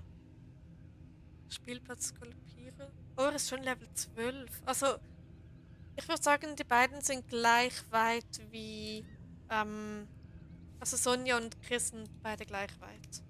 Was habe ich denn da so? Habe ich ein Glückshufleckerli? Das wäre jetzt gerade nützlich. Ich glaube, mein Heimatstall ist sogar im Landgut. Nein, in Moorland. Okay, dann war es bei jemand anderem. So. Wirf doch gleich dein Geld aus dem Fenster. Nein, besser nicht. Ich brauche das. Aber Käse ist für mich ziemlich wichtig. Genau, ich wollte es im Schrank. So. Habe ich da irgend... Oh mein Gott, ich habe eigentlich so Fleckerli. Nice.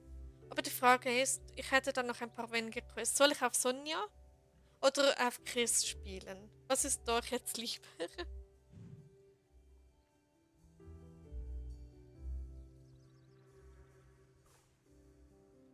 Also ich mag diesen Account sehr. Deshalb. Vielleicht gibt es eine Frisur, die ein bisschen besser passt. Wie viel Schillinge habe ich? 4000. Warte, oder habe ich die bereits? Ich glaube, das ist schon die. Okay, Sonja. Gut, dann wechseln wir zu Sonja. Dann war ich da kurz weg. Es ist doch auch schön. Gut. Ja, war sehr toll. Hat sehr Spaß gemacht, in den Stall zu laufen. Gut, egal. Okay, dann wechseln wir zu Sonja, weil sie ist Star Rider. Ausloggen. So. Star Stable.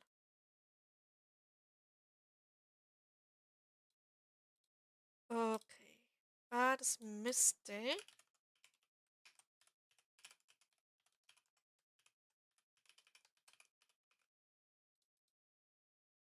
Genau, Sonja Soundtrack, ich bin drin. Ja, war mega 5 von 5. Ja, beste Erfahrung in Star Stable ever. So, jetzt hätte ich gleich wieder etwas. Wenn da mal Star Stable starten würde.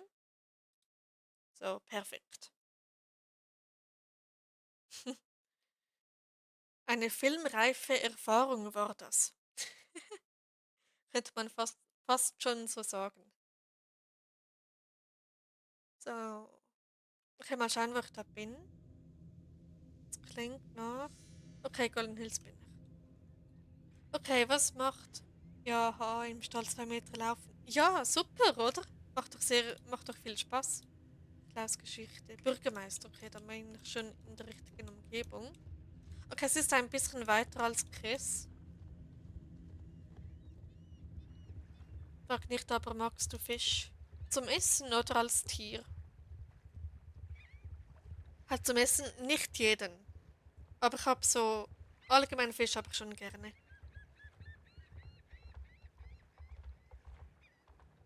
Moment, da oben ist eine Hexe. Und was macht denn die? Lol. Ist mir noch nie aufgefallen.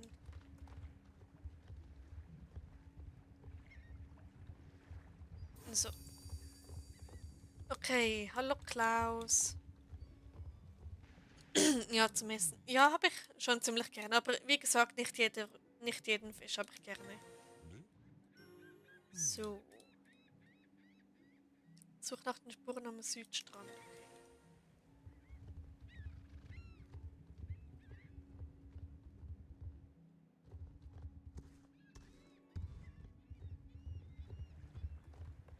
Die Hexe fliegt auf meinem Staubsauger. Okay. Ja, hat schon ein bisschen was von einem Staubsauger. Hm.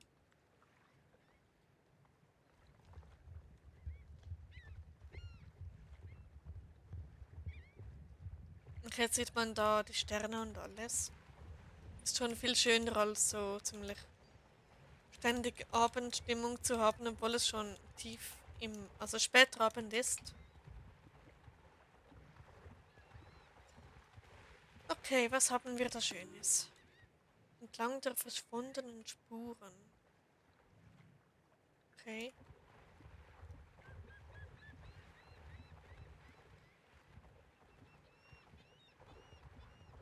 Ich hoffe, es ist okay, wenn ich mich jetzt verabschieden werde, weil ich meine Serie jetzt weiterschaue.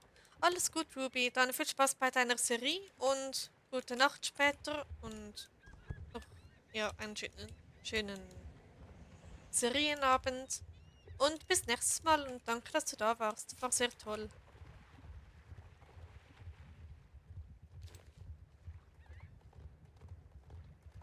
Klar ist das. Okay, bis bald und gute Nacht, Ruby. Genau. Hm. So, komm schon, Demon Hunter. Danke euch auch. Danke, Ruby, und bis nächstes Mal. Ist doch schon Viertel vor 11. Eieiei. So, suche weiter entlang der Küste. Okay.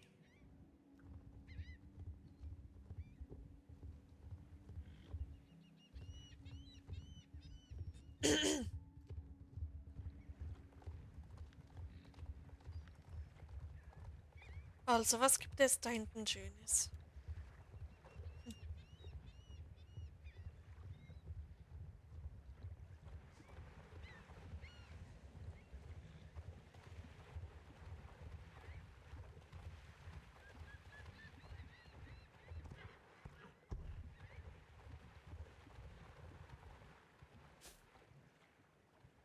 Okay. So, da hinten gibt es ja die Schmugglerhöhle. Ja.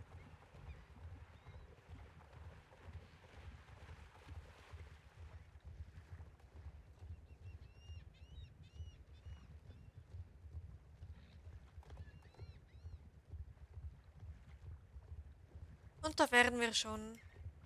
Hallo ihr beiden. Hallo Bob und hallo Rob. Heißt er, glaube ich. Sprich mit dem dreisten Schmuggler. Was schlagst du um unsere... Was? Ich bin nur um... Ich suche einen Auftrag. Ich suche den Schlüssel der Stadt.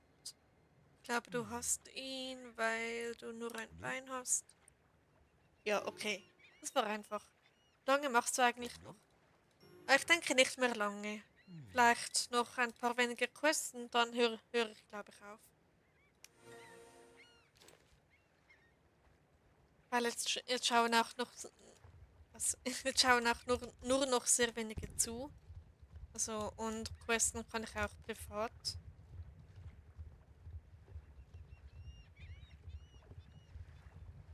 Aber es trifft sich eigentlich gerade gut, dass Star Rider gerade Auktion ist. Okay, schade. Ja, mal schauen. Vielleicht macht doch noch ein bisschen länger. Je nachdem, wie lange das ihr mögt. Weil alleine streamen ist es auch nicht so lustig. Ein Stern. Cool, der kommt mit.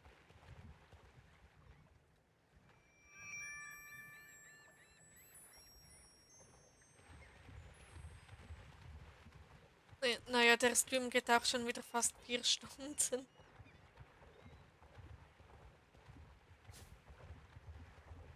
Vor einiger Zeit hätte ich den Stream schon längst beendet, wenn ich mit der Levelroute fertig war. Aber jetzt habe ich da noch andere Accounts, mit denen ich questen kann und alles. Und das ist doch eine schöne Abwechslung.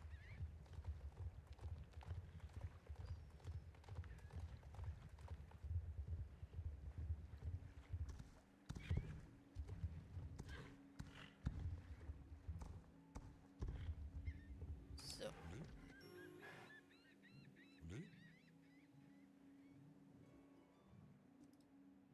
Sprich mit dem Bürgermeister.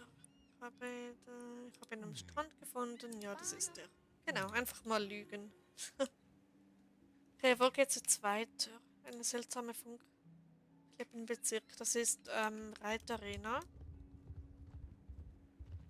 Aber ich reite jetzt dorthin. Ich habe ja eigentlich genug Zeit. Ups, ich wollte noch diese Jute. Schon. Nein, nicht schwimmen. Ich will jetzt nur diese Jute einsammeln. So. Riesendrama wegen einer Jute.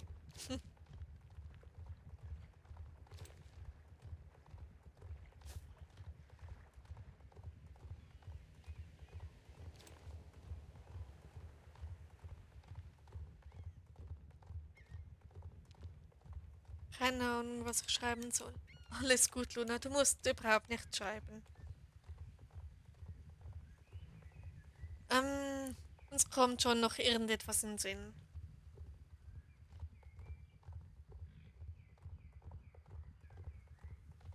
Silverglade Jumpy. Ich hatte auf diesem Account reite ich keine Jumpies.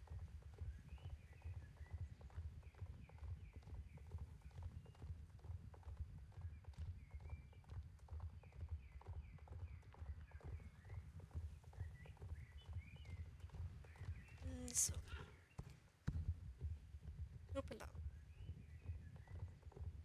Habe ich da die Musik aus? Nein.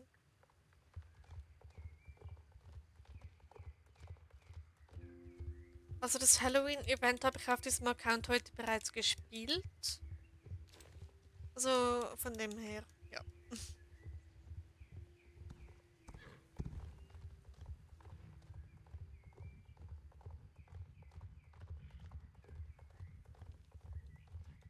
Okay, da vorne sollte die Quest sein, also die Hauptquest. Irgendwo. Vielleicht noch ein Schluck Wasser wäre jetzt noch gut.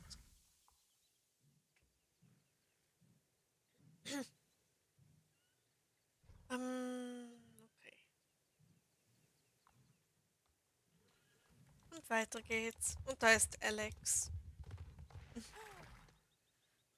Höre, was Alex zu erzählen hat. Okay. Oh, jetzt weiß ich, welche Quest es kommt. Die mag ich gar nicht. Den Alex dir zugeteilt hat. Sie hat die Stelle in Orange auf deiner Karte. In Orange. Okay. Apropos Orange, mein Hund liebt die Farbe Orange extrem. Also er fährt voll darauf ab.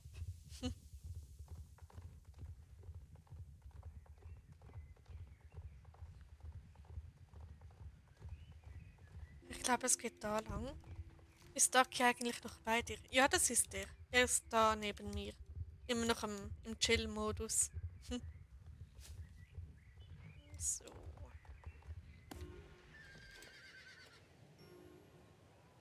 Er ist eigentlich die ganze Zeit bei mir, außer wenn ich auswärts bin. Weil er darf eben nicht raus. Ist zwar sehr schade, aber ist leider so, weil er schon ziemlich alt ist. Hallo René oder Wanda Stone Kite. Ich kenne dich aus den anderen Streams. Schön, dass du da bist.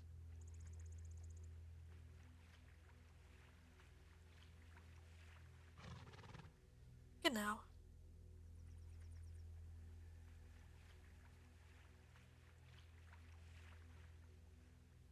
Also jetzt mal schauen, was da noch passiert. Das sollte jetzt also so eine neue Wanda Stone Kite. Ja, ich kenne dich schon von Fabi und von Zoe. Genau, deshalb weiß ich, dass du Wanda Stone Kite bist. Aber sehr schön, dass du auch zu mir gefunden hast. So, da kommen sie jetzt mit Justins Pferd. Das ist, glaube ich, noch ein Gen 1 oder so.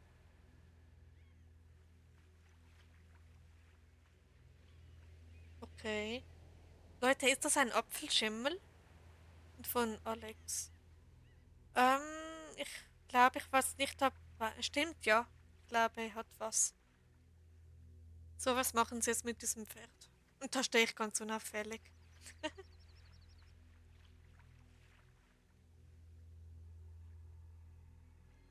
Okay, jetzt reiten die da weg. Und der andere kollidiert gleich mit dem Felsen. Der mit dem Boot. So. Okay. Folge den Nachtreiter. Halte Abstand. Oh, ich mag das gar nicht. Da weiß man nie, ob man jetzt zu nahe oder zu weit weg ist.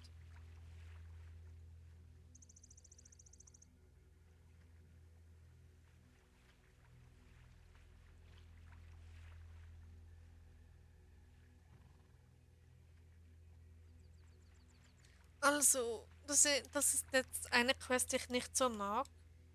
Leider. Noch mehr Popcorn.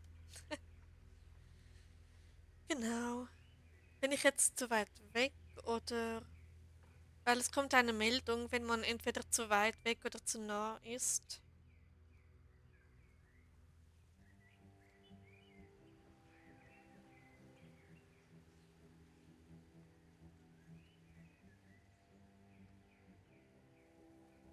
Okay, der geht jetzt dort oben lang. Dann gehe ich... nicht zu nah.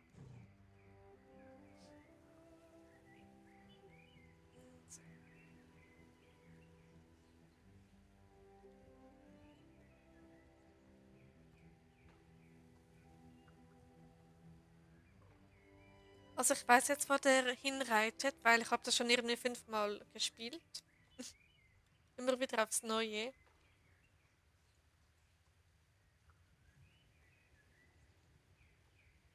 Ganz unauffällig.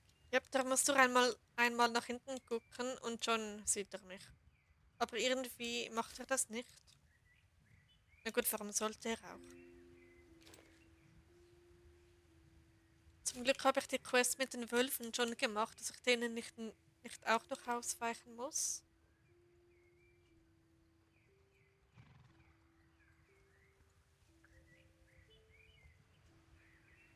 So. Ich glaube, ich bin ein bisschen weit weg. Ich kann ruhig ein bisschen näher.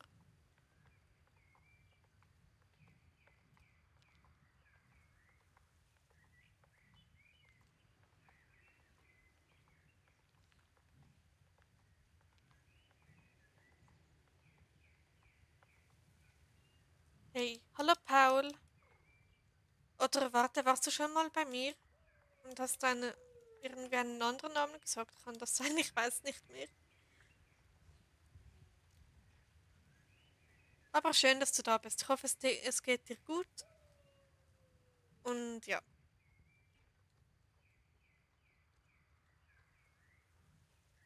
so. Huch, nein, Lisa. Stimmt, warst du nicht Lisa von letztem Stream, als er so spielt? Ah, du spielst auch gerade René. Das ist doch schön. Der heißt Lisa. Genau. Entschuldigung, Lisa. Okay. Weiter zum südlichen Eisentor, um Alex darüber zu informieren. Jetzt geht's wieder zurück. Typisch SSO, immer hin und zurück. Was haben wir da? Ah, Wanders Dunkelheit. Hi. Red Brothers Nation. Server 17 Wander. Ja, perfekt. Ich bin auch auf Server 17. War letztes Mal da. Hm. Ja, genau, du siehst ja meist aus wie Fabi. Oh, cool. Also, es ist nicht mein Hauptaccount hier. Ich spiele ähm, schon länger, etwas länger als ein bisschen über ein Jahr ist es so. Aber hey, freut mich, dass du jetzt auch mal da bei mir vorbeischaust. Hm. OMG, ich habe es richtig gesagt, ich bin so schlau. Ja, GW, Luna. Ich konnte es mir nicht mehr merken. Also,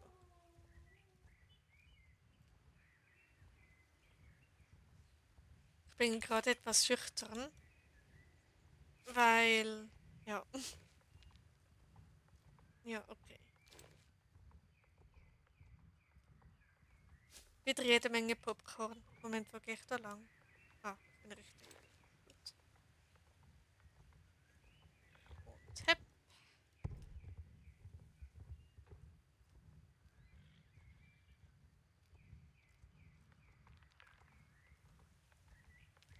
Wusste nicht. Ja, ich bin ein bisschen aufgeregt also aufgrund von Dings. Weil ich habe ja ziemlich Respekt vor ihm oder ihr, bin mir jetzt nicht so sicher. Weil immer in Fabi Streams vorkommt und alles. Also, deshalb, ja. Klingt ein bisschen blöd, aber ja, es ist mir irgendwie eine große Ehre.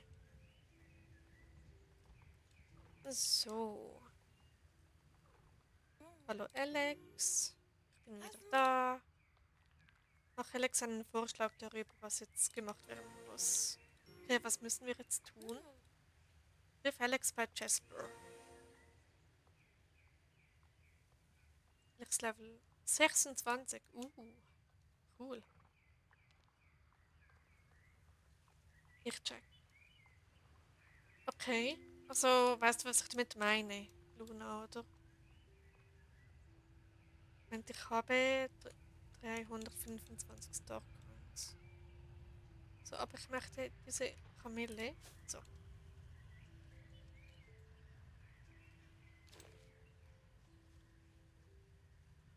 Also ab zu Jasper. Ich glaube, da möchte Alex jetzt auch hin. Sonja, wie geht's dir? Hm. Ja, weiß ich. Okay, gut. So, weiß Jasper etwas? Okay, es ist 11 Uhr. Hey, ja. Ein alter Mann versucht sich zu erinnern. Okay, wenn Marie. Okay. Höre Jasper zu, wenn er versucht, sich zu erinnern. Okay. Okay, das ist was anderes. Ich muss jetzt da drüben mit Alex reden.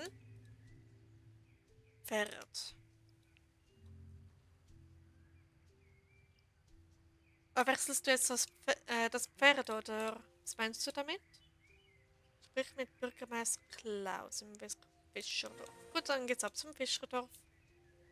Zusammen mit Alex. Ich finde sie eigentlich richtig toll. Sie ist cool.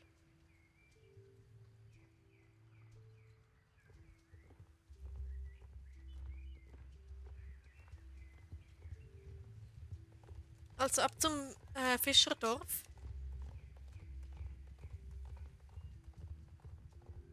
Sehr gute Verbindung. Perfekt.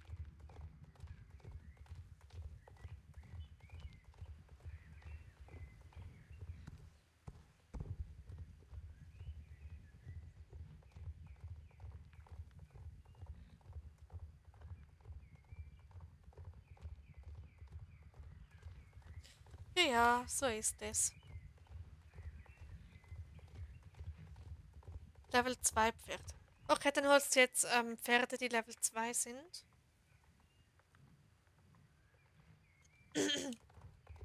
Oder war dein Pferd Level 2? Ich habe gar nicht darauf geachtet.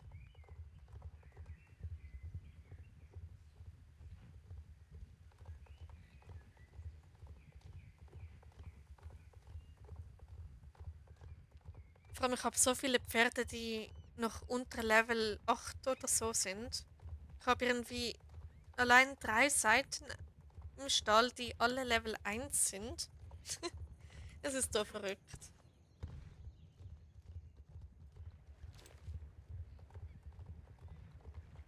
Okay. Huch, komm schon. Demon Hunter. So. Hallo Bürgermeister, da bin ich jetzt schon wieder. Oh, oh, ja, ja, ja. Okay. Jage Klassendorf. Ja, sehr schwer. Ach so. Schon gedacht, ich kann ihn nicht anklicken. Sprich mit Klaus. Kannst du mir ein bisschen von deiner Geschichte erzählen, nur wenn du willst? Oh, sehr gerne. Ähm, die Frage ist vorlesen oder einfach so allgemein darüber erzählen. Schließe das nördliche Eisentor auf. Okay, dann geht's wieder zu der Nähe, wo Pi ist, also die Hexe Pi. Also dann quatschen wir jetzt ein bisschen über meine Geschichte, die aus bald 4 Büchern besteht. 3 davon sind bereits privat gedruckt. Und ja, ich liebe dieses Thema. Ich rede so gerne über meine eigenen, also über meine Geschichte. Cool, dass du wieder streamst. Ja, ich habe so meine festen Streaming-Tage. Tage. Also der nächste wird Dienstag sein. Spätestens. Okay, ich nehme jetzt da. Nee, ich hätte oben durch. Ich will vielleicht sagen, worum es überhaupt geht. Es hat eben, das ist das Problem. Meine Geschichte hat nicht wirklich einen roten Faden, weil ich einfach drauf losschreibe. Aber ganz, ganz grob gesagt geht es darum, dass, also die Hauptfiguren sind Piloten.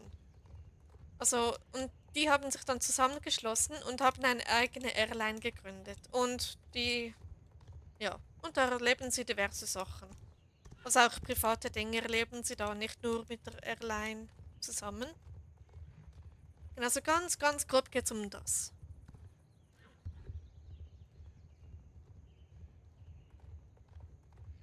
Ich hoffe, das klingt spannend. Und wenn nicht, dann ist auch okay. Also. Oh, Alex ist auch schon da. Oder noch da. So, okay. Da waren das Dunkel. Cool. Brainless. Oh, das passt. Das ist cool. Brainless bei einem Zombie-Pferd. Cooler Name, Wanda. So René. Weiß ich auch nicht. Okay. Aber das klingt komplett spannend. Findest du Luna? Hm. Und das ist Level 2, ja. Okay. Finde das Sommerhaus des Bürgermeisters und seine Hexenfrau. Okay, ja, so grob gesagt geht's um das alles. Ich werde so ein Erinnerungsfoto machen mit Wandas Tonkeit, weil, ups, es ist mir so eine Ehre, dass René jetzt dabei ist. Ja, voll. Oh, das freut mich so, Luna, dass es so spannend klingt. Also bei was ich aber noch Mühe habe, ist das Aussprechen der meisten Namen von meinen Figuren. Ich sage jetzt Figuren und nicht Charaktere, weil ich habe mit diesem Wort meistens ein bisschen Mühe. Ich weiß nicht warum. Lol, da gibt es ein Portal. Cool. Boah, voll schön.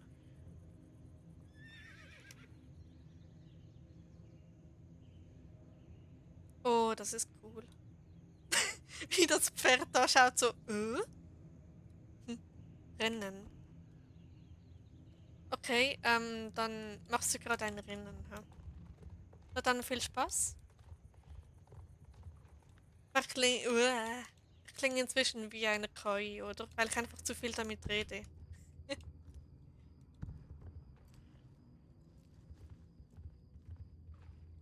So. Ah, das weiß ich. Ja, das Pferd hat so lustig geschaut gerade.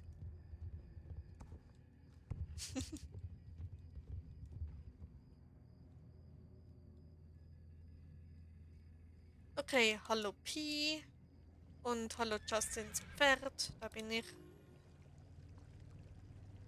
Aber ich freue mich überhaupt nicht auf die Quests, die mit dir zu tun haben. Die sind so mühsam. Okay, jetzt werde ich zum Hobbyhorse. Und ein Frosch. Ein Frosch auf einem Hobbyhorse. Habt ihr das schon mal gesehen?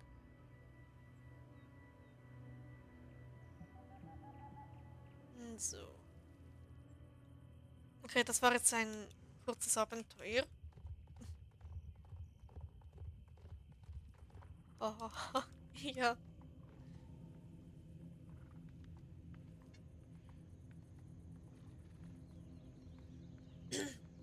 Okay.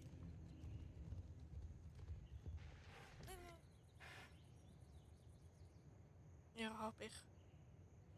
Okay, sprich mit Linda beim Pferdesportzentrum. Okay. In meinen Träumen, ja, ja. Ja, da ist noch Goldmelisse, der kommt auch mit.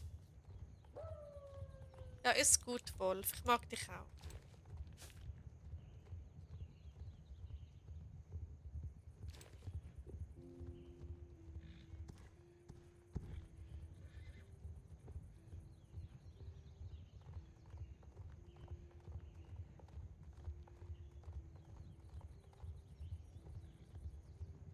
Also, wo muss ich jetzt schon wieder hin? Silberglade, Landgut, dort irgendwas. Okay.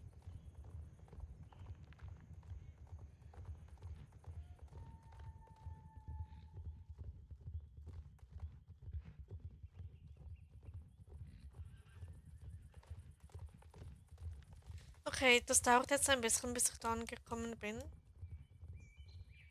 Stimmt, der Transporter bei Jaspers Kürbisfarm könnte ich noch freischalten. Es dauert ein paar Tage. Aber jetzt ist die große Frage, auf welchen Account soll ich mich konzentrieren? Auf Sonja oder auf Chris? Weil ich mag beide.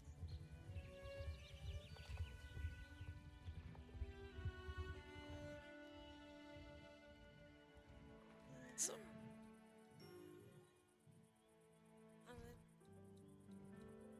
Folge Linda zur Weingartenbibliothek. Okay. Linda, kannst du bitte ein bisschen schneller laufen? Ich warte schon da. Hm.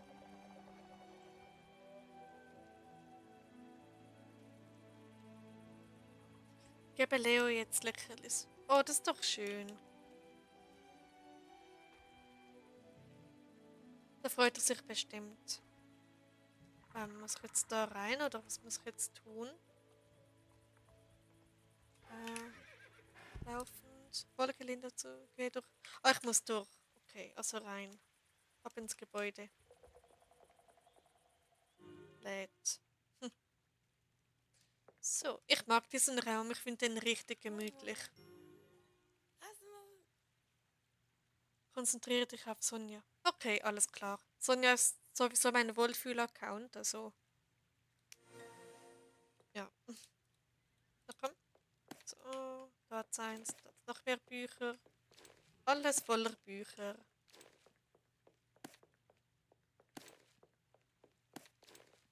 So.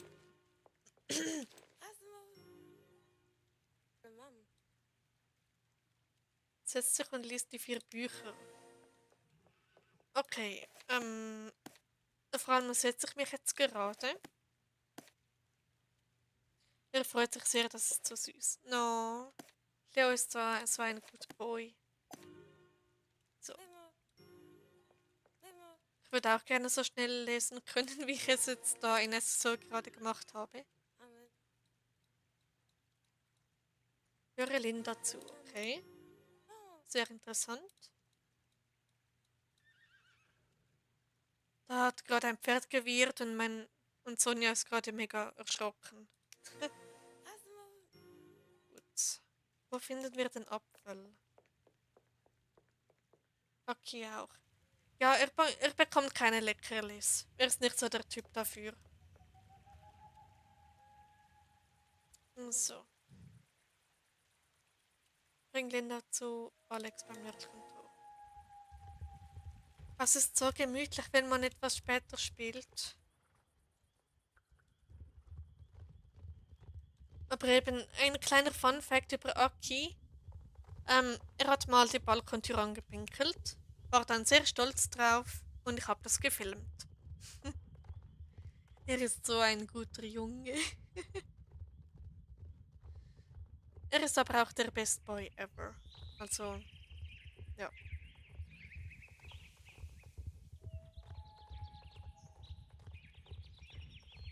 Aber Leo ist bestimmt auch ein Best Boy.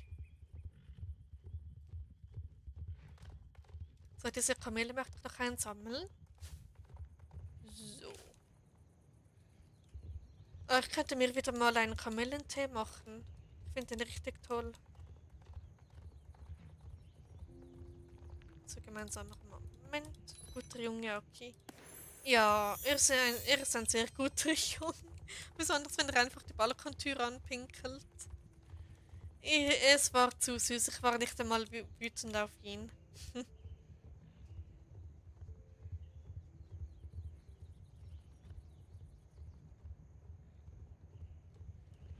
Genau. So noch schnell einen Schluck Wasser. So.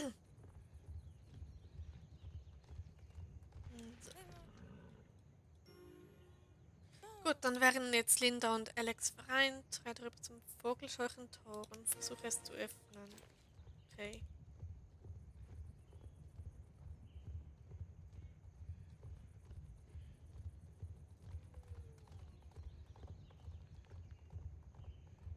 Kann ich da runter? Ja, perfekt. Ich bin wahrscheinlich nicht schneller so, aber naja, was soll's.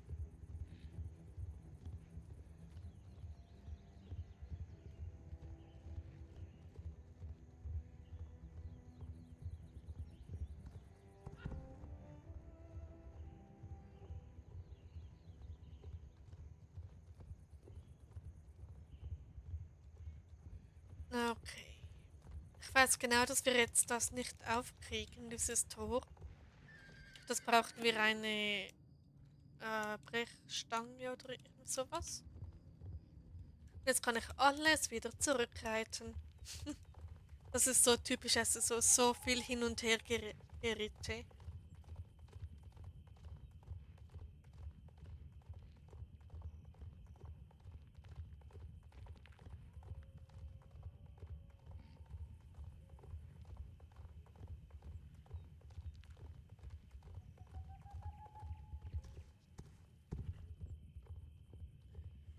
Okay.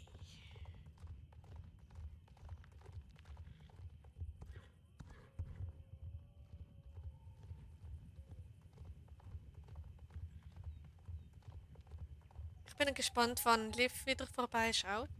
Falls sie noch vorbeischaut, bevor ich den Stream beende. Genau. So. Huch, wo ist sie jetzt hin? Tschüss, Linda. Schlüssel passt nicht, westliches Eisentor. Wo war das nochmal? Da, oder? Hä? Welches ist nochmal das westliche Eisentor? Okay, ich hätte mal zum Vogelscheuchenberg.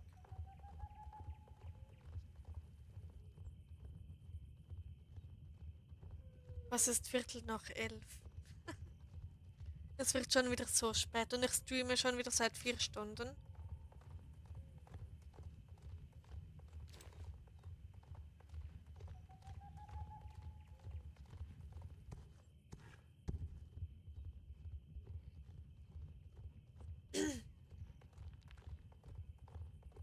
Genau. Ich sollte eigentlich Aki wieder mal füttern. Er hat inzwischen bestimmt wieder Hunger.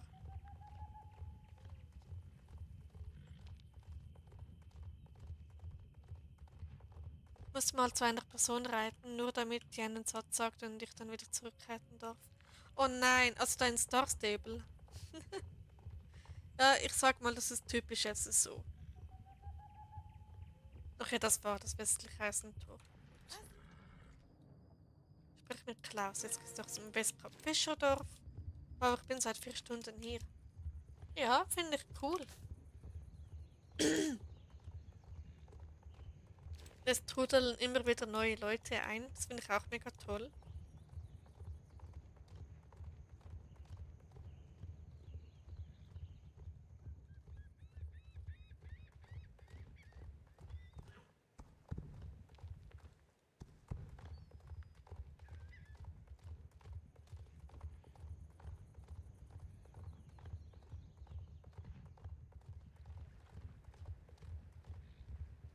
Okay.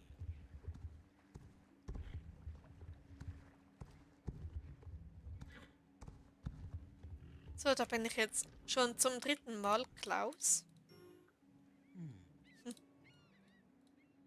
Sprich mit Klaus, okay. Sprich mit Schmuggler Bob in der Schmugglerhöhle.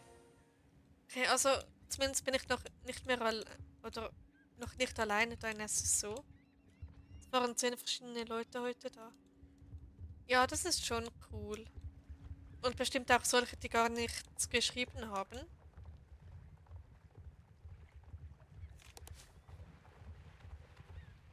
Aber freut mich sehr, dass da immer wieder Leute vorbeischauen.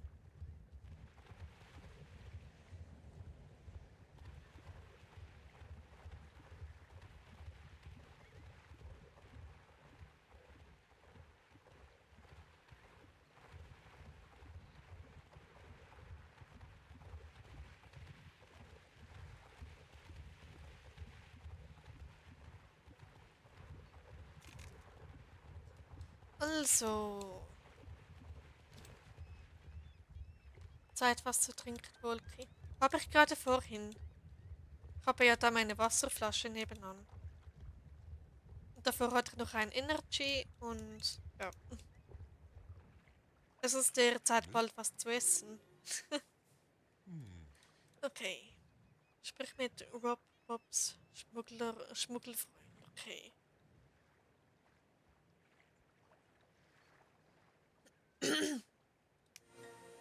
So, Rob, was hast du zu sagen? Nach einer Nacht des Schmuggelns, okay. Ein Bolzenschneider heißt das Ding. Okay, ich glaube, man kann das sogar. Was ist schneller? Ich glaube, ich gehe da lang.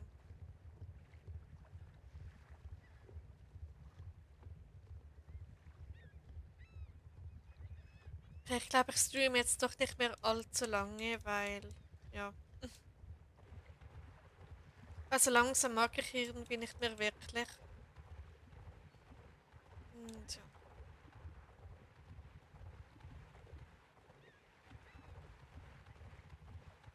War fast 10 Likes. Was?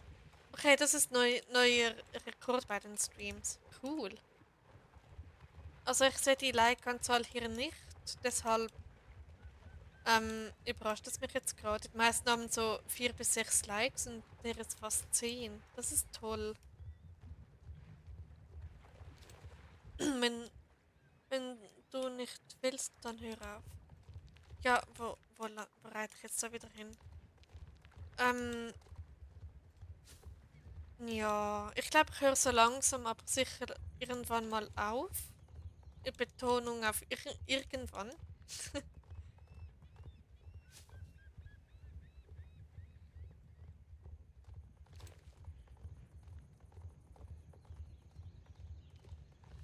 Genau.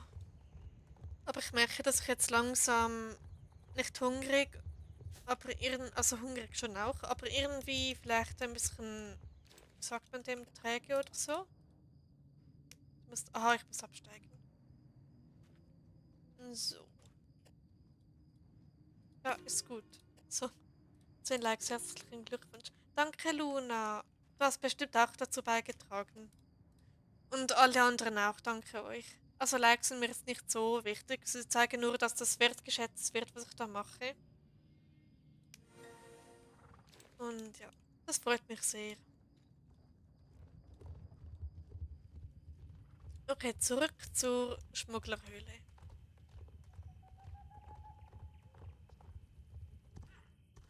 Wer war der erste Like? Okay, auf jeden Fall danke dir, Luna.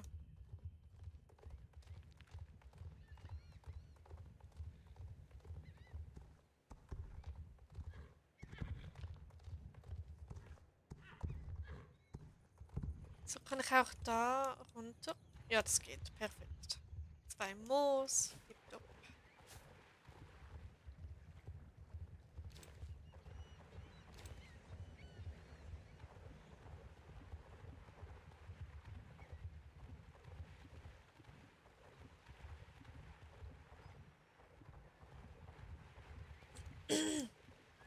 Okay. Danke dir für deinen tollen Stream. Oh, danke dir vielmal, Luna, für diese mega lieben Worte. Das bedeutet mir sehr, sehr viel. Hm. Ja. Ich gebe da mein Bestes und ja. Aber es freut mich sehr, dass dir mein Stream so gefällt. So, da bin ich wieder, Rob. Hallo. Hast du deinen Bolzenschneider zurück? Magenknurren, ja, meiner auch. Sprich mit Bob. Okay.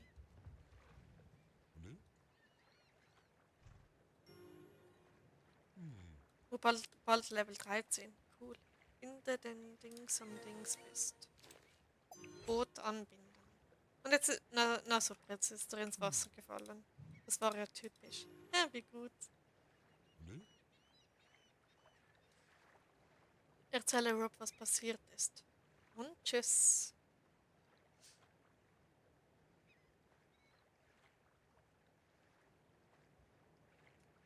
Okay,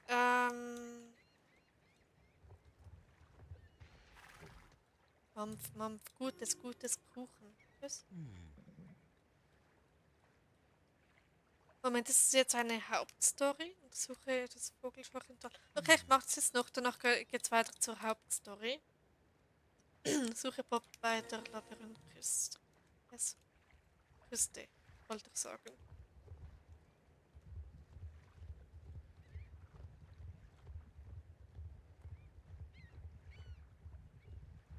Okay.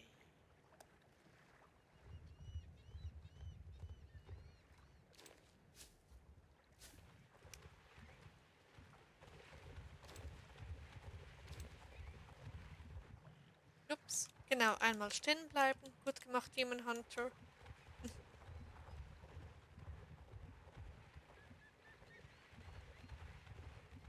Reden wir weiter über dein Buch. Oh ja, gerne. Also eben die Handlung, weißt du ja jetzt grob gesagt. Dann gibt es, ich habe, glaube ich, 5 Hauptfiguren. Und ich mag die alle sehr. Aber ich habe da ein bisschen Mühe mit den Namen. Das mache ich jetzt nicht mehr, du wartest da. Der taubt jetzt für keine Ahnung wie viele Wochen jetzt da rum.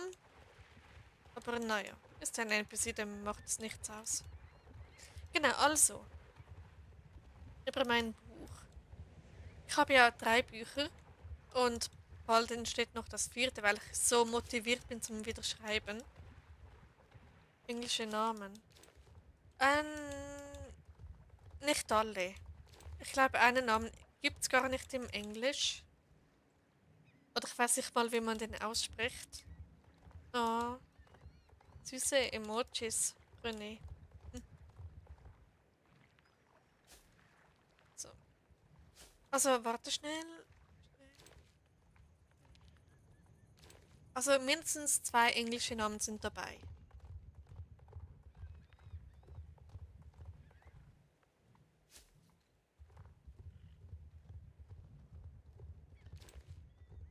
Okay, jetzt muss ich da dahin. Willst du die Namen verraten? Nur die, die mir nicht unangenehm sind. Es klingt etwas komisch, dass mir Namen unangenehm sind, aber ja. Da wäre zum Beispiel Chris. Er ist der neueste Charakter, der aber meine jetzigen Figur noch nicht kennengelernt hat. Ähm, ja. Muss ich jetzt da rein, oder? Huch, wow. Okay, passend zu Halloween und Spooktober. Dieses Bild. Okay, so, okay, das musste wohl sein. Also eben, Chris ist einer von meinen Figuren. Der Nachname sage ich jetzt nicht. Also alle meine Figuren haben auch einen Nachnamen. Und ja.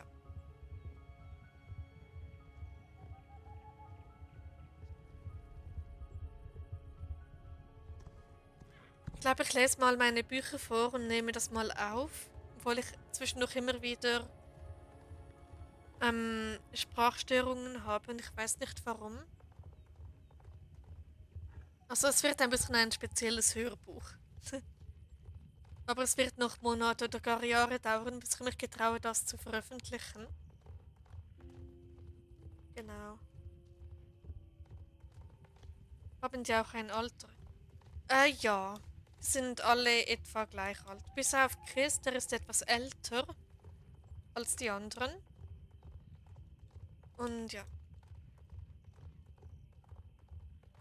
Also die meisten sind jetzt in der Geschichte, sind sie etwa 25.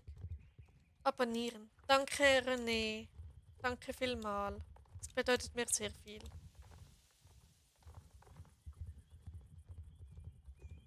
Ja, also in echt wären sie jetzt etwa, was war's, 32?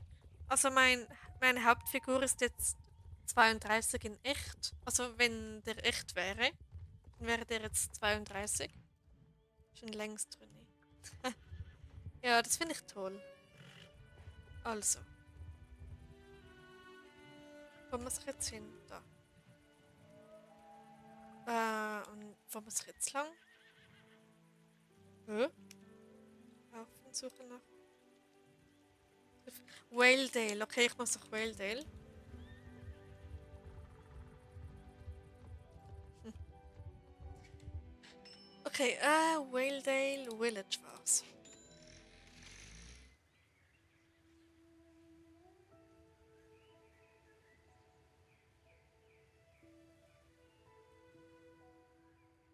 Okay, Waledale Village, let's go.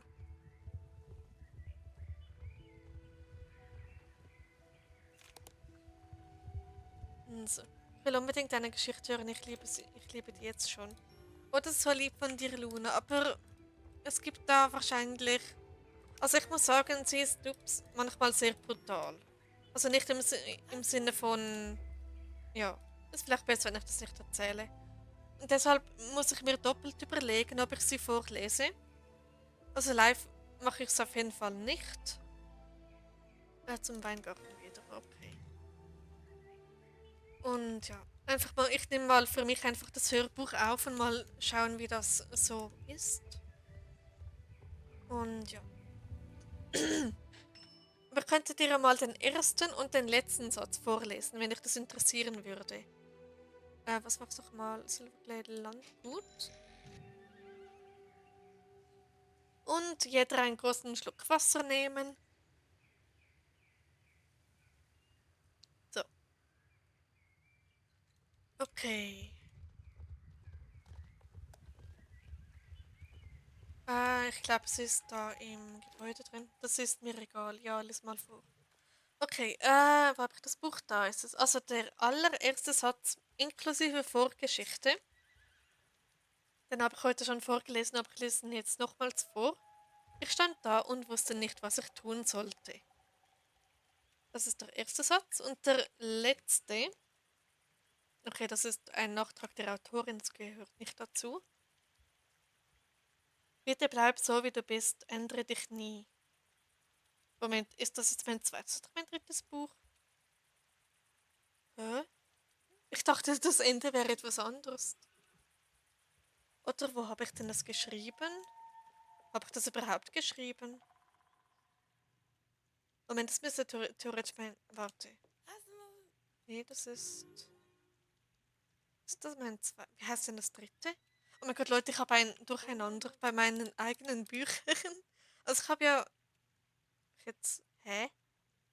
Oh mein Gott, am liebsten würde ich jetzt nachsehen. Aber. Hä? Das erste ist.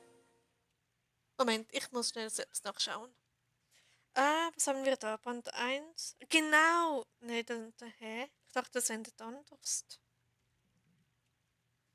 Erst, okay, ich kann mal einen Nachtrag der Autorin vorlesen. Das Ende wahre Worte. Ja, erst einmal vorweg. Ich habe das volle Recht an dem Logo. Yay. Uff, das letzte Kapitel war nicht einfach. Soll ich mein Haupt... Okay, ich lese nicht weiter vor.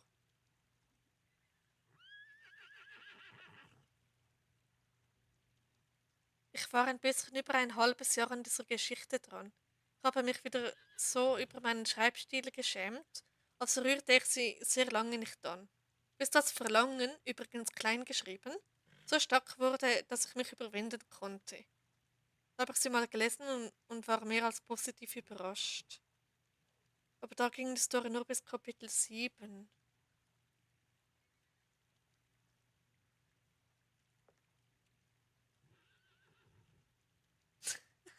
Okay, es ist absolut cringe.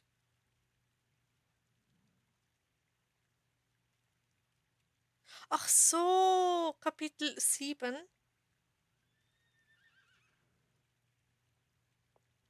Okay, ja, das kommt doch in diesem Buch vor. Schon gedacht, es kommt gar nicht vor. Dabei habe ich da noch ein Kapitel hinzugefügt, das ich vergessen habe. So typisch. Das aufgehoben Buch. Ja, habe ich sogar in echt sogar gemacht. Ein Buch aufgehoben. Untersuche die Bücher nach wertvolleren Informationen. Ja, ich weiß. ähm, Nick Stonegrounds Reiseberichten. Okay, cool. Ich glaube, das kann man sogar skippen. Wenn mich nicht alles täuscht. Also ja, ist jetzt nicht allzu wichtig. Es war im Jahr der Gnade. Lol. Okay, was muss ich jetzt machen? Sonnenschlüssel in Fort Pinta. Alles klar. Ab nach Fort Pinta.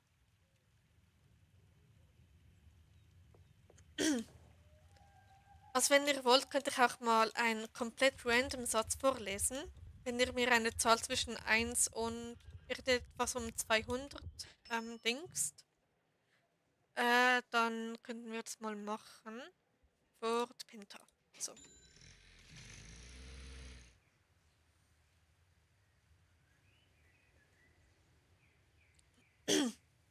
Ich liebe dein Buch. Danke, Luna. Obwohl ich jetzt gerade mal nur den ersten und letzten Satz vorgelesen habe. Aber ja, also meine Lehrerin aus der Berufsschule meinte, dass ich literarische Qualität hätte. Weil wir mussten da einen Aufsatz über unser Traumhaus schreiben. Und alle so, ja, mein Traumhaus hat eine 10 Garagen und ist eine Villa. Und ich saß gemütlich vor dem Schmine, also vor dem Kamin. Draußen schneite es. Nächste Stadt ist etwa ähm, eine halbe Stunde von da entfernt. Also, Seite 122 möchte Luna hören. Okay, 122. Oh Gott. Okay, es ist sehr weit hinten. Jetzt sind wir nicht mehr bei der Arbeit, flüsterte er mir direkt ins Ohr und begann. Okay, das lese ich auch nicht vor, weil ähm, Stream und YouTube und Kinder dabei und alles. Genau. Oh, die Disco ist offen, da könnte ich auch noch hin.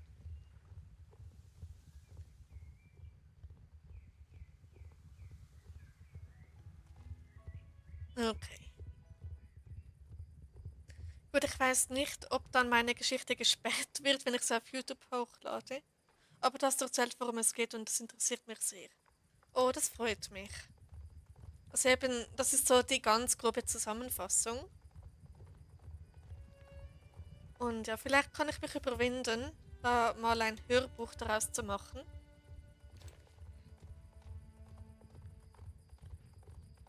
Ah, Mann. Jetzt will ich es wissen. Nein, Luna. Ähm, Moment, ich muss da lang. Ich glaube, dann wird der Stream gesperrt, wenn ich das vorlese. Dann bekomme ich, ups, wieder eine Meldung von YouTube. Das möchte ich nicht. So, der Sonnenschlüssel. Jetzt darunter oder...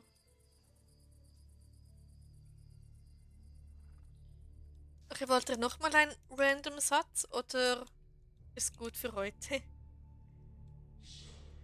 Kannst du mir den Satz dann schreiben, bitte?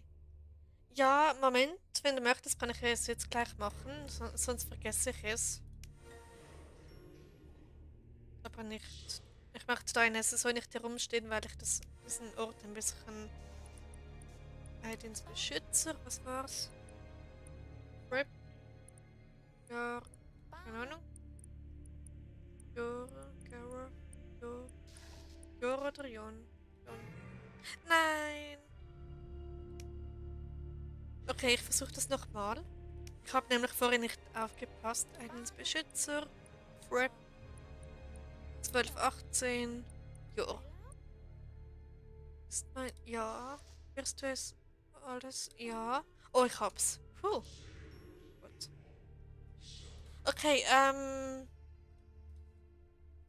was Luna, schreibst du jetzt kurz den Ende des Satzes?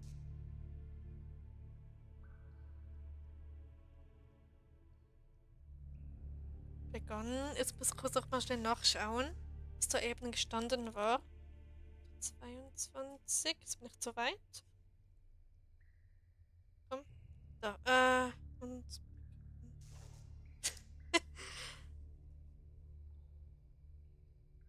Und begann.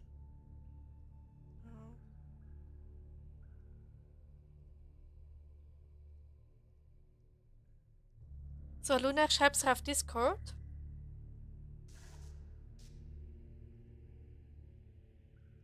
So, aber mehr ins Detail gehe ich dann nicht.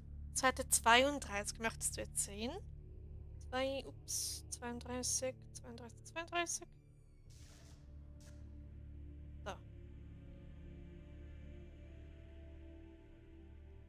Ich konnte mich in diesen Wochen kaum auf die Arbeit konzentrieren. Selbst als mein Co-Pilot war. Er versuchte sein Bestes zu geben, um für mich da zu sein. Ich war jedes Mal froh, wenn er da bei mir war. Er gab mir ein Gefühl von Sicherheit. Och jö. Okay, ich muss aufhören, sonst lese ich noch das ganze Buch aus Versehen und lasse es so da offen. Was muss ich jetzt tun? Geh mit dem Fragment zu Elisabeth. Erzähl ihr, was passiert ist. Okay. Also jetzt zurück nach Welldale.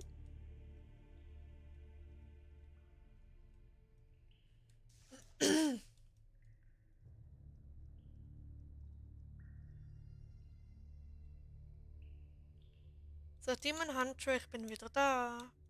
Hallo. Hallo, mein Großer. Also, Welldale. Ich lasse mich schnell abholen.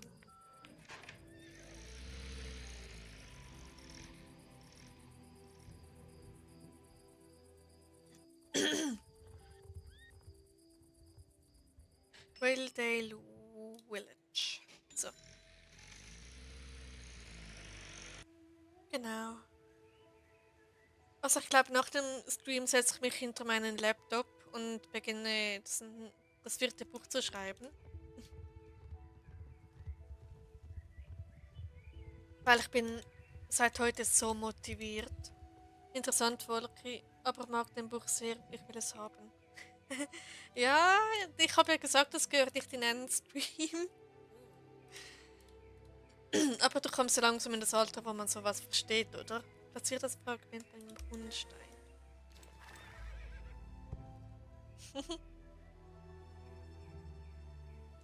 Okay.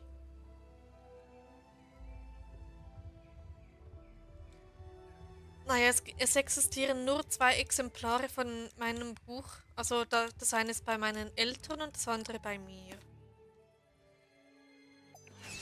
Und ja, aber ich weiß nicht, ob ich es jemals veröffentlichen werde. Vielleicht wenn schon irgendwie als Hörbuch oder so, da auf YouTube oder so, mal schauen. Aber dann, ja.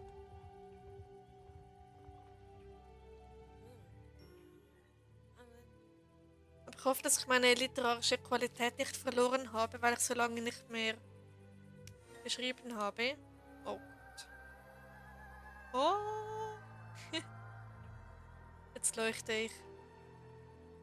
Oh, das passt voll zum Aussehen von Sonja. Cool. So, aber sei bloß vorsichtig. Glück mit einem aktiviertes Fragment, wenn du beim Tor zum... Okay.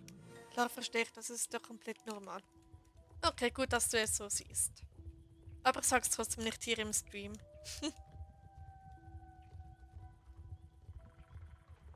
Außer es interessiert sonst noch jemanden.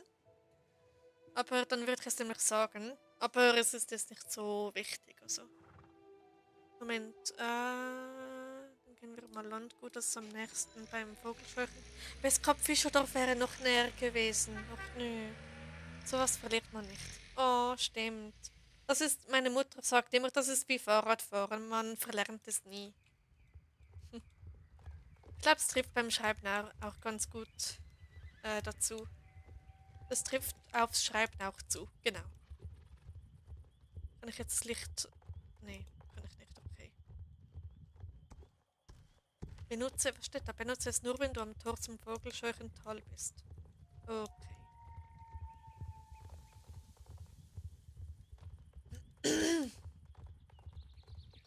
So. Was ist Viertel vor 12? Bald ist Mitternacht. Immer noch live. Hallo Raya, willkommen zurück. Yep, ich bin immer noch live. Nach bald 5 Stunden.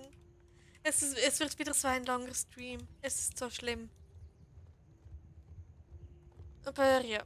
Raya, wir haben jetzt die ganze Zeit über meine Bücher geredet, die ich am Schreiben bin. Und ich hoffe, du fühlst dich jetzt wieder ein bisschen wohl und so. Und ja.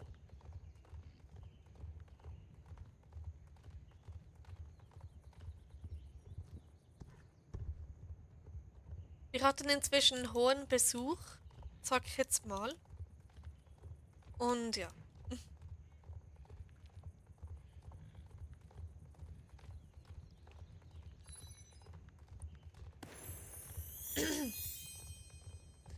Genau. Also Vogelschwachenberg. Ganz jetzt ins Licht. So. Gerade noch rechtzeitig. Herzlichen Glückwunsch zu den 80 Abos-Reihe. Ja, auch von mir ganz herzlichen Glückwunsch. Das ist absolut verdient. Also du machst ja auch super Content und ja, du hast viel mehr verdient als 80. So, was muss ich jetzt da machen? Den goldenen Apfel. So, ich glaube, es kommt ein Rennen oder so. Was ich?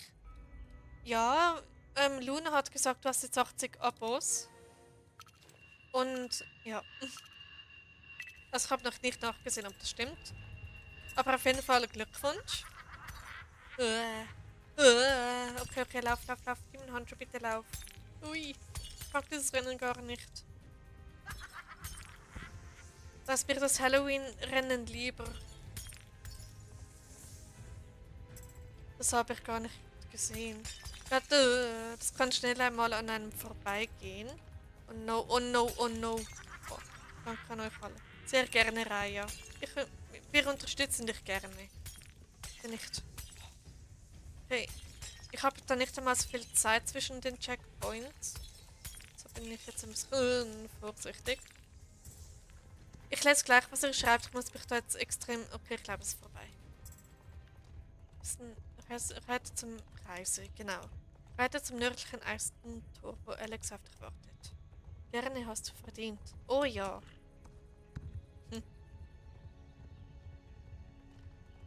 Ich muss da hoch. Okay, okay. So.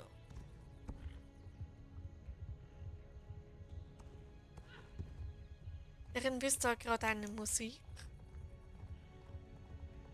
Das neue Short hat 1002 Aufrufe. Wow, Respekt, Raya. Das ist cool. So, hallo Wolfi. Meines hat nur, glaube ich, irgendwie 400 oder 500 Aufrufe. Also, was heißt so nur? Es ist mein meistgeklicktes Video bisher. Ja. Hallo Abby Ice Dragon, schön, dass du da bist. Hoffentlich geht's dir gut. Und ja. Und du hast 86 Gabelswolke. Ja, habe ich gesehen. Und es freut mich sehr, dass ihr mich da alle so fleißig unterstützt. Weiter zu Pi.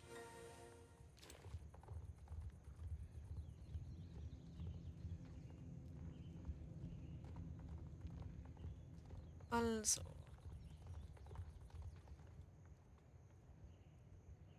Und Hep. Und gleich. Nochmals Hep. Stimmt, Volk 86 Abos.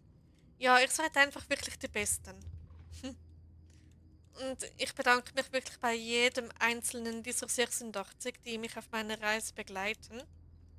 Ich hätte ehrlich gesagt nie gedacht, dass ich mit meinem Content so viele Menschen erreiche. Also so viele halt. In unserem Rahmen viele. Ich bin gerade erst vom Oktoberfest der Feuerwehren nach Hause gekommen. Oh cool, dann bist du bei der Feuerwehr tätig. Die Feuerwehr interessiert mich auch, aber ich hab mich nie getraut, dort mitzumachen. So, jetzt verwandelt sich Pi wieder in eine normale Hexe. Naja, es passieren Wunder, Wolke. Ja, wenn man sich keine Hoffnung macht, dann kann man auch nicht enttäuscht werden. Das ist immer so mein Motto eigentlich. Vielleicht noch eine Seite. Ja, wenn du möchtest. Jupp, in der Jugendfeuerwehr. Cool. Das hattest du schon echte Einsätze oder nur Übungen oder so? Plane mit Alex. Okay. Uäh. Okay, welche Seite willst du denn hören, Luna? Also ich glaube, die letzte Seite ist Seite dort. Nachtrag der Autorin. 167 Seiten hat das Buch. Also ich dachte, es wäre ein bisschen mit 49, okay. Also wieder der erste Satz, den ich vorlesen kann. 49 haben wir da. Also der erste vollständige Satz. Ich musste wieder an meine Freunde denken. Ja, die Figuren in meiner Geschichte sind alle ziemlich unzertrennliche Freunde. Also, ja. Hm.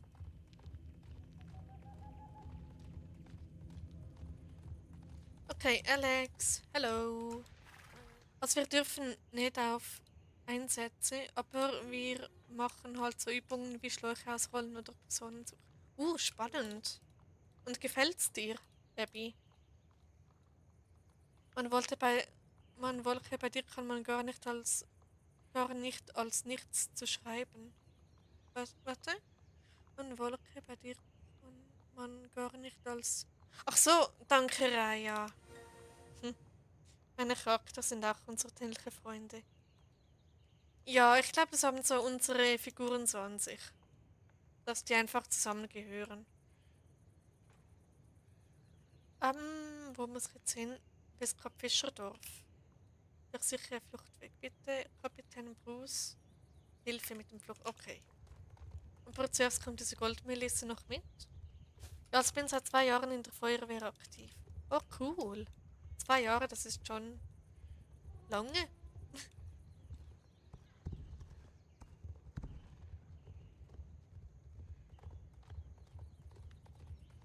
Also ab zum Westkapfischerdorf. Wieder einmal. Boah, ich glaub's nicht, bald 5 Stunden Stream. Mal schauen, ob ich heute den Rekord brechen kann. Hey Lev, schön, dass du wieder da bist. Ich bin immer noch live.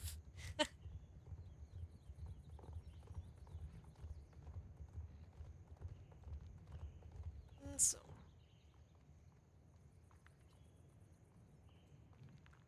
Nächste Seite, Seite 2. Bin happy. Oh, das freut mich sehr, Liv. Schön, dass du glücklich bist. Die Seite 2 ist eigentlich schon der erste Satz, aber dann gehen wir mal davon. Vielleicht lässt mich da jemand übernachten, dachte ich. Aber das gehört zur Vorgeschichte. Was? Vorgeschichte meine ich. Okay, weiter geht's. Weil du immer noch live bist. Ja, ich muss sagen, es macht so Spaß, dass man eigentlich gar nicht mehr aufhören kann, auch wenn man eigentlich vielleicht mal sollte. Aber ja, aber schön, dass du so happy bist, weil ich noch streame. Das freut mich sehr.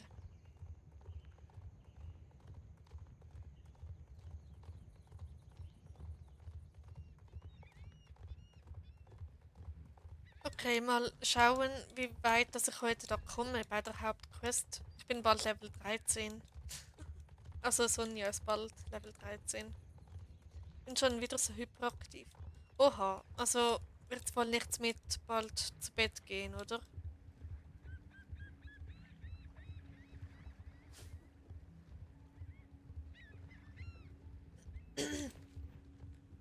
Also, Kapitän Bruce, hallo.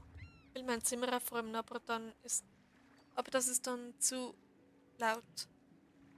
Okay, und wenn du es versuchst leise zu machen? Bin mit der Hauptquest leider fertig. Ich schon seit 5 Mal, Abby. Ich habe die Hauptquest schon 5 Mal durchgespielt. Etwa, das ist jetzt mein entweder 6. oder 7. Mal, wo ich die spiele. Seite 123. Hehe. Hoffe, das nervt nicht, dass ich die ganze Zeit Sätze hören will. Alles gut, Luna, mir macht es Spaß. 4 Stunden Stream einfach. Bald 5 Stunden. Das sind 4 Stunden und 54 Minuten. Seit 123 möchte Luna hören. 123.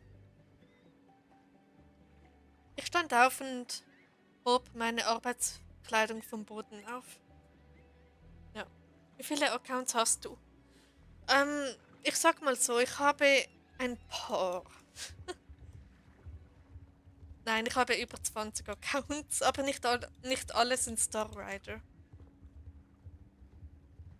Mein Hauptaccount ist Level 24. Ja. Mein anderer Hauptaccount, mehr oder weniger Hauptaccount, ist ich glaube inzwischen Level 23. Und dann noch ein paar Level 12 und so. Heute mal wieder beim Westernreiten im Odenwald oder so. Cool. Und wie war das so?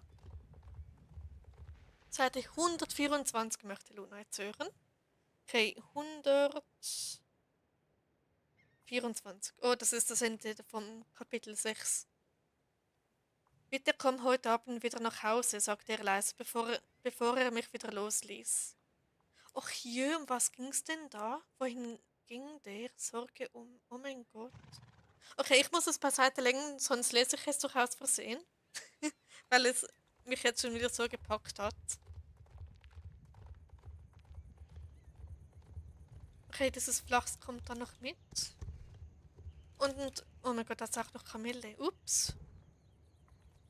Gut. Es macht einfach Spaß, aus meinen Büchern vorzulesen. Und, ja. Also, wo ist jetzt Alex? Oder wer schon wieder?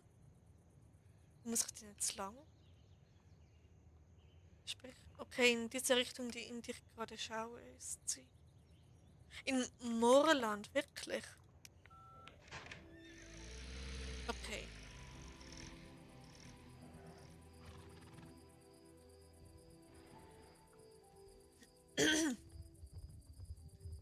Also, Alex, ich komme. Ich hoffe, das ist die Stelle. Ich weiß es gar nicht mehr. Ich habe so lange nicht mehr dieses Buch gelesen, aber ich sollte es wirklich wieder mal. Ich hatte seit 7 Jahren Englisch und da musste mal Abwechslung her. Weil, ja, wird sonst langweilig und es war prima. liebe einfach reiten, um mit Pferden was zu machen. Das ist doch schön, wenn das so deine Leidenschaft ist. Das freut mich. Also ich reite jetzt nicht und ich kann damit leider auch nichts anfangen. Deshalb, ja. So, was willst denn du? Das ist ein Pferd. Okay. Leute, jetzt geht's gleich zur Darkcore Insel. So, du bleibst schön brav da, Demon Hunter. Steig vom Pferd ab. Hab leider kein eigenes Pferd. Huch. Oh je. Aber möchtest du mal eins haben? Genau, ich bin da bei dieser Quest mal gefährlich gestürzt, während der... Genau das. Wenn man davon redet, passiert es. Ja, okay. Und was für eins hättest du dann gerne? Also ein Warmblut, ein Kaltblut oder welche Rasse? Das bin ich. Was passiert, wenn ich mich jetzt auslogge? Was geschieht dann? Stehe ich dann ohne Pferd da? Ich habe auch Pferde. Oh, cool. Das ist schwer zu sagen. Okay. Ja, ich vermute mal, da muss man ja in einen Kühlschrank rein. Ich vermute mal, dass es eine Indiana Jones Anspielung ist. Und den vierten Teil. Ich habe auch eins. Okay, ihr habt irgendwie alle oder fast alle Pferde. Ich hätte so Lust, einen zweiten Account zu haben, weil ich möchte gerne RRP machen. Realistic Roleplay. Okay, na dann warum nicht? Mehrere Accounts sind immer aufregend. Okay, jetzt ladet man mich da aufs Schiff. Aber warum ein Kühlschrank? Warum, dass sich mehrere Stunden im Kühlschrank versteckt? Das Schiff scheint nun endlich angekommen zu sein. Okay. Lädt. Und da haben wir die Darkcore Insel. Das Roboterpferd würde jetzt perfekt passen. Aber das habe ich auf diesem Account nicht. Ich habe einen ganzen Zoo zu Hause. Ich weiß, Luna, du mit ihnen, mit ihnen. Oh mein Gott, mein Schweizerdeutsch kommt durch. Mit deinen 15 Katzen. Darf aber kein Storage mehr kaufen. Oh nein, das ist ärgerlich.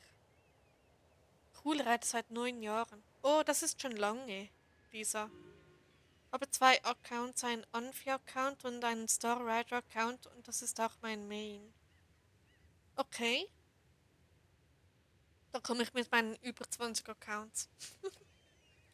0 Uhr. Ja, willkommen zum 19. Oktober. Schön, dass ihr mit mir zusammen äh, den 18. Oktober hinter uns gebracht haben. Okay. Ich habe gefühlt auch einen Zoo. Neuer Tag. Genau, neuer Tag, neues Glück.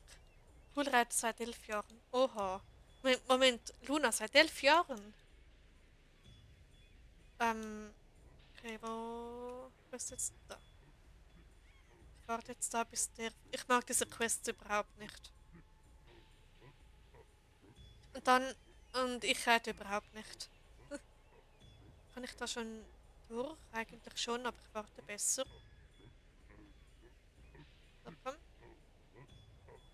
So. Nicht gedacht, dass ich heute noch auf diese Insel komme.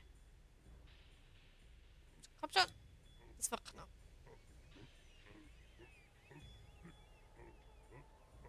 So, mal schauen, komme ich da jetzt auch durch? Vielleicht besser nicht. Same. Ja, seit 11 Jahren, also fast mein ganzes Leben. Das ist sehr beeindruckend. Mist, ich hätte doch durchlaufen können. Nö. Bleibt er jetzt stehen? Ja, aber... Nee, ich warte. Oh, komm schon.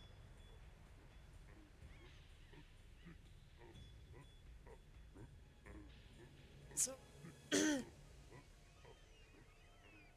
Vielleicht doch nicht so nah ran, weil der kehrt jetzt um und läuft hoffentlich. Kannst du bitte laufen, Kollege? Lauf. Danke. Ein paar Vorstellungen von Pferden. Okay. Also welches Pferd du gerne hättest, oder? So. Kann ich drunter fallen, sonst kann ich den ganzen Weg gleich nochmals machen. Seid ihr schon im Bau von meiner Mom bereite? Ich schon, nein. Seid, okay. Kennst du die Brave Lions? Sagt mir irgendetwas, ja? Also ich dachte, ich habe die schon mal irgendwo gesehen oder so. So, da warte ich jetzt schnell, bis dieser Typ vorbei ist.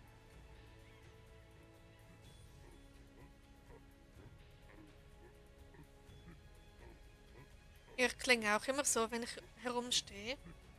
So. Ich gebe jetzt eine schnelle Zootour, ein Pferd. Wanda traurig. Oh nein, warum, René? Warum bist du traurig?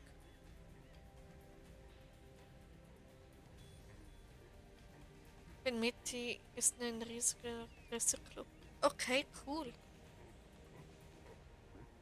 Also ein nicht so großes, weil ich mal von ein großes runtergefallen bin und habe mir dann den Arm gebrochen. Autsch. Das klingt nicht so toll. Oh je. Okay, schon. Okay, ich muss mich da schnell verstecken, dann kann ich eure Nachrichten lesen. Champion 12. Oh nein, du bist beim Champion 12. geworden. Oh nein.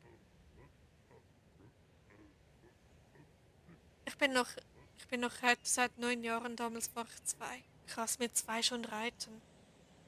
Wartesille Castles auch sind 49 Mittis. Okay, 49 ist schon sehr viel. Gibt es nicht ein Maximum von 50 Mitgliedern pro Club? Kann das sein?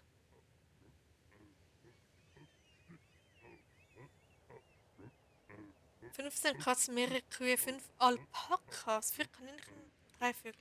Cool. Das ist aber wirklich schon ein halber Zoo. Nice. Ja. Okay, so, Lisa hat sich verschrieben. Ich bin noch Reiter seit 9 Jahren. Okay. Und wie viel? Ja, das wäre jetzt noch spannend, aber das musst du natürlich nicht sagen.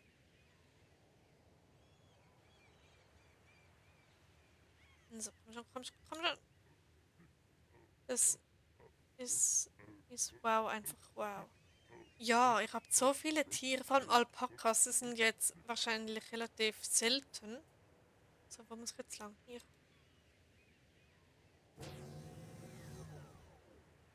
Okay. Bin ich da richtig? Hallo? Wer soll ich das wissen? Oh je. Ah, da stehen die Nachtreiter. Hallo zusammen, ich bin gar nicht auffällig. Ich stehe nur da. Ja.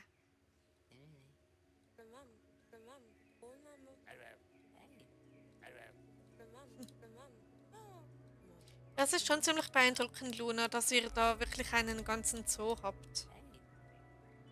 Klingt ja wie bei Subnautica. Ja, hat irgendwie was. Und sie jetzt so voll aufgeatmet und gedacht, oh, zum Glück sehen die mich nicht. Kann ich da hin? Hallo, ups, okay, nein. Hätte ich... Oh je, wo bin ich jetzt?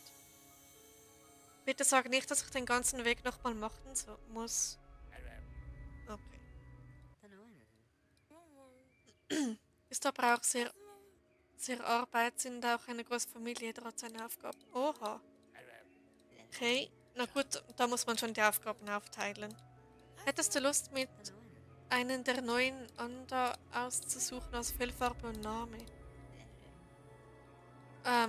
Klar, warum nicht? Also ein Andalusier meinst du? Hast du denn schon einen oder hättest du Lust, mir einen der neuen Andalusier auszusuchen, also Fellfarbe und Name? Okay, die Frage ist, hast du schon ein, das habe ich schon gefragt, oder? 250 Spieler XP, wie cool ist das denn? Was ist euer Lieblingsjumpy und was ist euer Hassjumpy? Hassjumpy Jorvik Stall, nein, New Hill Crest und Jorvik Stall, ich habe mehrere Hassjumpys. Lieblingsjumpy wahrscheinlich das Whaledale. Nope, gar keinen. Okay, du hast noch keinen Andalusier. Dann würde ich sagen, kannst du dir den weißen holen, den Schimmel.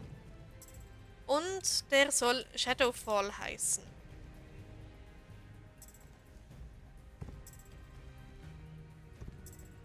Perfekte Stelle, okay.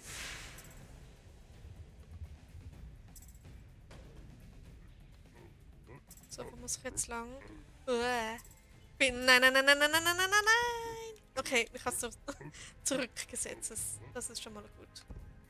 Schon. Uäh. Da muss man jetzt ein bisschen vorsichtig sein. Okay, da ist das Schiff. Perfekt. So, ich hab's geschafft. So, und jetzt? Okay. Mag eigentlich kein Jumpy. Ich auch nicht Luna. Aber wenn ich eines wählen müsste, dann eben Whaledale als Lieblings und Hass als, also New Hill Quest als Jumpy. So, wir sind zurück auf Jorvik. Yay. So. Bald Level 13.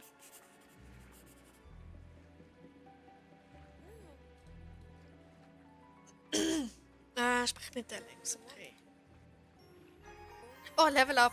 Juhu! Level 13 erreicht. Und ab nach Whaledale. Pass Fort Pinta, New Hillcrest, alle anderen. Okay, also du magst eigentlich alle Jumpers nicht, oder? Ich war heute in Subnautica unterwegs und ich habe meinen ersten Reaper in der Ferne gesehen. Oh, cool. Ich weiß es zwar nicht mehr, wie die aussehen, aber klingt speziell. Herzlichen Glückwunsch zum Level Up. Danke, Luna. Ja, was war's wohl, der Lule? Naja, ich finde ein Spieler-Level Up viel aufregender als ein Pferde-Level Up. Übrigens, Jumpy VV, was ist denn? Whaledale oder gibt es noch ein anderes? Borland und Pony Jumpy. Okay, was ist VV für eins? Was gibt es denn da noch? Baroness gibt's, aber ich glaube, das ist nicht damit gemeint. Ah, Whaledale, warum denn zwei V? Whaledale schreibt man mit einem V. Okay, never mind. Das war dieses Vieh mit dem Zangen von dran. Ah, das. Okay, das kenne ich aus dem Trailer, glaube ich. Aber warum schreibt man Whaledale mit zwei V? Kann, K wurde mir mal so gesagt. Okay. Weiter den spiralförmigen Weg. Der ist da oben. Pony Jump ist schlimmste. Ich mag das auch nicht. Ich werde beim Pony Jump immer Erste. Oh, cool. Na gut, dann wäre es auch mein Lieblingsjumpy, wenn ich dort ständig Erste werden würde. Ich bin bei Moorland, meistens immer irgendwo an der Spitze.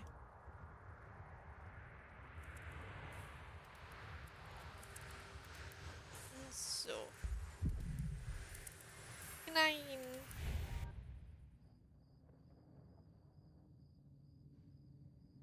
Ich werde immer Letzte. Oh nein. Na gut, nicht jeder mag oder ist gut in Jumpies.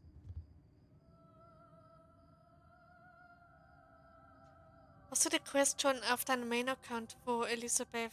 Ja, habe ich schon lange. Die habe ich schon lange gemacht.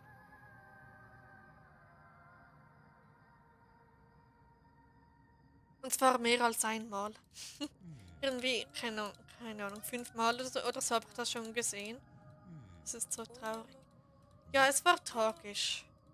Aber traurig, es hat mich jetzt nicht zu Tränen gerührt. Ich habe da schon Schlimmeres gesehen, was mich zu Tränen gerührt hat. Redet doch nicht so viel, Leute. Das ist ein halber Visual Novel. So, gut. Zeit und Raum entfalten sich. Okay, und jetzt geht's wieder zu Elisabeth. Ich glaube. Ja, da geht's auch runter.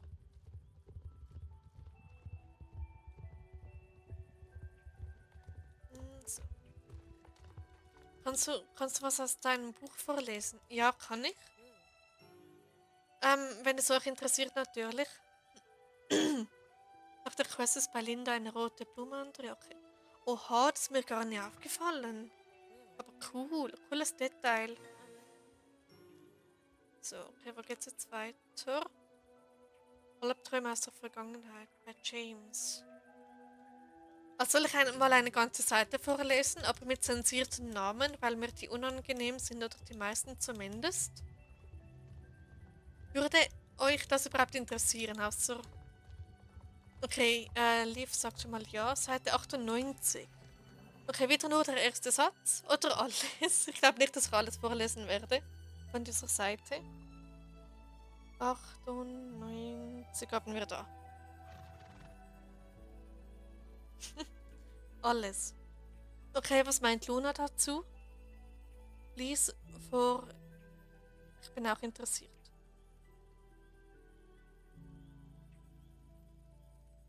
Okay, mal schauen. Also mich interessiert es so sehr. Okay. Das ist noch ein abgeschnittener Satz, der ist da nicht vollständig drauf, aber den lese ich auch mal. Warum? Hast du das nicht im Voraus abgeklärt? Eben nicht, aber danke. Ich leg dir wieder auf. Also begann ich. Wärst du mit 50.000 Dollar im Jahr zufrieden? Sie nickte. Es war etwas weniger als vorhin, aber ich akzeptiere. Es geht noch weiter, aber es war, wenn du einen guten Job machst, können wir gerne darauf zurückkommen. Ich versuchte sie so zu motivieren. Ich hatte keine Ahnung, ob das funktionierte. Willkommen an Bord, sagte ich feierlich. Du bist jetzt offiziell bei uns angestellt. Ähm, ich schicke dir den Arbeitsvertrag nach Hause. Ein Exemplar darfst du behalten, das andere schickst du bitte unterschrieben zurück. Sie bedankte sich. Werde ich machen. Dann sehen wir uns bald. Tschüss. Wir verabschiedeten uns. Ich brachte sie noch zum Ausgang. Ich melde mich, wenn wir unseren ersten offiziellen Flug haben. Sie winkte mir zu und ging ihres Weges. Ich war überglücklich. Unsere erste Angestellte. Das war Seite 98. Alles okay. Ich schreibe in den Winterferien los. Okay. Also, ich werde, glaube ich, gleich nach dem Stream weitermachen mit dem Schreiben. Ist das das Buch mit dem Piloten? Genau, Raya. Genau das. Okay, ich reite jetzt da gemütlich nach Fort Pinta. Okay, hoffentlich hat es euch gefallen vorhin. ähm, ja, war ein bisschen speziell für mich, gleich alles vorzulesen. Also die Seite ist das Ende von einem Kapitel, deshalb ist nicht die ganze Seite ausgefüllt. Muss mal überlegen, worum es gehen soll. Okay, mal schauen, ob du das herausfindest. Äh, oh mein Gott, was war das eben? Ich könnte ja anstatt Questen da ein bisschen Licht sammeln. Dann sind wir ja alle sehr kreativ. Ich bin gerade am Animieren. Cool. 5 von 5 Sternen. Ich will das Buch. Ähm, okay. Also wenn da schon mal mindestens jemand Interesse hat, dann werd ich mal darüber nachdenken, es vielleicht irgendwann zu veröffentlichen, wenn ich einen Verlag finde, der es wirklich annehmen sollte. Hast du Ideen, worüber das Buch gehen soll? Ähm, Moment, muss ich schnell schauen. Schreib, dein Buch, okay. So, Ideen, worüber das geht. Sagen wir mal, also es gibt sehr, sehr viele Ideen. Also, ja, über Pferde, wenn du Pferde magst.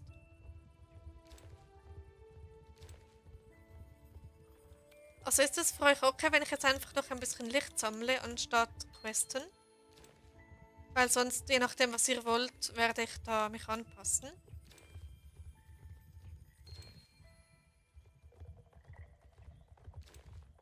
Ein anderer Moment. Hui.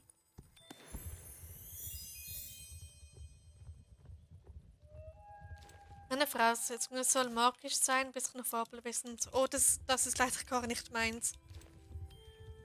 Na gut, irgendwie magische Pferde, so wie da in Waledale. Irgendwie sowas. Und dann, keine Ahnung, die Hauptfigur ist vielleicht eine Fee, die irgendwie ein magisches Pferd im Wald findet, das nach Hause bringt oder zähmt oder was auch immer.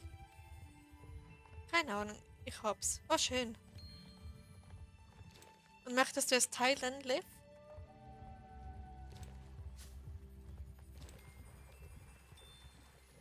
Eine Glühbirne.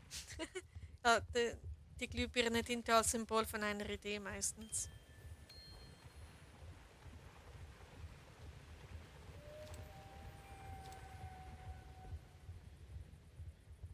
Okay, also nochmals eine Frage an euch. Findet ihr es spannend, wenn ich Licht sammle oder soll ich weiter questen? Für ein bisschen Abwechslung oder was ist euch lieber?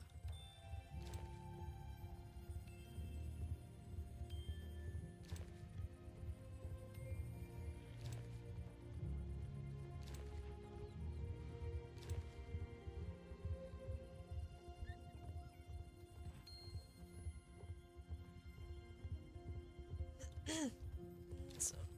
Ich glaube, ich schreibe über zwei Freunde, die einen Lost Place besucht haben, im Keller ein Portal finden. Das Portal führt zu einer Zwischenwelt, in der alles anders ist. Oh, cool. Und Wanderstone Kite ist wieder da. Hallo, Wanderstone Kite. Es klingt sehr spannend, Luna. Dann zu Liv. Es geht um ein Mädchen. Oh, Wanda ist traurig.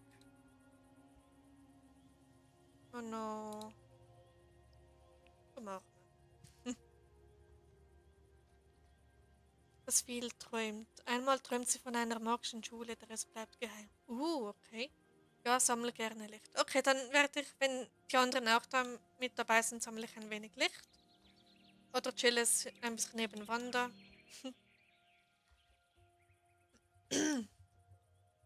Okay, dann let's go. Sammeln wir ein bisschen Licht. Ist doch viel gemütlicher als so durch eine Quest durchrushen. Vielleicht doch schnell einen Schluck Wasser nehmen.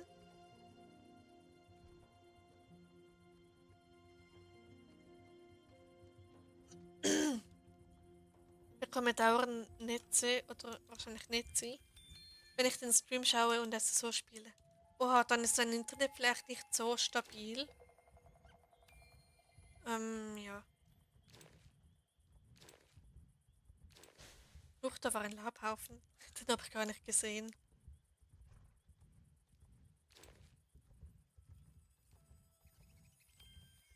So ganz gemütlich ein bisschen Licht sammeln. Wie viel habe ich? 300. Genau 300. Cool. So. Ist das nicht gemütlich? Ein Internet ist prima, nur ich muss dauernd alles auf einem Gerät machen. Oh je. Ich habe kein Handy. Okay. Ich hätte nicht gedacht, dass ich so kreativ bin. Die Idee von mir gefällt mir sogar. Ja, das mit dem Lost Place und dem Portal klingt richtig toll. Dann leg los, Luna.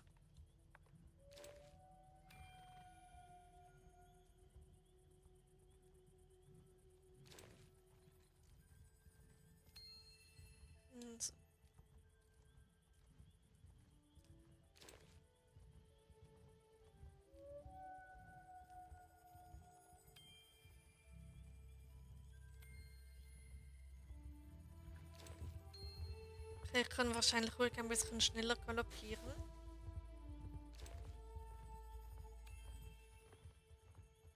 Ist da irgendwo sonst noch Licht?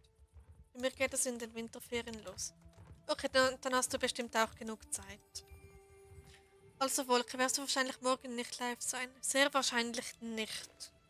Weil ich bin vielleicht Mond. Nein, ich bleibe bei meinen Streaming-Tagen. Also bin ich Dienstag wieder live. Nein, nicht schwimmen. Nein, bitte nicht. Mann, muss man mit Vollgas. Okay, ich hab's geschafft.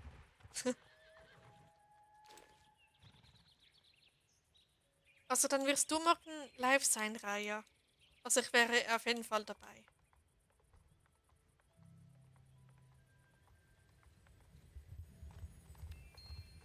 Bei mir geht es, bei mir geht es nach dem Stream los. Same Luna. Ich werde nachher auch noch meinen Sitzsack holen und dann meinen Laptop starten und dann los geht's. Oder ich könnte mir auch noch zum Einschlafen ein bisschen was überlegen, was so alles passieren könnte. Und ja, das wäre auch eine Idee, anstatt jetzt gleich loszulegen.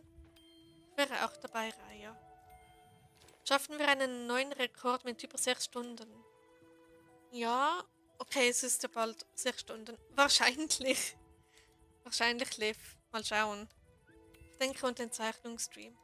Ja, da wäre ich auch dabei beim Zeichnungsstream.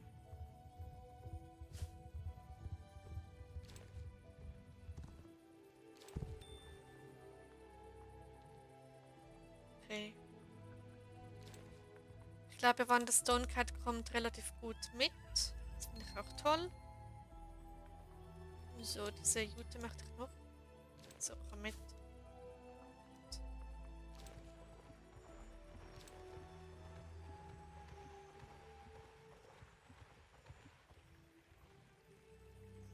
Ich würde gerne mal streamen, aber kann nicht. Oh nein, warum denn nicht, Liv? Weil dein Gerät das nicht mitmacht, oder?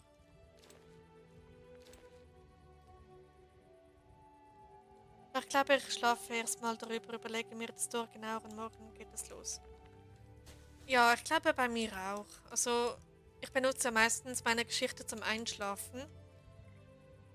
Und da kann ich mir dann ein bisschen was ausdenken, was jetzt am Anfang passieren sollte. Und danach, ja.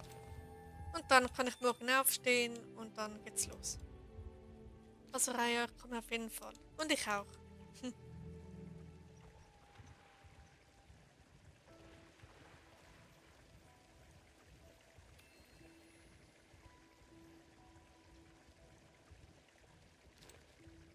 Jetzt da, da hat's. Super. Genau. Ist da eine gefangene Tasche? Upala. Genau, genau.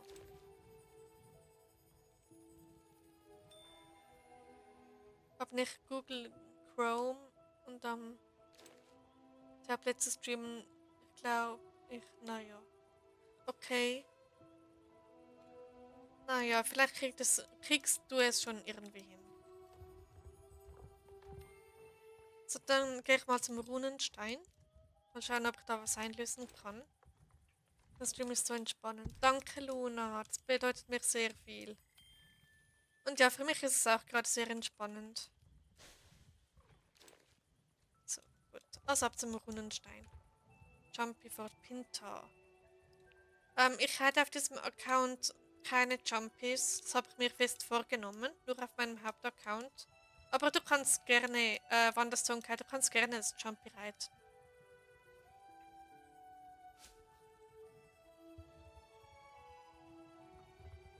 Gut. Autokorrektur. Hab nicht gut damit etwas zu tun. Okay. Naja, die gute alte Autokorrektur. Die macht manchmal so ihr eigenes Ding.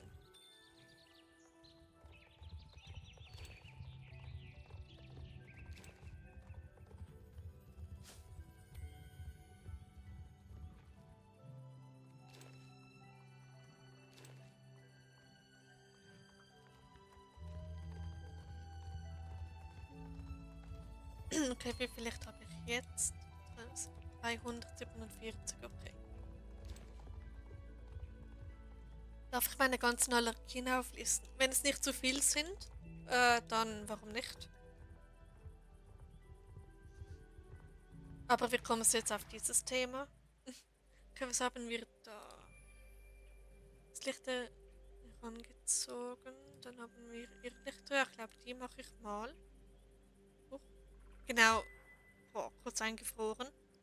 Dann kann ich das auch noch gleich machen. Was ist das hier? Okay. Erstens Hausstau. In Behandlung. Okay.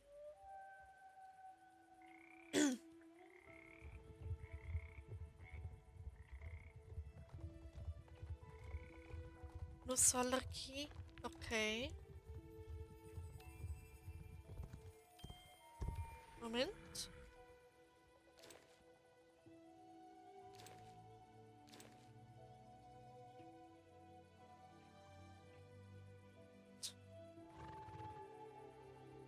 Glutenunverträglichkeit hast du auch noch. Oh je, dann hast du ja so einiges.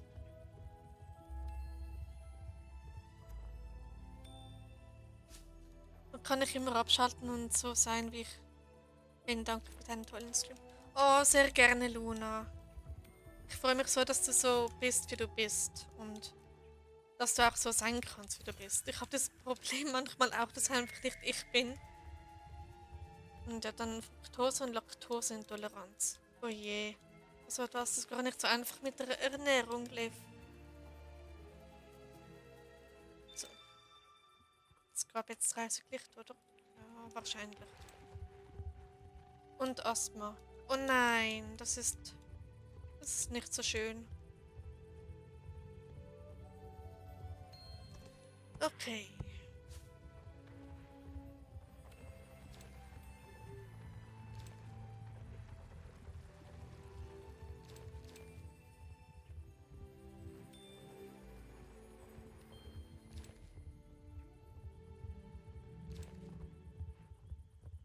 Also.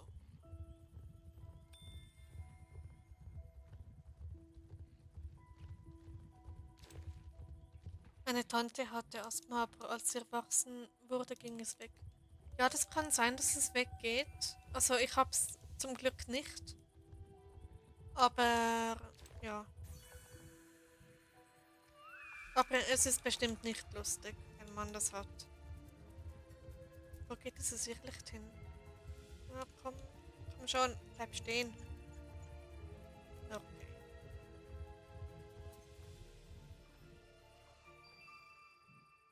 Ich habe keine Allergien, aber dafür reichlich Phobien und Krankheiten. Okay. Oh je. Naja, aber ich denke nicht, dass du jetzt darüber reden möchtest, Luna. Deshalb wechseln wir wieder das Thema. Spinnenphobie. Oh je. Naja, Spinnen sind leider fast überall. ähm, ja.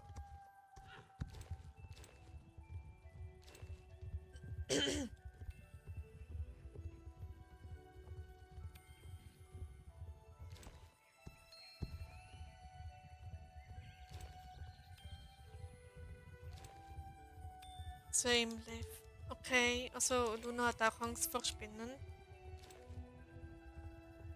Also ich zum Glück nicht. Ich ekel mich zwar vor einigen, aber Phobie würde ich dem jetzt nicht sagen. Phobie vor Clowns. Ja, die können durchaus schon unheimlich sein. Da komme ich mit meiner Sozialphobie. Und dann denkt man, warum streamt die, wenn die Sozialphobie hat? Thema wechseln. Alles klar. Dann reden wir wenn ihr wollt, über meine Geschichte wieder. Über das könnt ihr stundenlang reden. Oder, ja, der Wolke auch sehen. Du auch. Oh je.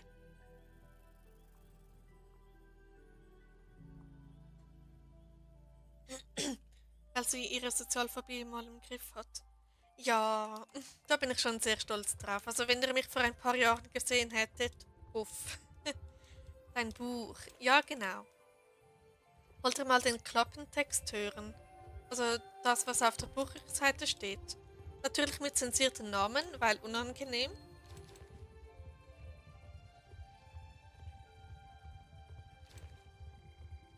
Oder könnt ihr mal ein anderes Buch holen. Vielleicht mein erstes oder mein zweites, weil das ist mein drittes, das ich gerade da habe. Ja, okay, Luna will den Klappentext hören, aber eben ich zensiere die Namen. Also so ganz groß steht hinten drauf, mach jetzt Yoga. Okay, nein, das steht nicht hinten drauf, aber cool, Liv. Dann viel Spaß beim Yoga. Okay, ganz groß steht hinten drauf, Spread your wings, fly with us.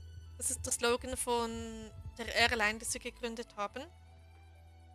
Also Folge der Geschichte von Kapitän sowie seiner Kollegin und ebenfalls an seiner Seite sein treuer Bruder.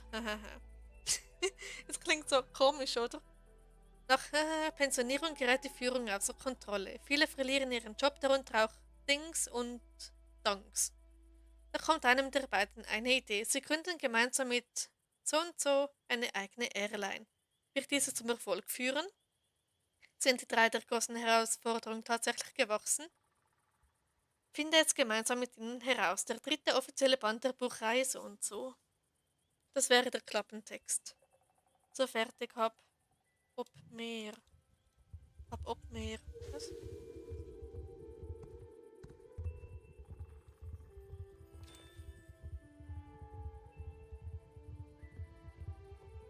Okay, wie findet ihr den Klappentext? Klingt das spannend oder ein bisschen langweilig oder?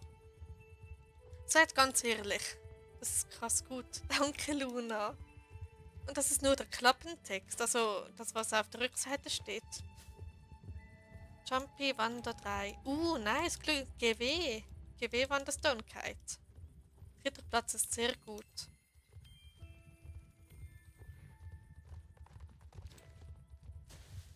So.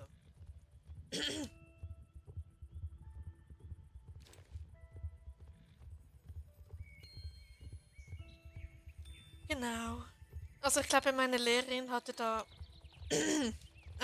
recht mit der literarischen Qualität. Also ich will es nicht hochnäsig klingen oder so, aber ich finde meinen Klappentext auch ziemlich gut getroffen. Den ersten musste ich sogar mit Hilfe einer KI schreiben, weil ich konnte meine Geschichte einfach nicht zusammenfassen. Ich will das ganze Buch. Ähm, oh mein Gott, du bringst mich noch dazu, es zu veröffentlichen, Luna. Oder zumindest dir ein Exemplar zu geben. Aber da ist halt leider mein voller Name drauf und ja. Aber wenn ich es veröffentliche, wird es sowieso mein Autorenname, also von dem her.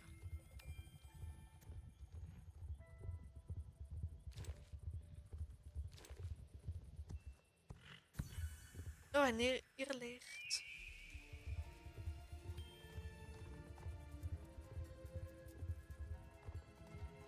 Und eine gefangene Tasche. Aber die kann ich mir nicht auf diesem Account holen. Was fliegt es mir auch einfach entgegen? Was geht genau darunter, wo ich sowieso hin wollte. Perfekt. Ja, gib. Hab mein Knie gestoßen. Autsch, Liv. Au. Das ist nicht schön. Okay, Luna will unbedingt mein Buch. Ähm, wenn es noch andere möchten, dann werde ich es vielleicht veröffentlichen. Das tut nicht weh. Doch. Was jetzt? Ich habe mir mal während einem Video den Finger eingequetscht zwischen Armlehne vom Stuhl und vom Tisch. Das war auch nicht so schön. Ich will das Buch auch. Ja, will auch. Okay, Raya und Luna möchten beide das Buch haben. Aber es ist nur der dritte Band. Die anderen beiden gibt's auch noch. Da hat's noch Licht. Okay, schon zwei wollen das Buch. Das ist schon ziemlich krass. Hätte ich nie gedacht. Okay, da hinten ist Wanderstone Kite. Hallo Wanderstone Kite. So, aber ich jage jetzt noch schnell dieses Irrlicht. Ich darf es nicht aus dem... Ich will alle. Du willst alle drei? Oder bald alle vier? Wir wollen dein Buch, wir wollen dein Buch, wir wollen dein Buch. Okay, ist ja gut, Leute. Wolke, vielleicht können wir uns zusammentun. Du schreibst und ich zeichne. Oh mein Gott, tolle Idee, Raya. Kannst du Flugzeuge zeichnen? Wir wollen alle Bände haben. Ja, okay, dann setze ich mich gleich ans vierte morgen. Oder vielleicht sogar noch nachher, wenn ich... Er motiviert mich extrem. Alle vier, okay.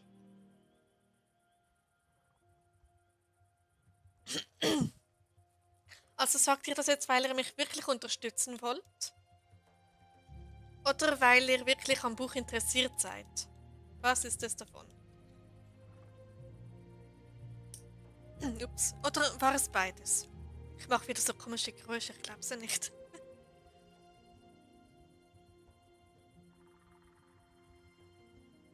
Okay. Dann sollte ich mein erstes Band vielleicht mal ein bisschen umschreiben. Obwohl nein, es ist so frisch von der Leber weg. Das sollte ich vielleicht besser so lassen. Beides und weil ich Bücher liebe. Beides. Oh, ihr seid so toll. Ihr bringt mich wirklich noch dazu, mein Buch zu veröffentlichen.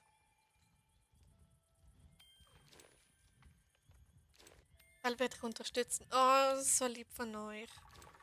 Beides, weil ich mehr lesen muss. Ja, ich eigentlich auch. Ich habe noch so viele ungelesene Bücher zu Hause. Es ist so schlimm. Dann habe ich noch ein paar E-Books, die ich auch noch lesen will. Dort haben wir ein E-Licht. Ich glaube, das kommt irgendwo dahin. Mal schauen. Dein First Buch-Fan hier. Ja, obwohl du noch nicht einmal das ganze Buch gehört hast. Ich finde es so lustig, wie wann das Dunkel einfach aussieht wie Fabi. Ich finde das toll.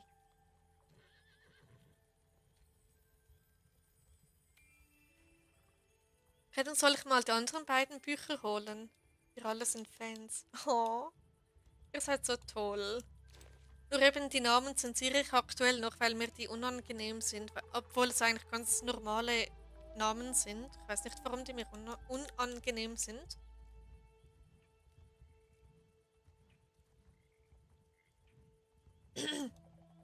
Ja. Okay.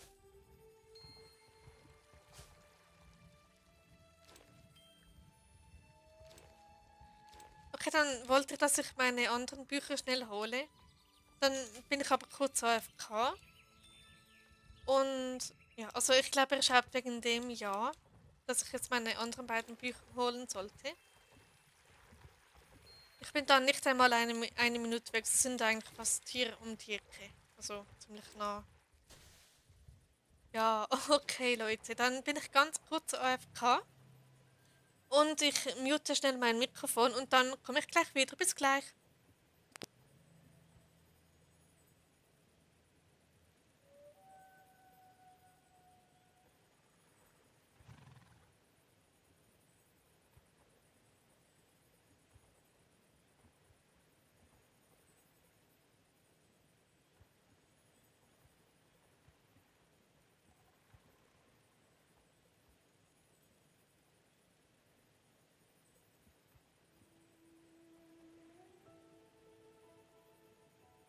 Okay, Leute, da bin ich wieder. Wenn du wenn du das Buch veröffentlichst, dann sehen wir den Namen auch.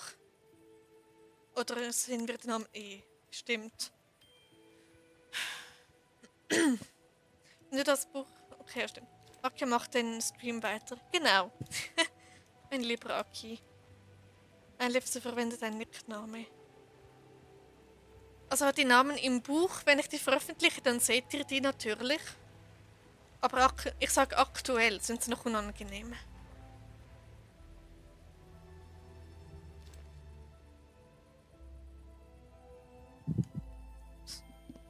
Ein Mikrofon irgendwie falsch eingestellt.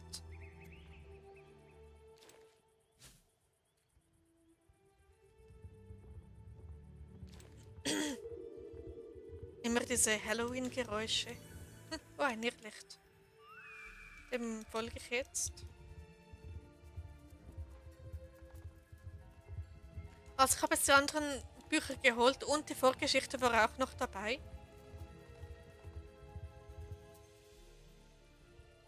Also die ich als Vertiefungsarbeit geschrieben habe.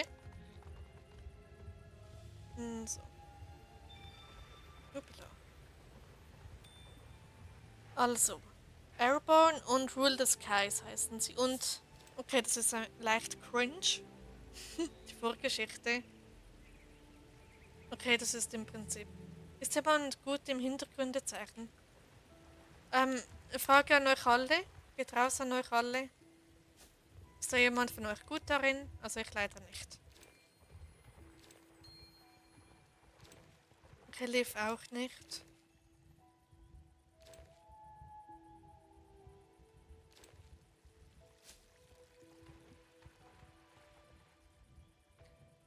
Zeichne bin aber Noch ganz am Anfang. Liv zeichnet auch. Also ich jetzt nicht, aber wir haben jetzt doch schon einige, die zeichnen da in unserer Community. Das ist cool.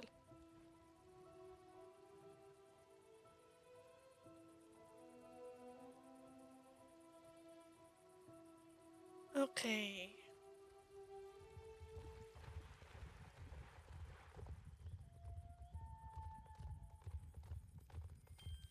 Schon wieder ein Irrlicht. Also eben, wie gesagt, ich habe jetzt so meine anderen beiden Bücher geholt und die Vorgeschichte dazu. ähm, genau.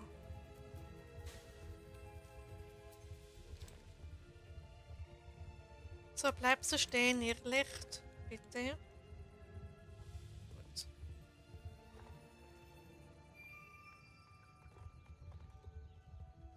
Ich male halt immer nur Skizzen, also ohne Hintergrund und Farbe. Kann man auch. Hättet ihr Bock auf ein Ich zeige meine Zeichnungen ist vielleicht gerade ein wenig unpassend. Sorry. Alles gut, Raya. Also ich würde es mir ansehen. Ich fände das spannend.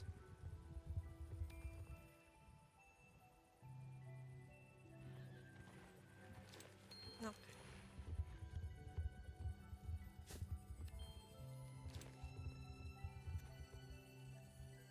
Ups, ich möchte dieses Licht da hinten. Perfekt.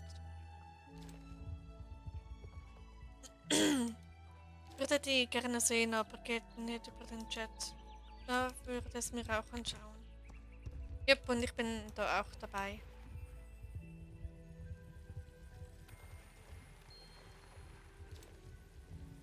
Für das Thema von meinen Büchern jetzt direkt ins Schreiben, genau, ins Zeichnen überging. Vorhin war er noch so begeistert und jetzt, naja.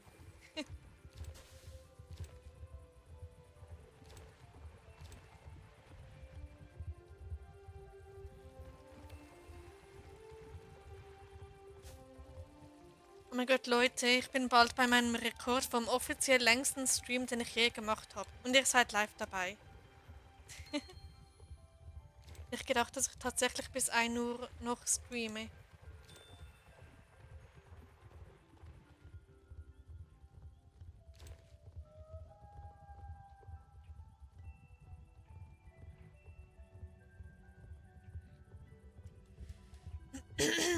Okay, da haben wir wieder ein Irrlicht, aber der leere Laubhaufen ist mir lieber. Sorry, ich will dich nicht stellen. Alles gut, Raya, das tust du nicht. Das Bonnie Jump. Okay.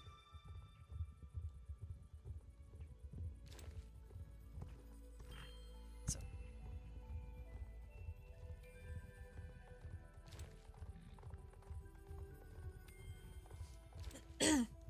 Genau, so ist es. Und wenn es nicht so wäre, dann keine Ahnung. Ich bin noch, ich bin immer noch begeistert. Ich warte nur, dass du mir vorliest. Okay, na gut, ihr müsst mich manchmal ein bisschen drauf lupfen auf das Thema, weil ich meistens nicht von mir aus etwas sage. Also jetzt ist die Frage, was wollt ihr hören?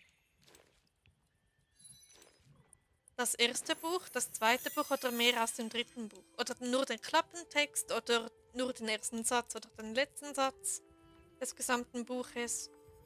Oder was auch immer euch interessiert.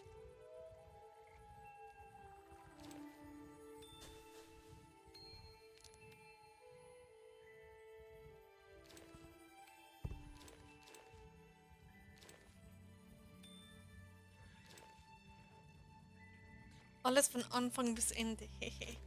Dann wird es zu einem Hörbuchstream. Wärt ihr dabei? Nein, das wäre jetzt echt etwas übertrieben. Ein Hörbuchstream. Okay, dann würde ich mal sagen, die Vorgeschichte ist eigentlich schon im anderen Buch drin. Das ist sowas wie so ein Heft. Ups.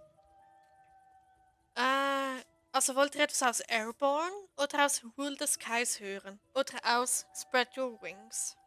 Was interessiert euch am meisten?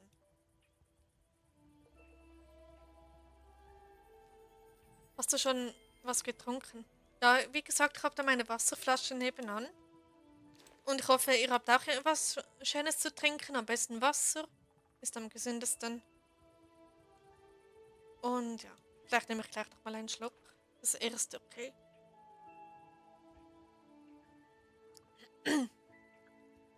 Also das erste, was ich vorhin genannt habe, oder das erste Band? Weil das, was ich vorhin als erstes genannt habe, wäre Band 2.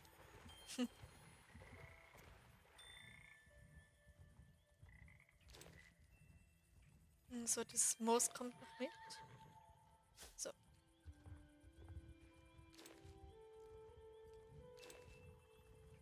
Ah, ich habe mein Wasser auch hier. Das ist doch gut. Erste Band. Okay, das erste Band. Dann erste Seite, letzte Seite, erstes Wort, letzter Satz, was auch immer. Was wollt ihr von dem hören? Also, es ist das peinlichste Buch von allen. Leider. Aber es ist auch, glaube ich, das dickste mit genau. Oh Gott. Mit 100. Nein, warte, das ist der Nachtrag. Über die Autorin habe ich da noch. 194 Seiten hat dieses Band.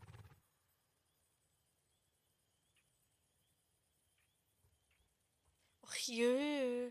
Okay, ganze Seite. Okay, und welche Seite? Es kann sein, dass ich sie nicht vorlese, weil es mir super unangenehm sein könnte.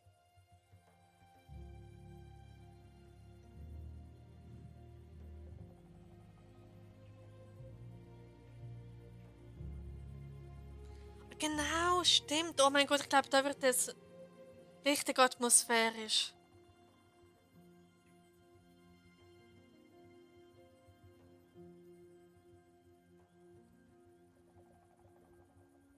Okay, 146 möchte Luna hören. 146. Also, ich schaue es mir zuerst mal an.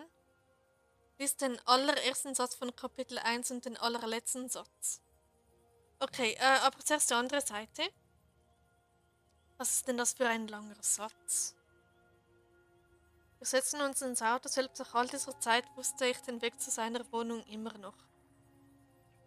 Unterwegs erzählte er mir, wie es ihm in den letzten Jahren ergangen war. Eigentlich gar nicht speziell erwähnte, nur dass er nun arbeitstätig war und im Büro als Assistent arbeitete und gerade ein paar Tage Ferien hatte, also Urlaub hatte. Okay, gut, dann Leo bewertet mit. Gut, dann geht's weiter. Nach etwa 10 Minuten kamen wir bei ihm zu Hause an und als er die Tür aufschloss und wir in seine Wohnung traten, kam es mir vor, als wäre ich erst gestern hier gewesen. Es sah alles noch so aus wie früher. Hier hatte ich einen Teil meines Lebens verbracht, als ich bei ihm wohnte, bis ich mir mein Haus leisten konnte, das ich jetzt mit teilte. Tut mir leid, ich habe vergessen aufzuräumen. Hoffentlich stört es dich nicht. Lächelnd schüttelte ich den Kopf. Es hat doch schon immer so ausgesehen da drin, nicht? Grinste und setzte sich aufs Sofa. Ich neben ihn. Erst jetzt fiel mir neben dem Fernseher ein aufgestelltes Bild auf. Bei näherem Hinsehen erinnerte ich mich. Wir hatten das Foto damals gemacht, als wir betrunken nach Hause liefen und dabei so ziemlich alles lustig fanden. Dann schossen wir ein Bild und es stand immer noch da. Ja, das wäre diese Seite. Dann den allerersten Satz von Kapitel 1. Da haben wir noch die Vorgeschichte. Kapitel 1, ist das hier Kapitel 1? Nein, das ist Kapitel 3, was ist Kapitel 1? Vor langer Zeit, Kapitel 2. Ah, dann zählt diese Vorgeschichte. Nein, da Kapitel 1, okay. Der allererste Satz von Kapitel 1 lautet: Dösend lag ich auf dem Sofa im sonnendurchfluteten Wohnzimmer, erschöpft von einem stressigen Arbeitstag. Und den allerletzten Satz vom Buch nehme ich mal an. Epilog, bla bla bla. Ich komme wieder, dachte ich mir, als ich mich auf den langen Heimweg machte. So, Livs Wunsch ist erfüllt. Ich habe jetzt den ersten und den letzten Satz vorgelesen. Aber das Buch macht mich süchtig, ich will immer mehr und mehr. Und ich teile es sehr gerne mit euch, Leute. Es macht riesig Spaß. Der letzte Satz vom ganzen Buch. Ja, das war dieser eben. Oder meinst du wirklich alles inklusive über die Autorin? Das wäre, vielleicht wage ich irgendwann diesen Schritt. Also der letzte Satz im kompletten Buch ist das. Nach etwa 4 Jahren ist mein erstes richtiges Buchprojekt fertig und ich kann es kaum erwarten, mein eigenes Buch in den Händen zu halten.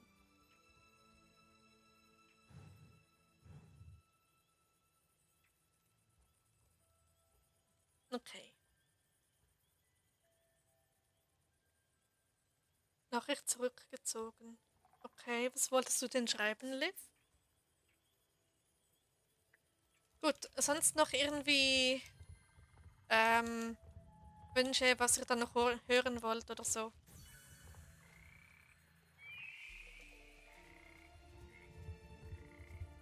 Moment, es geht ja dahin. Eine Bewertung unendlich von Zen und Leo auch. Oh, das ist so lieb von euch beiden. Luna und Leo. Das ist so lieb.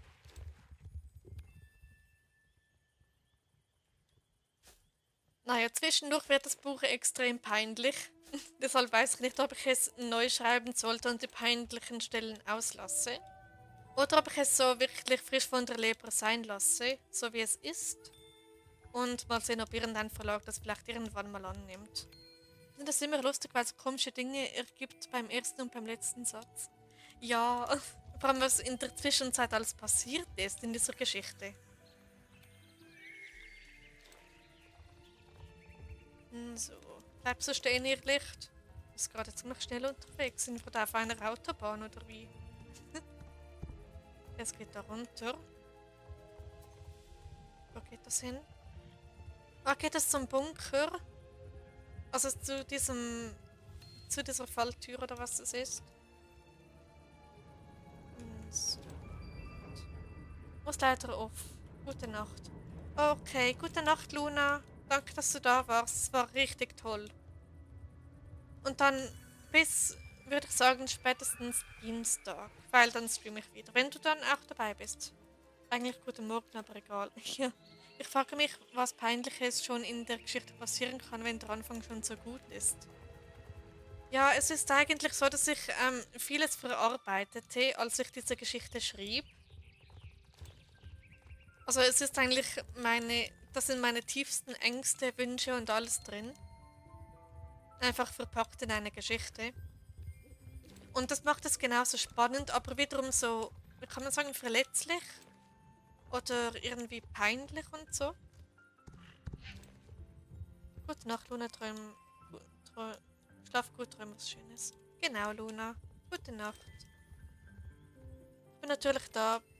Ich bin natürlich da. Bis bald. Schreib dich später vielleicht auch noch. Alles klar, Luna. Dann bis bald.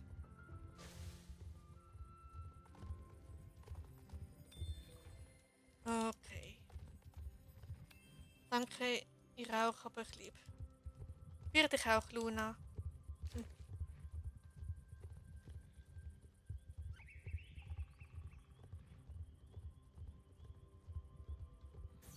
Okay, schon wieder ein Irrlicht, aber ich glaube, ich lasse das sein. Wie komme ich jetzt schon wieder zu 500 Licht? Kann ich ja gleich das einlösen. Okay. Wollt ihr mehr aus der Geschichte hören oder nicht? Oder soll ich jetzt für heute mal sein lassen? Was wollte ich jetzt? Immer Rundensteine, genau. Das ist doch. Oh mein Gott, Leute, mein offiziell längster Stream bisher. Der geht jetzt gleich 4 Stunden. 6 Stunden. In 3,5 Minuten ist es soweit. Dann ist das offiziell ein 6 Stunden Stream. Oh je, hätte nicht gedacht, dass ich heute wirklich wieder 6 Stunden streame. Laubhaufen mache ich mit. Ah, das ist 450, 450. Alles 450. Ja, okay. Das habe ich auch schnell, also von dem her. Gut. Moment, er hat eine Quest. Wohl, da hinten ist ein Irrlicht, das hole ich schnell. Oder? Ja.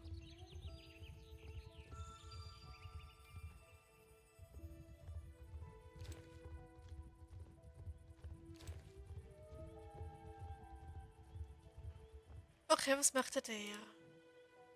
Finde ein Irrlicht im Wald. Okay, das mache ich im Wald doch. Warum nicht? So. Also, dann gehen wir mal zu diesem Irrlicht. Und da ist irgendwie... Wolke, du hast nach der Zuschauerzahl von YouTube 10 Zuschauer. Ja, vorhin waren sogar kurz 13. Auf jeden Fall hallo an alle, die da gerade dabei sind. Vielen Dank, dass ihr meinen Stream schaut, besonders noch um diese Zeit. Ja. Okay, wo geht das jetzt hin?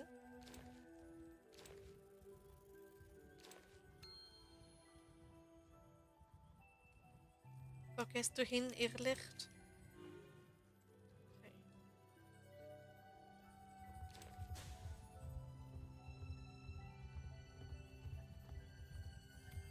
Genau. So. Naja, das höchste, was ich mal an Zuschauerzahl erreicht habe, war 25. Oder ich glaube, laut den Analytics nachher waren es 24. Das ist halt schon eine ordentliche Menge. Okay, dann geht's weiter mit Licht sammeln. Okay, Leute, nein, noch eine Minute, dann haben wir die 6 Stunden voll. Alter, 6 Stunden hätte ich nie gedacht. Okay, nochmals ein Irrlicht, wo geht das hin?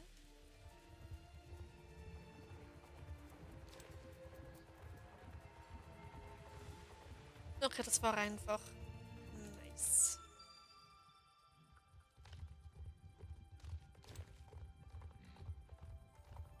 Du kannst schon weiter vorlesen. Okay, aber ich werde nicht einfach beliebig vorlesen, weil es wäre vielleicht sogar ein Spoiler.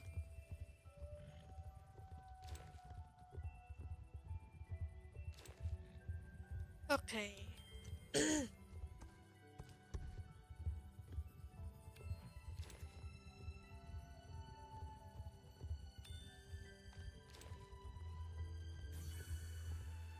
So. Läuft da alles beim Stream? Oder hat er kurz gehangen oder läuft da alles? Das geht ja da hinten lang. Nein.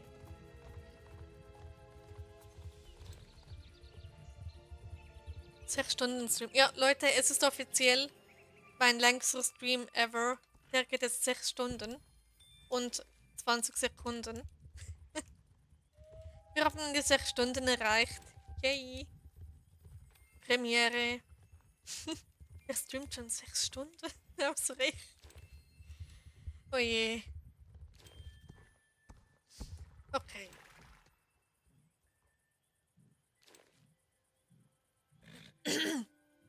Oh, wann das Dunkelheit ist wieder da. Yay. Okay. Läuft alles super. Okay, gut. Dann hat es nur gerade so ausgesehen, als ob da etwas hängen würde.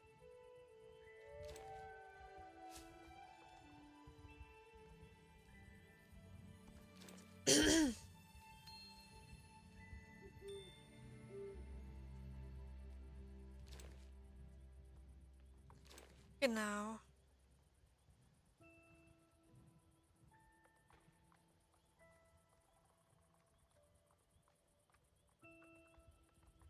Hab Langeweile. Ja, ich weiß gerade auch nicht gerade über was ich reden könnte. Liv? Oh, du hast doch keine Langeweile mehr. Und hab lang. Ach so, okay.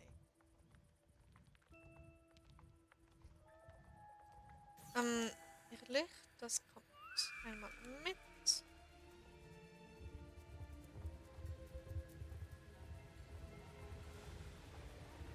Bleib stehen. Irrlicht. Okay, es geht wahrscheinlich nicht dort oben hin. Aber da, perfekt.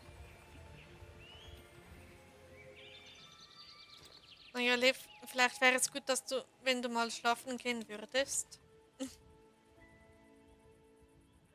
Nicht, dass da dein Schlafrhythmus etwas durcheinander gerät.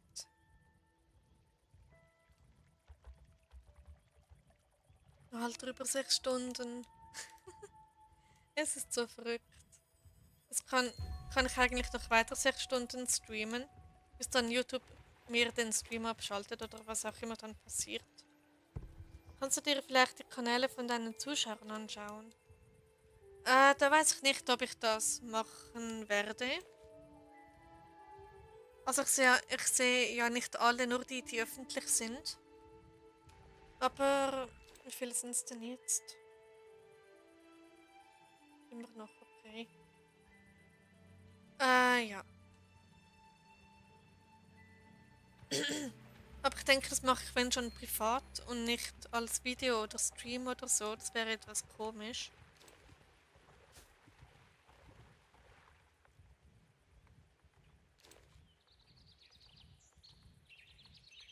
Ich hätte nicht gedacht, dass um diese Zeit noch so viele Leute auf YouTube unterwegs sind. Aber cool. Jetzt schon, mein Schlafrhythmus ist heile. Okay, das ist doch gut. Es ist doch 3 nach 1. Also, Leute.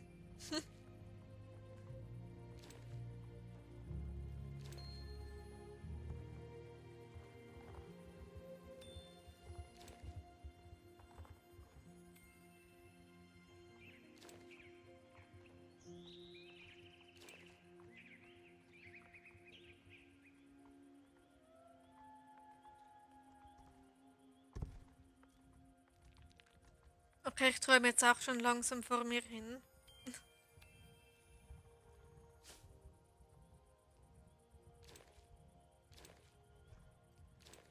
Aber ich bin schon jemand, der immer wieder tagträumt, also ist es nichts Neues bei mir. Es ist ein Irrlicht, genau. Und los geht's. Action.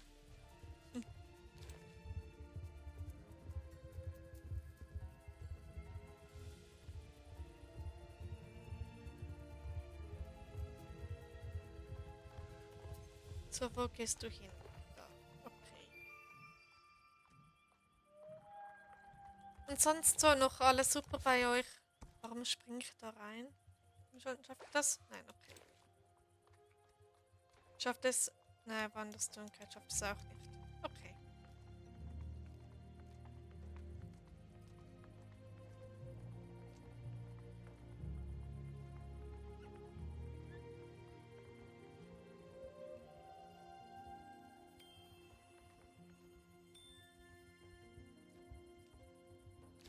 Ich sollte vielleicht bei Gelegenheit wieder mal ein Video hochladen. Ich habe schon seit irgendwie 9 Tagen kein Video mehr hochgeladen, einfach nur Streams gemacht.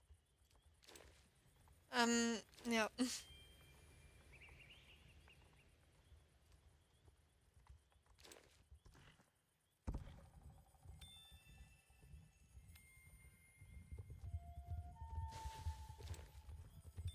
Ist um diese Zeit überhaupt noch jemand in Star Stable unterwegs, außer ich? Und Van der Stone Kite. Global. Hallo, wo finde ich die Seelensplitter jetzt? Okay. Da unten hat es doch ein Licht.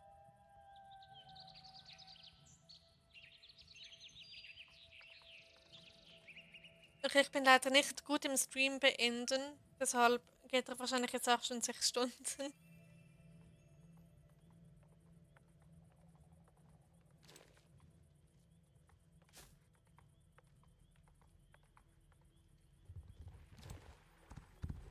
So. Bin gut da durchgekommen, das ist toll. Und das Dunkelheit? Nee, sie nicht. Okay, dann warte ich auf sie. Perfekt, so und weiter geht's.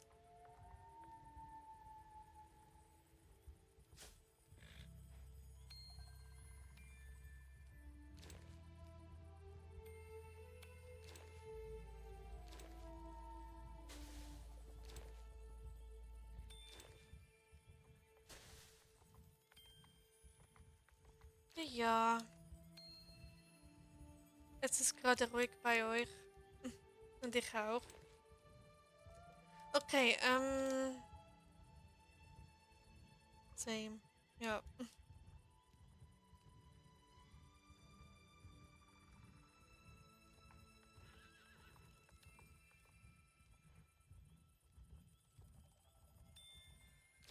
Okay, ich glaube, ich schreibe erst morgen weiter.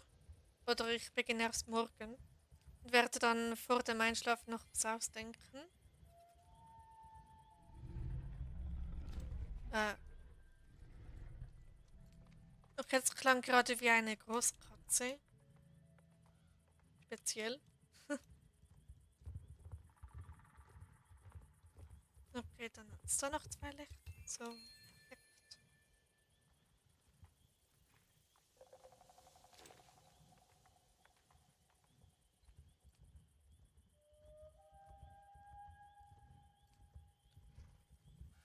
Okay. Leute, ich glaube, dann ein Kumpel aus SSO hat mich mal gefunden, aber als anderer Account und er wusste das nicht. Okay, das ist auch witzig.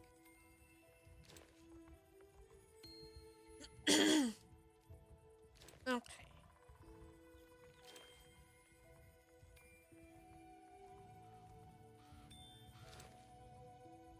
Also Leute, dann würde ich sagen, mache ich jetzt hier langsam aber sicher Schluss.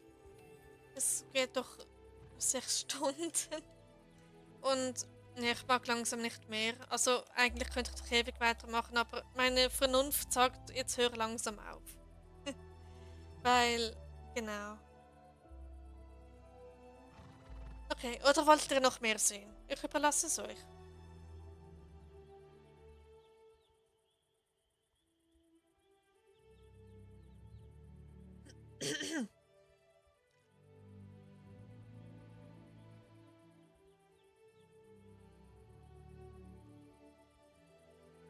Hast du deinen Streaming-Rekord geknackt? Yep, offiziell. Ihr seid alle live dabei. Ähm, bei meinem 6-Stunden-Stream. Oder gar noch länger.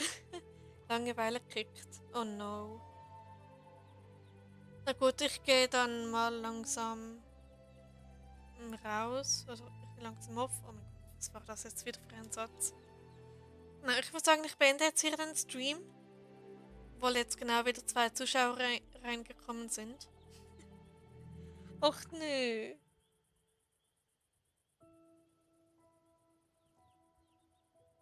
Was wollt ihr mehr sehen?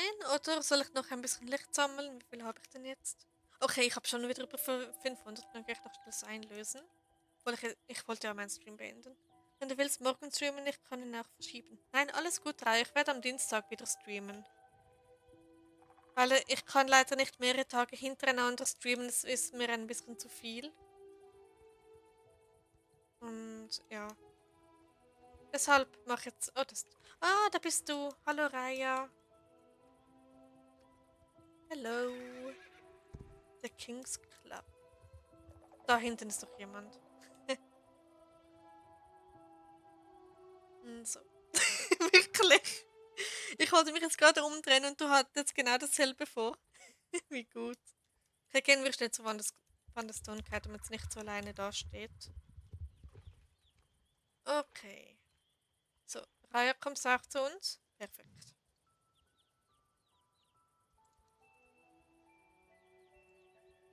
Okay, Leute, dann würde ich sagen, beende ich heute den Stream. Also heute, ja. Übermorgen, weil jetzt Sonntag ist, streame ich dann wieder, also am Dienstag.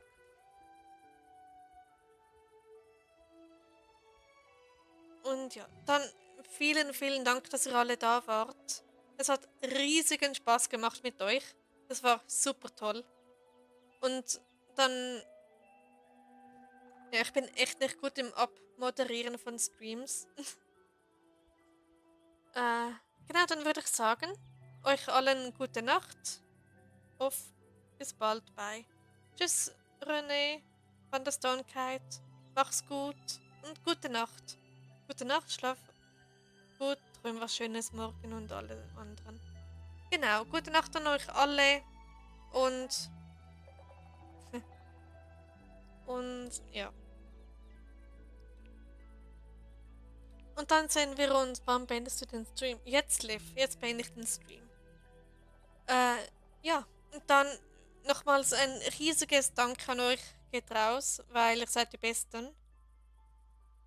Und ja, dann wünsche ich euch noch eine ganz, ganz gute Nacht und träumt was Schönes und Genießt morgen den Tag, schlaft gut aus, falls ihr die Möglichkeit dazu habt. Und ja, dann würde ich sagen, bis spätestens Dienstag und tschüss zusammen.